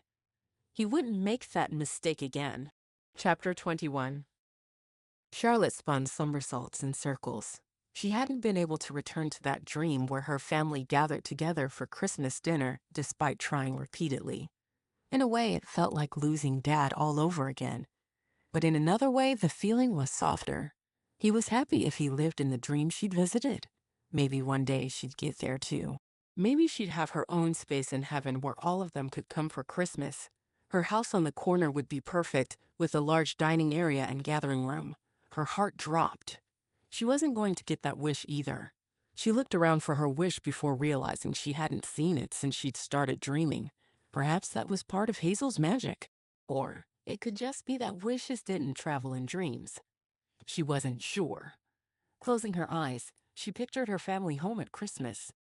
The fake tree, the one she lamented Mom buying because it just wasn't Christmas without a real tree, stood tall in the corner of the room, next to the fireplace. 2 logs burned brightly, casting their warmth and light over the dark space. The only lights out in the room were the multicolored strands on the tree and in the garland over the mantel. When she opened her eyes, she stood in the doorway, watching Santa unpack his magical bag. Feeling like she was 5 years old again, she crept into the room behind him. "You're up." He turned, his bright blue eyes sparkling like gemstones. He had the iconic white beard and bowl full of jelly stomach. His red suit had a line of soot running down one shoulder, but the white fur lining was clean. The shine on his black boots reflected the image of the Christmas tree, and he smiled with such love any concern Charlotte had about offending him with her late-night escapade evaporated. She nodded. "I couldn't sleep." "Too excited?" he mused as he sat on the edge of the fireplace and patted his knee. Charlotte scrambled to take a seat. She was bigger now than she had been at 5 years old, but somehow she still managed to find that perfect spot. Just like when she was little and first wished for the house on the corner, her heart filled with the certainty that she could trust Santa with that wish. "What do you want for Christmas?" he asked with a knowing tint to his head. Charlotte was interrupted by the room bouncing. She put her arm around Santa's neck. "What's going on?" she asked. Santa froze, like one of the statues in her store. His eyes sparkled and his cherry-red lips smiled, but he didn't move. The fire stopped too. Bright as ever, the flames didn't dance. She clutched him as the bouncing increased in intensity and frequency. The ceiling tore away like wrapping paper on a gift, and she ducked into Santa's furry coat. "Charlotte." She peeked through her fingers. In the swirling night sky, that looked like a Van Gogh painting, was a reindeer and sleigh. It turned with the wind, and Micah waved at her from inside. "I'm coming." "Micah," she yelled, trying to get her mental bearings. She'd been 5 years old a moment ago, yet the love that jumped to life inside her was not a child's love. The dream world began to disintegrate, and darkness gathered in the corners, murky and threatening. "I want to go home," she yelled. Nick leaned over the side of the sleigh, his Santa hat flapping in the wind. "We'll come in as close as we can." "Nick? What in the world?" She thought he was sick. How did he get into this crazy place of dreams and Christmas? Nick took the reins. "Prancer, it's up to you, old boy." "Don't call me old," Prancer snorted. Micah lay on the floor of the sleigh, half his body hanging out the side. They circled around and then dipped. Charlotte climbed on the fireplace and jumped for Micah's hand. They grasped onto one another. Nick pulled up, and the sleigh rose in the air. Charlotte looked over her shoulder at Santa. He winked before turning into a pile of glitter and being swept up in the tornado. Micah tried to pull her inside, but their hold was awkward. "I'm slipping," she yelled. The sleigh suddenly dropped and then tipped, launching her over Micah's head. He thought fast, yanking her to land on top of him in the sleigh. They tumbled together in a heap, with her head on Micah's wonderful chest. She lay there, trying to catch her breath and loving his deep woodsy scent. Wrapping her arms tightly around him, she held fast. "I'm sorry. I'm so sorry," he whispered as he stroked her hair. "I'm sorry." He kissed her head. Charlotte leaned up so she could look at him. "I love you, Charlotte. I want you in my life every day." She sniffed. "Even if I'm a deranged Christmas lover who decorates with pom-poms." He laughed, bringing her to him again. "Especially if you're a deranged Christmas lover who decorates with pom-poms. How could I not love your pom-poms?" She laughed against him. "You don't even know what a pom-pom is, do you?" "I don't have to." "Marry me?" he asked. "I know it's ridiculous. I know, but it's what I feel in my heart." The sleigh jostled, and they lifted and then slammed into one another with a grunt. They got to their knees, the question left unanswered and hanging between them like an empty stocking full of expectations. "Dude," Micah ground out at Nick. "Sorry, lovebirds, but we're in a bit of a pickle here." Nick ducked as a red brick fireplace flew over his head. "What do we do?" asked Charlotte. "Can't you magic us out of his?" Micah asked. Nick snorted. "Dream magic isn't my gift." "Can we wake up?" Charlotte pinched herself. She looked at Micah. He held up his arm. "Go ahead." She pinched him and he flinched. "Ouch." She shrugged. "Can we wish out?" Micah offered. Nick shook his head, his mouth set in determination. I'm out of wishes. You can't be out of wishes, Charlotte argued. You're a Kringle. Nick jerked to the right, and the reindeer barely missed a lamppost. You're welcome, he called to the animal. Christmas magic has a mind of its own, and it decided I can't grant wishes anymore. He gulped as if the news had caused him physical pain. That explained why her wish had disappeared, and why Robin and Hazel said he was sick. It's getting worse. Micah's head turned as a trio of candy canes rushed past. Charlotte thought about her time on Santa's lap, about returning to being a child, and how simple it was back then. She thought about her house, the one on the corner she'd wrapped so much of her heart around, and then she remembered. Grabbing Micah's arm, she shook it. I have a wish, she exclaimed. I sat on Santa's lap, and he asked what I wanted for Christmas, and then the roof flew off my house. Nick's brows came together as he thought over her pronouncement. Micah brushed his hand up and down her back. It should work. A full-fledged Santa would have enough Christmas magic to perform an override function. Nick nodded to her. Do it. What do I wish for? She asked them, looking back and forth between the two. Micah shook his head. It doesn't work like that. Nick snorted. The wish has to come from your heart. What do you want most? Charlotte squeezed her eyes shut to block out the swirling, twirling chaos around her. She gripped Micah's upper arm, her fingers digging into the soft pajama fabric. I wish. Chapter 22. In Micah's life, silence is usually unnoticed unless it comes after a loud noise. Like that moment after a baseball crashes through a window or the last note of a song fades away. That was how Micah felt about the wind. He'd begun to think it would always be there, pushing against him, tugging at his clothing, and throwing random Christmas paraphernalia in his path. And then it was gone, and the world was quiet.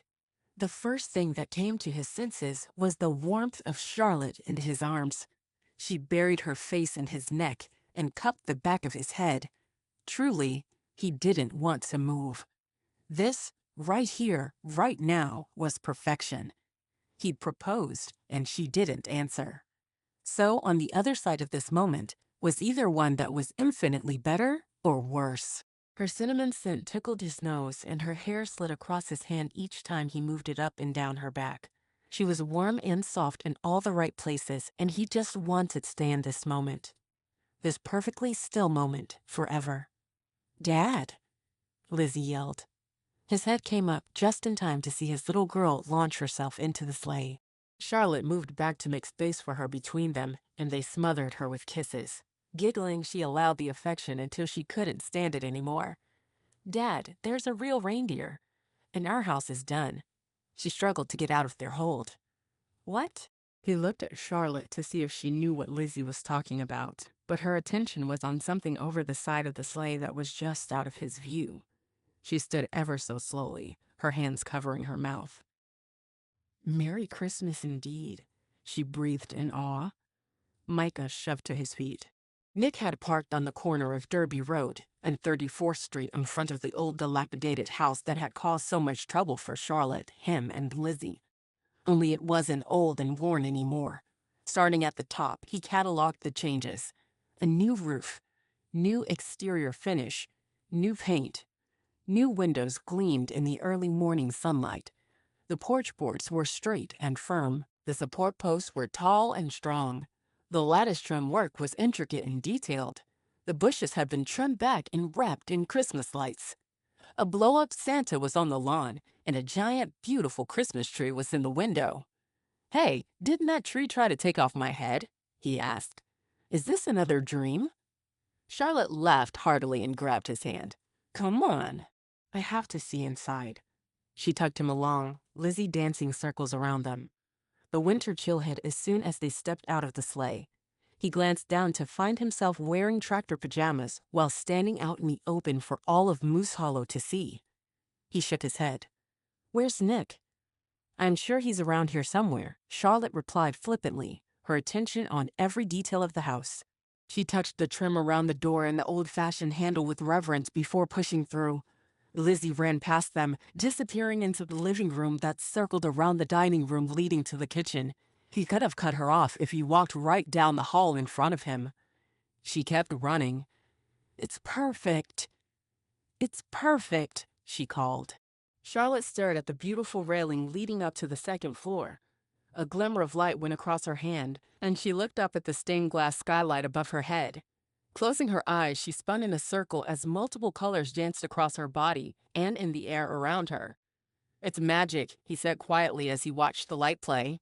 Charlotte stopped and lifted one eyebrow at him. "I thought you didn't believe in magic." He stepped forward, placing his hands on her hips. "I believe in us. In this." He captured her mouth and kissed her like it was his last chance to do so, and like he planned to do this every day forever. Her hands moved up his chest, and then she buried her fingers in the hair at the back of his neck, drawing him closer. Something else clicked inside of Micah. Life was not perfect, but there were perfect moments in life. This was one of them, and Charlotte had a way of making these moments happen. It came from her attention to detail, her ability to create beauty, and her love for all people. Love was the secret ingredient he'd been missing. He had it now and did not intend to let it go. Lizzie slammed into the side of them. "Are you getting married?" Michael laughed nervously. He hadn't forgotten his off-the-cuff proposal. He shook his head at himself. Had he not learned anything about creating a moment? Charlotte deserved better. She deserved more from him. "Why do you ask?" He cupped the back of his neck and found it hot with embarrassment. "Because there's a preacher on our porch." Lizzie pointed to the door they'd left open behind them. Micah and Charlotte spun to find a man in a pastor's collar smiling kindly. "Hi," he waved. Charlotte laughed. "Yes, we are," she told Lizzie. It took Micah a second to catch up. "We are? Don't look so surprised." "You asked me," she countered, a gleam in her eye. "Yeah, but—" He stopped the protest. Why would he try to get out of this? Charlotte was the woman he wanted, so what would be the point of waiting? He glanced down at his pajamas. "Maybe we should get dressed first?" Charlotte laughed. "As much as I love matching pajamas at Christmas, I want to wear a wedding dress." Robin Kringle brushed past him and into the room, carrying a bag large enough to carry a wedding dress over her shoulder. "Did someone order a wedding dress?" Charlotte kissed Micah, making his head swirl. "I'll be down in a jiffy." Her eyes sparkled with a promise, and she skipped up the steps with Robin. "I knew you'd be here." Robin trilled a laugh. "I couldn't leave you hanging. Besides, you'll love this dress. It's so you." Hazel swept in a slightly smaller bag over her arm. "Lizzie, let's get you ready." "Ready for what?" Lizzie looked up at him. Micah's head spun with how quickly everything happened around him. One minute he was flying a sleigh, the next he was prepping for a Christmas wedding. His wedding. To be the flower girl, of course. Hazel held out a hand, and Lizzie took it, a look of excitement on her face. They, too, went up the steps. Micah looked at the preacher for some guidance. Perhaps he had words of wisdom that would carry Micah through the ceremony and help him be the strong man his girls deserved. He held up both his hands. "I don't do wardrobe." "Great. I'll just get married looking like a 10-year-old. Micah huffed. "We would never let that happen," and swooped an entire group of people, led by a woman in a Santa skirt and top, a large black belt around her middle. "Santa?" he asked in disbelief. "Ginger Kringle at your service." She kicked one leg behind the other and bobbed a curtsy. "This is my husband, Joseph." Joseph looked more like a lumberjack than a Christmas icon, yet he wore a matching red suit lined with white fur. Ginger thrust a garment bag at him and pointed to the study off to their left. "The whole town has gathered outside." Ginger lifted a hand and flicked her wrist as if she were directing the music. The yard and then the house filled with jingle bells. Charlotte's brother rushed in, wearing a tuxedo with a burgundy jacket. "You son of a gun!" He pumped Micah's hand. "Welcome to the family." His eyes drifted to the stairs. "I'm going to run on up there and get my sister. I'm walking her down the aisle. Get out there. She'll have a fit if you see her in her dress." He shoved Micah like they were best friends and took off at a sprint up the stairs. Micah slid the door shut and changed into his burgundy tux. When he came out, Charlotte's sisters and several other ladies stood in the entryway wearing sage green dresses and carrying bouquets of red and white flowers. Baby's breath wreathed their heads. They grinned at him. Aubrey motioned toward the open door. "Go on. Someone will show you where to stand." He ducked out and pulled up short. All of Moose Hollow had come out to see him get married. He waved nervously, and they cheered. Lizzie's teacher waved from a few rows back. The baker who made the most amazing donut holes grinned. But the biggest surprise was standing beside him on the porch, Valerie Remington, none other than the biggest country music Christmas superstar. She held a microphone. "Are you going to sing?" he asked in disbelief. "This is not my life. Country music stars don't sing on my porch. Charlotte's my best friend. Get used to it." She rubbed her perfectly red lips together. "I can't start singing if you don't get down there." She pointed down the stairs that led to the aisle that led to the preacher. He shook himself out of the daze and dashed down the aisle to stand under an arch of pine boughs and flowers. Somehow, the yard wasn't too warm and wasn't too cold. He only had on the tux, but was comfortable enough not to freeze, even though he stood outside in the middle of the mountains on Christmas. The music changed, and Valerie began to sing Hallelujah. Though the song was a duet, she hit every note just right, all on her own, as the matron and maids of honor walked down the aisle. Micah didn't have anyone to stand with him, but it didn't matter. He was joining this family, this town, these people, and he would never be alone again.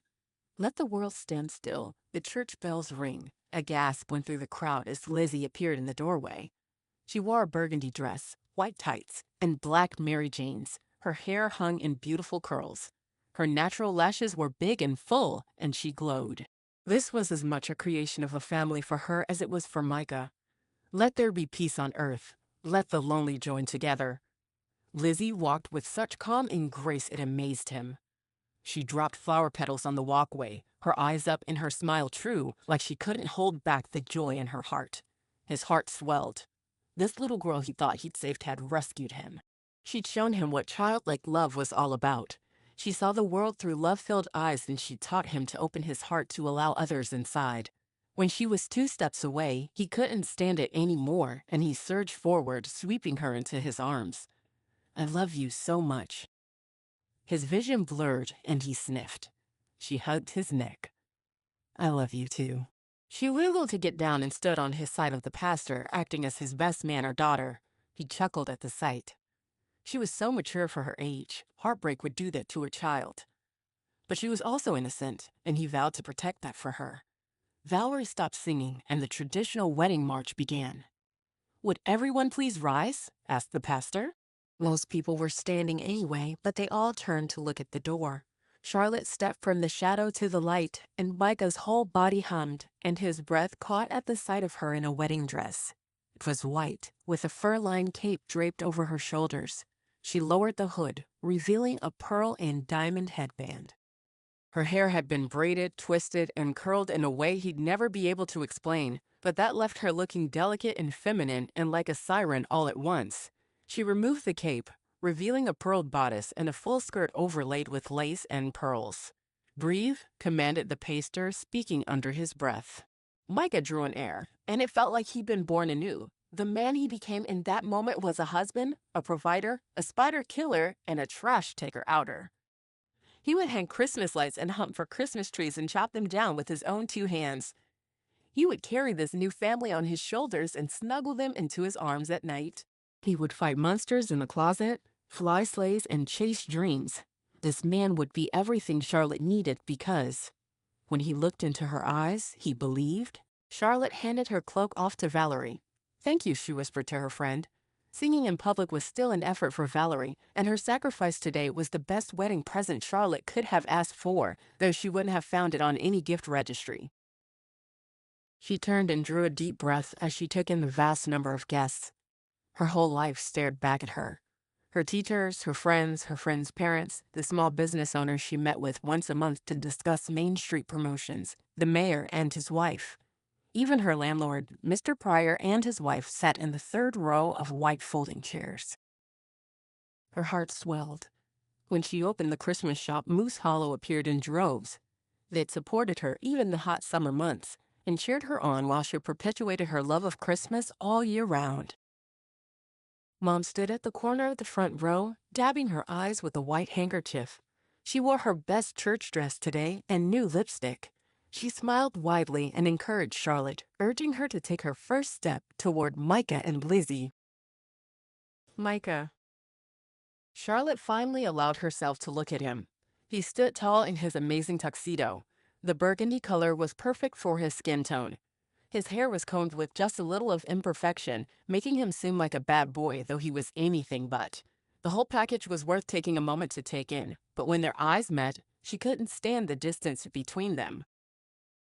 Doing her best to maintain her composure, she walked with measured steps. Each time her foot touched the ground, she felt like there were 100 more to go, and she'd never get there. And then suddenly, she was next to him, staring into his brown eyes and having difficulty remembering her name. "You are incredible," he breathed. Charlotte bit her lip. If she lived to be 1,000 years old, she'd never forget how he looked at her in this moment, like she was everything to him and everything that he wanted. Her body was light and airy, barely keeping her up, and yet wanting to float away. He took her hand, and a current raced between them as fast as any flying reindeer. When it came time to say "I do," she spoke loud so there would be no misunderstanding. She was in love with this man and pledged her life to him. Whatever came their way, she was all in this love and life. "You may kiss the bride," said the pastor. Micah gently cupped her cheek, his thumb tracing across her bottom lip. "I'll love you forever, Charlotte," he said softly, lowering his head and kissing her. Charlotte lifted onto her toes, never wanting the moment to end. A note in his promise told her there were many more of these moments to come. Many memories to make together, many layers of their loves to build and explore. Time was not the problem, and stopping it here would be a mistake. Each tick of the clock was a chance to love and be in love with Micah. This was her best Christmas so far. Epilogue. Nick Kringle leaned against the front of the sleigh, watching Charlotte and Micah tie the knot from the neighbor's roof. Every once in a while, a child would look up to see him there and wave. He'd wave back. He may have lost his magic, but he had enough Kringle in him to fly the sleigh and spread some cheer. That might be all he had left. Prancer stomped his hooves. Yeah, you did pretty well, old man." Prancer shifted backward, sending Nick into an arm windmill to keep his balance. "Call me an old man," he complained. Nick shook his finger at the animal. "I will send you back to the ranch." Prancer chortled. It wasn't much of a threat. A visit to Reindeer Wrangler Ranch was like going to a reindeer spa with round-the-clock vet care and an indoor playground. Jingle bells rang out, and another sleigh landed next to theirs. Matthew Quick stood tall at the helm, guiding the sleigh like a pro. He hadn't started as a good flyer, but that could have had something to do with the fact that Lux's favorite reindeer, Dunder, hated Quick's guts and gave him a hard time when he had to fly the sleigh. Quick stepped out of the sleigh and offered his hand to Lux, who had curled up on the seat. She hated flying. Always had. As she unfolded herself, she asked Nick, "How are you feeling?" "Unmagical," he replied flatly. He wiggled his fingers as if he could make magic appear in his hands. "Flat." She nodded as she pushed her glasses up on her nose. This was close with the whole dream situation and everything. "Remind me to thank Hazel." He stared off into the horizon. She came through. "Debatable," Quick mumbled. Considering the tornado, the bouncing dreams, and the fact that they almost lost Charlotte in Dreamland forever, Hazel's version of help was borderline not helpful at all. As the younger generation of Kringles came into their magical gifts, there were bound to be bumps in the road. Unlike Ginger, Robin, Stella, Lux, and Frost, they didn't have the full force of Christmas magical gifts. It was as if the magic had splintered to give a little to all of them. He used to grant wishes. Hazel knew when you were sleeping and what you dreamed about. Isabella charmed. The list went on. "You should be down there celebrating." Lux nudged him. "You finally arranged a marriage." He lifted a shoulder. "I'm happy for them. I don't feel." Jolly, she finished. Her hand drifted to her messenger bag. He drew in a breath. No offense, Lux, but if you pull out your laptop and quantify my sadness, I will jump off this roof. Lux frowned, and her hand fell away from her bag. Quantifying is good for you. If you would have listened to us about finding love, none of this would have happened. Quick admonished him. Nick nodded. I know. He stared down at the beautiful home on the corner of Derby Road and 34th Street. It was by far the best home in downtown Moose Hollow. Charlotte's wish for her best chance to love Micah had come through. Not only did they get the house in all its glory, but they also got the wedding, the instant family, and the support of everyone around them. Nick had nothing to complain about. As an orphan, Santa's family had adopted him. It was a dream come true for a kid like him. Even that wasn't quite perfect, though. As Robin's younger brother-in-law, he didn't quite fit in with the older generation. But he was almost a decade older than their kids, so he didn't quite fit in there either. There was one place he'd belonged, but he'd screwed that up. Quick laid a heavy hand on his back. You earned your tinsel tattoo once. You can get it back. Nick stared at his bare wrist. Christmas magic still counted him as part of the family, but had taken away his wish-giving magic, also Nick's fault. Lux had warned him that he was flirting with disaster when he screwed up his chances at love. Christmas magic was a stickler on the issue. It had been a while since it put its black boot down on the issue. I thought I had more time before I had to face her. Lux touched his arm in a show of support. She didn't marry him. Did you know? He nodded. He knew. He knew it as surely as he would have known if his heart had been taken from his chest. Will it be enough? He said absently. True love is always enough, Quick replied. Nick jerked his chin to say he'd hurt Quick. But the thing was, he wasn't talking about Christmas magic and whether he could earn back his tattoo. He was talking about her. Could he be enough for her? Because he thought being a Kringle was enough for him once, but after 3 years of wish-granting, he was still empty without her. He'd give it all up. The ice castle, the flying reindeer, the constant supply of fantastic food for her. If only he'd been willing to do that back then.